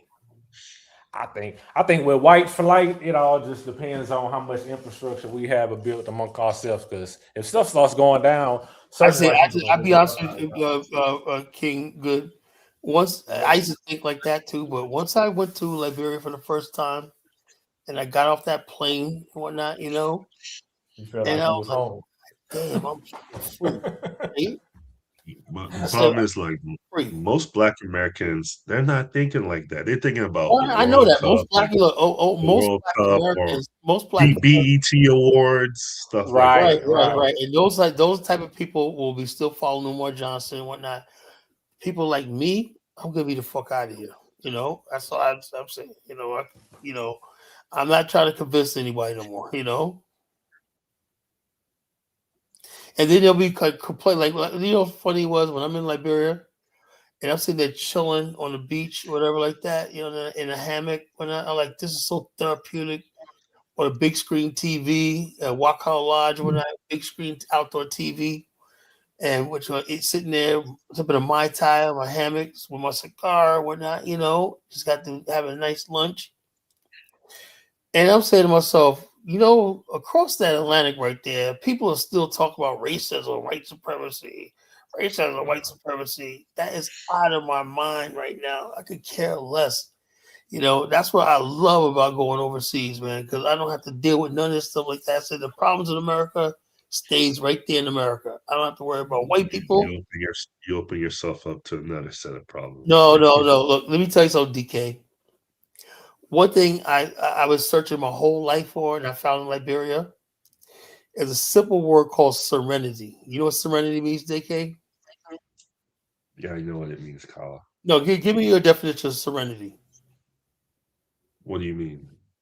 Serenity. What's the meaning of serenity? What? Peace. State of peace. What? Not just peace. That. There's more to it than that. Serenity is not peace, freedom from the storm. It's peace and tranquility amidst the storm. So when I'm in Liberia, the whole world's in chaos, but that place is just a tranquil place, peace and tranquility, because I don't see it, because it's so peaceful. peace and tranquility amidst the storm. That means the storm is still going on. Like it's like sitting in your house and you're sitting there reading a book under your fireplace, and outside either it's flooded with snow or rain, a storm, you can't go out. But you're nestled in your house and you're just chilling, watching TV, whatnot. That's serenity. The storm and all that's there, but you got peace and tranquility amidst all that. You're protected from that. It's a lot that comes with that though, because with that accepting that serenity, you have to also accept that if you're gonna move over there, you gotta accept that, okay, I'm leaving a large portion of my family behind, and I'm leaving the fight of my ethnic group behind. Oh well. And serenity is a state of mind, Kala. So it's and the bottom line, and I know, look, right now, I don't. No matter what I do in America, like I could have went down to Nag's Head this weekend with the family right now, but I don't feel it. I'm like, okay, go down there, every boating and everything. I don't feel serenity in America at all. No matter what, as long as I'm in a land where there's large numbers of white people, I'll never feel that serenity. No, I can understand that. I can understand. I just know, like, Nag's Head is beautiful, man. Nag's Head, you can't feel peace in Nag's Head. That place is beautiful. I know it's beautiful, but the bottom line, my family's down there, right? What the bottom line, I know for a fact that it's just a state of mind. It's not but the bottom line, the bottom line, I have a good time when I go down there. I didn't go down there this year. I didn't go the time because I didn't feel like going, right? But I'm saying, even when I went down there, I had a good time, I had a ball. But nothing compares to when I'm in Liberia. Nothing. Well, Kala, that's you, because you feel some type of emotional connection there. And look, I tell you what, I'm going to Angola. I want to feel if I get that same feeling in Angola. That's what I know. If I feel serene in Angola, I know there's chaos. I know there's problems. But if we just like in Afghanistan is going to be peace and tranquility amidst the storm. So all around us is going to be chaos. But we can carve out a space for us that's peace and tranquil, no hostility, no enemies, no nothing like that. That's what I'm looking for. I'm tired of fighting. Yeah, see, I think it's just the mentality. Like, you just got to choose what fight you want to be in. You know what I mean? Like, I think, Kala, in that fight for anything America got, reparations, I don't want nothing to do with it, or nothing to do with it. Reparations until you build infrastructure is a waste of time. So, Kala, what you have is a racial battle fatigue, in America. You're not the only one. Many Americans. No, I'm just done with it. I'm done with it. Most people are born with it. So basically, I want to feel what that's like. Like I said, I can't wait to get to Liberia in February, man. I mean, oh my God. Liberia. The problem with Liberia is the history of African. I don't care. Like I said, it's peace. Even though the history and everything like that, when I'm in Liberia in my house or on the beach, whenever I take a drive to the beach or whatnot, I feel serene. Doesn't matter history or nothing. I just think that goes to how much the white man kicked our ass over here that we gotta overlook a lot of shit just to, what I'm saying? Yeah, I'm saying. We're given the fact that whatever happened to us in America when you go to Liberia when it's like, oh my God, especially when you go to Painesville, right? You go to Bob Johnson's beach resort. Mm-hmm. That's the most serene place in the friggin' world, because you can hear the ocean breeze right there. Whatnot, you got the swimming pool. You can go to the bar and whatnot. You feel serene. It's like, there's all hell breaking loose all over the continent. But right there in that strip of land called Liberia. That's why I studied Liberia. Our ancestors found serenity, peace amidst the storm. In other words, our ancestors in Liberia realized that there was wars going on around them. There was colonialism all around them. But that space they had was peace and tranquility amidst the storm. And when I read that parable about serenity, I said, when I go to Liberia, I hope I can find this. I went there. I said, this is exactly what I've been looking for my whole life. Yeah, Kala, well, that's something that's for you. I think you have to. I respect that's your decision. That's how you feel, but not every Black American is going to feel like that. That type of And most Black emotional Americans feel like feeling they think that towards. everything's all right in America. They'll boo-hoo about that kid getting killed and whatnot, and they go out to the club. They're all the people protesting about that cop killing that kid. Where they at on this night right now? They're probably in the club getting drunk. Yeah. We're sick people. No, we definitely sick. We definitely sick. I mean, but we supposed to be sick from everything we done went through over here. I healed myself from that shit, you know. Who says, Kala, I said before, dig into bots, seemingly AAs, like, what the hell are you talking It about? means Botswana, Angola, Namibia, Zambia Oh, area. man, I ain't interested in none of that, man. All I want is if I can't carve out a space in one of those countries, don't talk to me about anything. That's the first thing. We carve out a space for ourselves in that thing. We raise our flag and whatnot and say our future homeland, whatever like that, is recognized for us. It may take us 10 years to get started building. But at least we have a hope, future. If people ain't on that wavelength with us, man, I don't want to hear what nobody got to say. Yeah. Liberia could have been that. It's a shame that Well, that right didn't happen. now, I'm salvaging what's left of Liberia. It's still, I can't go back to time, right? But when I go there, somehow a space has been seemed like it's been carved. It's like, you know something? I think I got more privilege in Liberia than the American Liberians do. I do. Yeah, they're dead. So of course you did. No, even the American Liberians that's still alive, you know, they're Hey, how sending. did you feel about the lady that was on Dinah show? Oh, Willa, I love Willa. I was supposed to meet her. And she said she got sick. Well, which one, Cal or No, Willa? the one he just had. I think it was Willa. Yeah. The Willa, yeah, I know Willa Dixon. You know, I was supposed to see her and be with her in this thing, but she couldn't make it. She said she was sick. You know. Yeah. Yeah, But she that seemed like she knew leads what she to was talking about. it was informative, but I always go back, like King Good Justice says, you gotta whatever you build, you gotta be able to protect it. Yeah, Yeah, but You the that's a can't. thing fact. is, it happened. But the thing is, we left them a legacy. You know, the people like what you got to do is this. Only thing we could do is like what we're doing right now. Me, Kyle Famula, and Willa. We're salvaging what our ancestors built. That's all we could do. Can't go back. Can't erase that. You know. But when people try to come up and disparage our ancestors, we're right there. We're winning this battle, this narrative. That's why when I go to Liberia or not, I feel at home, you know, because I believe we've been vindicated. Our story's been told, you know, Right. and so Yeah, if you can get over there and start showing first building some shit over there and then showing the unity with the native population just to kind of get the bad taste out of both sides' mouth, that'll be let me tell you something, bro. good for the Let me PR tell for you something. Liberia. Let me tell you something. There is no bad taste between natives and there's really no difference between natives and American Liberians, because like Willa was saying, a lot of people you think that will be Congo people, American Liberians are actually native people. You know. Okay. You know, the religion, the food, everything like that. You got to see. It's hard to explain. Our ancestors literally built that country and settled the country.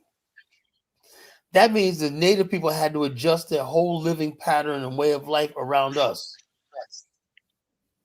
You know, so therefore, you know, you go to Brewerville, whatnot. You know, all our settlements absorbed their villages, and they start building a house like ours and stuff like that, you know, churches and everything like that. So, and you drive down the main boulevard of Jamaica Road, right? You see that's what links all the settlements, the upriver settlements together, right? And so you look at that, you say, God, man, you know. I said, it didn't dawn on me when I was there last time, Native people didn't have a chance. They didn't have a fucking prayer. They didn't. It wasn't just some miracle Liberian sitting on the coast. They literally built whole cities, towns, everything like that, that changed the infrastructure and the culture of the people. Yeah, but Native culture, after watching the speed tour, I understand why Ghana is kind of leading the Pan African Well, no, tribes I there. think that was Ghana. Ghana goes out on front, but you see Ghana right now, they have a flood there, man. Half the city's flooded. You know. Yeah, that's West Africa. That's Africa, man. That's Well, you don't Black see Africa. floods. You don't see floods in Liberia, though. You know.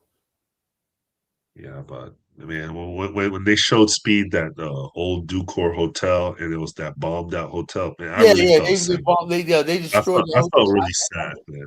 I They did a destroyed video that on top of. country, I've been on top and of it. they even have the decency to build it back up.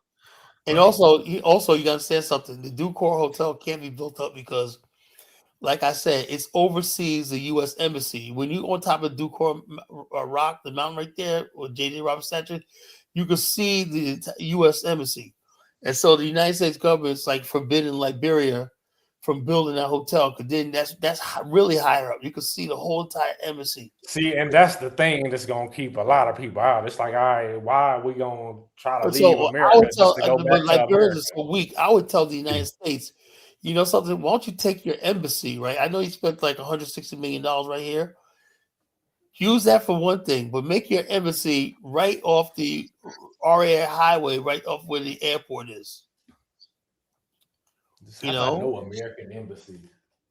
Like when we go get an African nation that's on that, like you can't set up an embassy over here. So what you got? I don't know why they got such a big embassy in Liberia. It's a spy station. in Liberia, like No, because of it was course. set up by the American Colonization Society. Yeah. It ain't hard to That's- understand. That's how it works, Colin. No, American Colonization Society didn't have an embassy in Liberia, bro. No, that's not what I said. No, American Colonization the Society. history of Liberia is intertwined with America. So of Yeah, course well, they would hold have on. No, an but embassy. that's another thing I want to clear up, right? Clear up. The America and Liberia, this is intertwined with y'all. Didn't really start happening until World War II.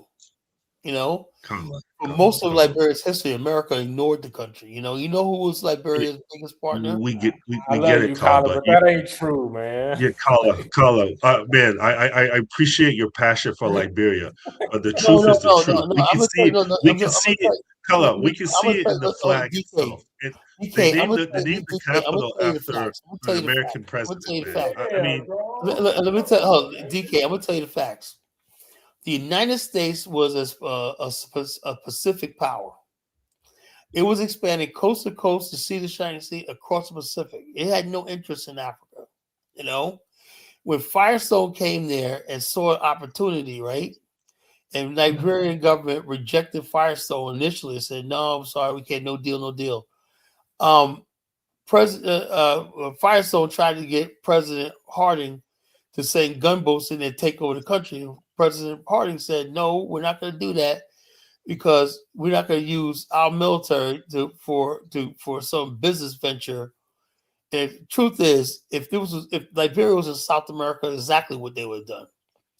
They didn't think Liberia was worth the time, to invade, And so therefore, then when the war was about to happen, America said, you know something, we do need our own supply of rubber outside the British. So they began backing Harvey Firestone up and whatnot and say, okay, we like this. After 10 years of negotiation, Harvey Firestone started opening up the first plantation trees, right? That was around the 1930s, right? And 7 years later, they started producing the first tap rubber, right? Early in the war, right? And so after the war was over, Firestone never built the port or gave them the loan, but the Lend-Lease law in 1943, where President Franklin Delano Roosevelt loaned Liberia the money to build its first modern airport and its most in the free port that we still have today. That's the first major investment or venture by the United States when they built the Freeport started in 1943, completed in 1947. Your capital is named Monrovia because James Monroe, the president. No. See, let me finish. The president slave owner provided money to the ACS. It's DK. true, That's just Kyler. a Come on, fact. Kyler. If that's not true, they wouldn't have named the capital Monrovia. It had nothing to do with what you call it. You can't try to change history Hey, or well, do you want to rewrite hear? history. You want to Kyle. hear the actually? You want to hear what happened? So why did they name their capital? Hold up. First of all, Monrovia was originally called Christopolis, right? Christopolis. When the Liberia was first established, right? First established as a colony, it was called Christopolis, right? And when it became a republic, right? It was the United States government, right? For President Monroe gave them the initial funds for this project that was. That means America was involved from day one, Kyler. Hold up. What they did was they said, we're going to give Liberia protection for if Liberia would take in all the recaptured slaves that we send there. And because that happened, right, that staved off the French and the British and all these countries from invading Liberia. In honor of that, they renamed it. When they said we're going to rename the capital, we're going to rename it Monrovia. It had nothing to do with him being a slave master. It had him doing that good deed of standing up, telling the British, "Do not touch this country," and being Liberia's sort of guardian. That's why they honored President Monroe, and I agree with that. Had Monroe not did that, right? Honor a slaveholder. How can you think that was real when they was holding us enslaved at the same time? Well, hold up. He didn't. James Monroe didn't free any slaves. He supported the ACS.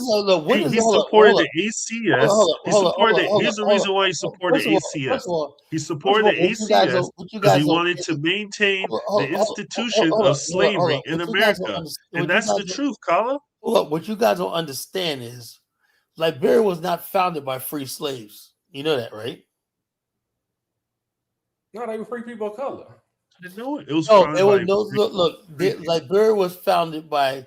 Let me tell you something about the history of America, DK. Not everybody before all this happened, right? Do you know that slavery and being black was something that happened with synonymous in the late 1700s, right?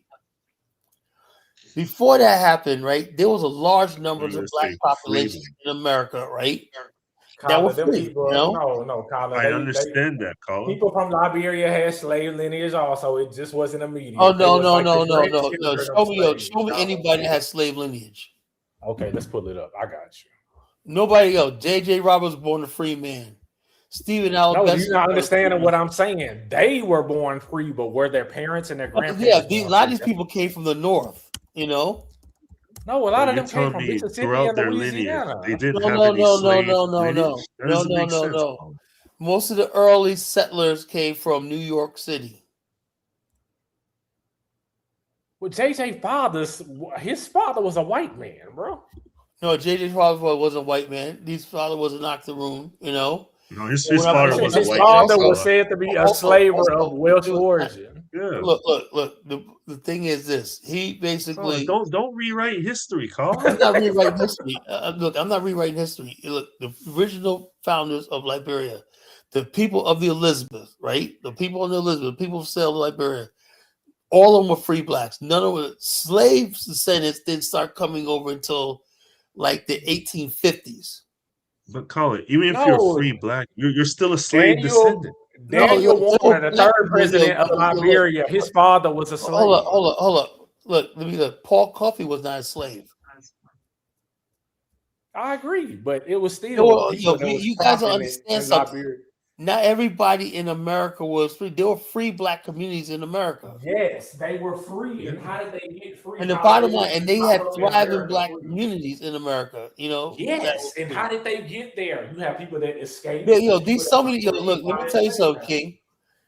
Some of these communities in America, you go to places like Nantucket, places like Nova Scotia, Maine, and those are runaways, hold up. There were free black people there for 200 years.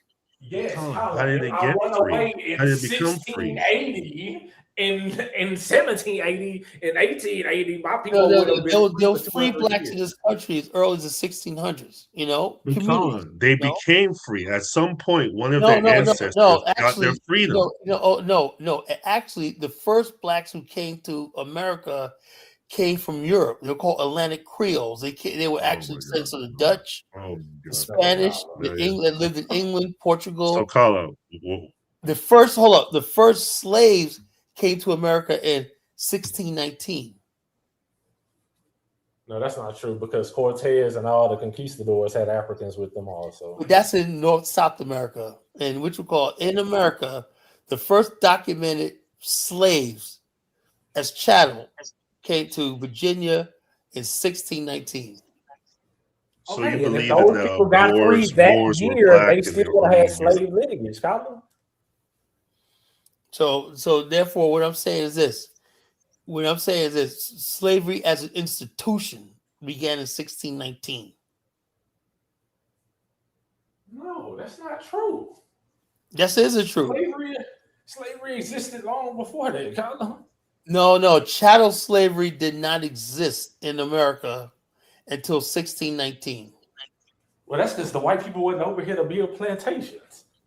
You know, so the bottom line, and when they first brought the first child slave here in 1619, that's when the economy of Jamestown grew finally, and then they sort of became addicted to this institution of forced labor. That's how it all started. Yes, but what I'm telling you is the earliest blacks that were freed, whether they ran away or were manumitted by their slave master, their descendants still descend from people that was enslaved. No matter if they Yeah, was but free hold on. 200 years. No, a lot of these black people were indentured servants. You know, they were not chattel.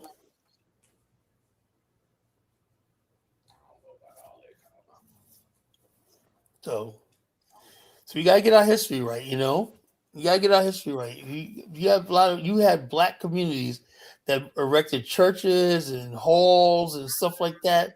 Had well-developed black communities in America, places like Philadelphia. I believe that. I know that. Yes, We're but they not still taking away descend from. from So slaves. therefore, what these people decided was, you know something, although we got the same education, everything else as white people do, we have no rights. So they decided, why can't we duplicate this on the African continent? First was Paul Coffey. The idea of Liberia was 200 years in the making. Long before 1822, the idea that we should return to Africa and build our own civilization, modern civilization, was in the black community circulating around for 2 centuries. Yeah, I'm sure it was circulating from day one when they put the first black people on the slave ship. So they wanted to go this there. idea that when Liberians, when the first people that came to Liberia, these were descendants of free blacks, so black people who never been No, slaves. Tyler, I'm literally the third president of Liberia, Daniel Warner. His father was a slave in Maryland. Well, there was some exceptions, like James Sprevering, right? He was from South Carolina. He may have been slave descendant, you know. But for the most part, the early settlers, I'm talking about the early settlers, 1822, that freshman class, those are free blacks. I mean, let's just ask Google. I'm sure even like what's his name, the Octoroon, Joseph Jacob Roberts. I'm sure he has slave We don't go descendants. by Joseph Jacob Roberts, man. He was a black nationalist. He was no Octoroon, man. He was black, you know. Carla, he was pretty almost a white man. No, he wasn't. Not to me. I got uncles and relatives that look like J.J. Roberts. So what are you talking about? Well, are their No, parents the or one of their historical parents record white? says that his father was a white man. Hold up. My great grandfather, right? His father was white. My great grandfather, his father was white, right? My great grandfather passed for white, you know, but he was pastor of a black church in North Carolina, and he was black. We didn't have that octoroon. That's something white people created, right? So supposedly his mother had once been enslaved. Oh, maybe, you know. So what's the point, you know? So the point. The point was they descended from slave lineage. That was the whole point. Well, some of them were said the same, some of them weren't, you know. But what I'm trying to make is when people say, "Oh, really, the original point was Liberia was directly tied to America." That was the original point.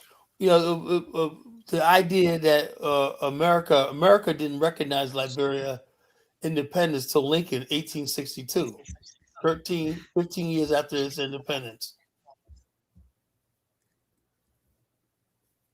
Yeah. I mean, yeah, Lincoln wanted us all out of America also.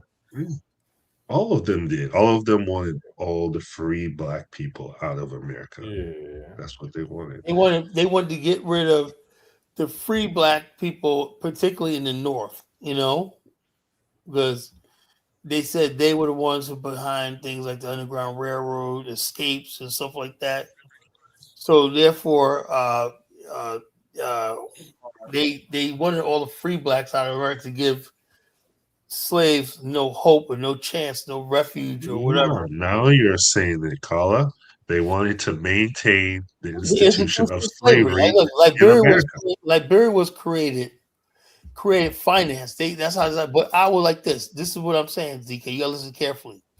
Initially, that's what it was. By the time 1860s rolled around, we had dynamic men like Drayton. So Kala, what I don't know if I've asked this before. If you're in that time, and let's say you could be either go to Liberia or fight to free your ancestors, you might have had There was no free in my ancestors, you know. I mean, those people working, fighting Hold on. to free. If it's freedom, where are they gonna go? Go to Canada. There's in what context though? DK, in what context? Hold on. DK, in what context though? You mean like if he was an abolitionist or if he was like a Nat Turner or what?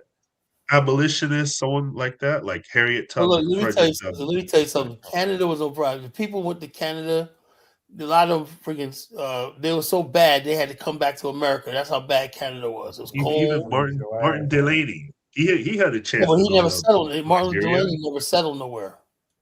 Because he got as soon as the Yoruba chiefs granted him land, the Civil War popped up. But they would say woulda, coulda, shoulda. You know, nothing ever happened. You know. No, he came back to train us. Colin, come on, man. Yeah, nothing never happened. Woulda, coulda, shoulda. No, they fought. He made the right choice, man. He wanted to fight. That's what you're supposed to do. Woulda, coulda, shoulda. Nothing happened. You know, we can't see no evidence of legacy. No, a lot of stuff happened. He was literally the father of black nationalism. Like what? He's the first black Civil War soldier, man. Ain't nothing happened, man. You know, woulda, coulda, shoulda. You know. Well, what would you want him to do, Kala? What was he supposed to do? I have no friggin' idea. You know what that was about. He was a great man, Martin Delaney and whatnot. But sometimes people, you know, they exist. We look for inspiration and whatnot. But I'm sick of going back and if you haven't produced anything with nice speeches, man, over the years, man, I can't do it. He fought in the Civil War. He trained people to fight for the white man. He fought for the white man, you know. So did every black soldier. He fought for his freedom. Yeah. He fought for the freedom of his people. Yeah, he fought in the white man's Civil War and whatnot. Yeah, he helped save this Republic of America. He should be given a statue on Lincoln Monument or whatever. He was fighting for the freedom of his people. What would you want him to fight for? I don't know. Like I said, you know, we gotta know what we want, man. What do you want, Colin? Like me personally, if I had to, also it wasn't that easy back then. If you were not getting financed to go to Liberia, you were not going. The ACS provided funding. That's what we're telling you, Colin. That's why they directly linked to America. Yeah, but the thing is, after like 25 years, ACS bumbled it, and they were kicked out. And the government, and Liberia said, "We can do this. We got this." You know.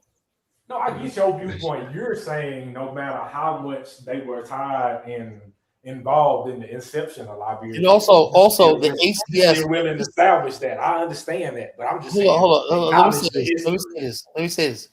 The ACS had nothing to do with Liberia.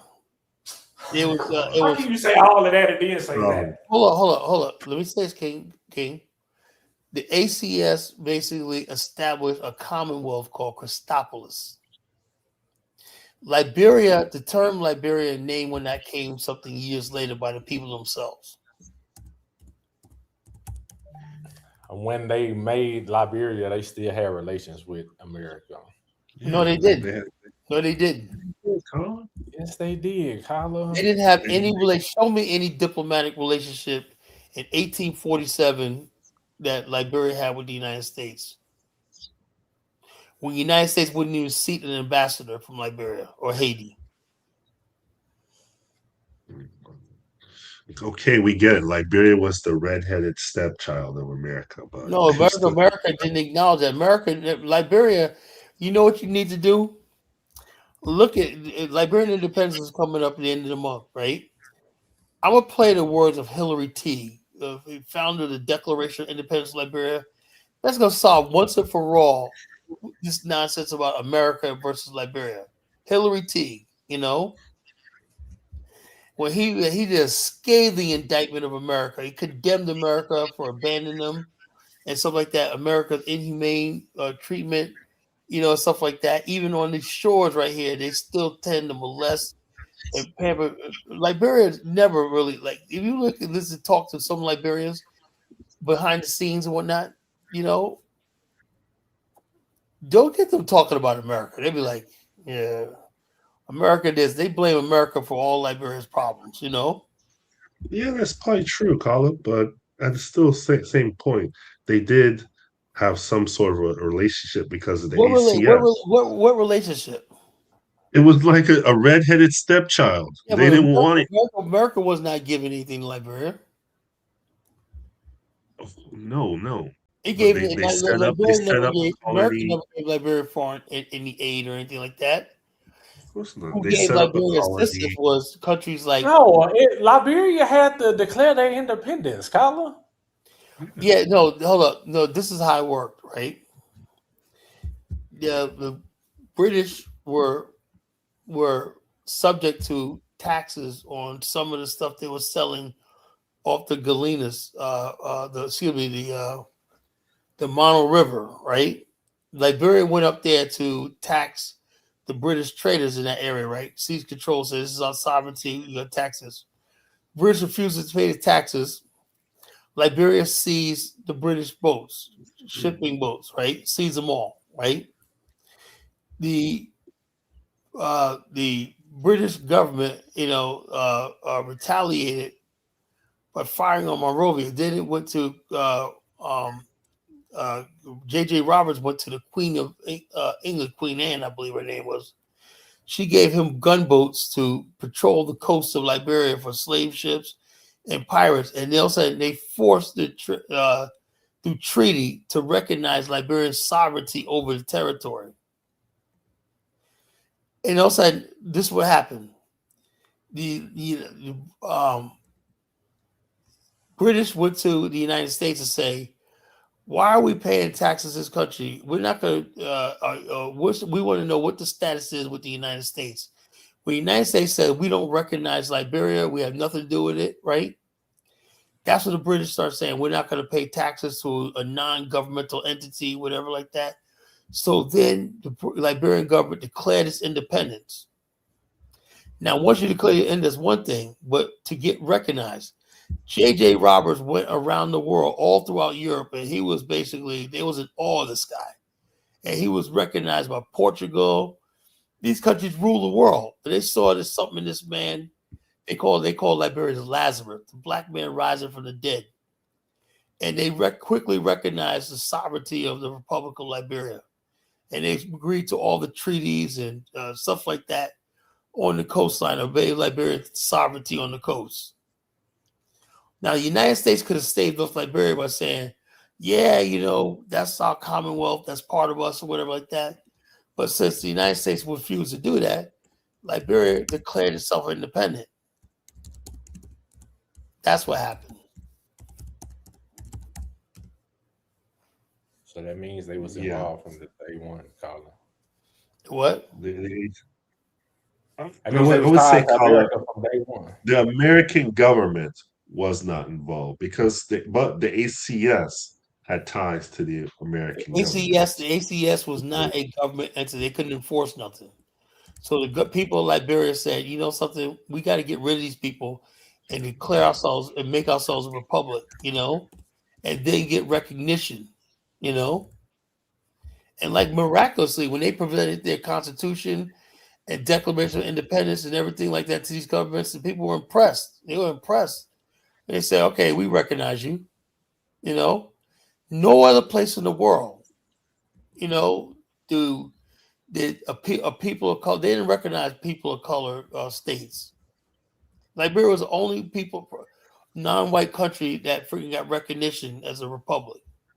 I mean, we didn't even have the idea of being nation states back then. We were still on kingdoms and tribes. Yeah, exactly. Well, Haiti.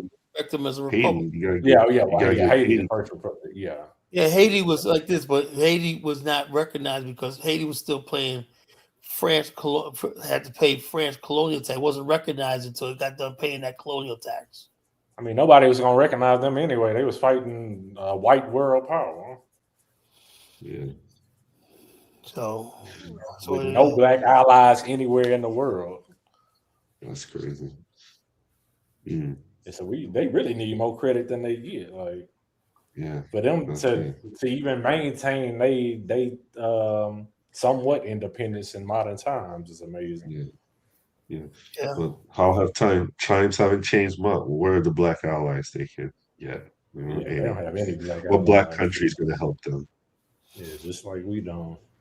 And it's like you can't offer us anything but land to come over here. It's almost like you look at how the time was in the 1840s and now Africa still as useless as it was then.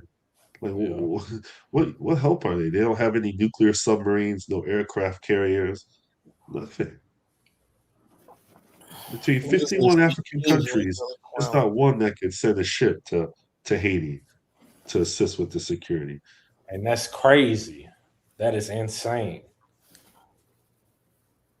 A lot of people have been talking about since the TPS stuff that Africa need to offer Haitians asylum at home, which is a good idea. But it's just like, if you got a nation, man, just go build it up. Like, I ain't telling y'all got to get out of America. You haven't heard Ghana say anything like, "Oh, you could come to Ghana." They haven't said anything. Right. They're only in it because of Black Americans to get their money because they see dollar signs. They're not trying to get those Haitians to go to Ghana.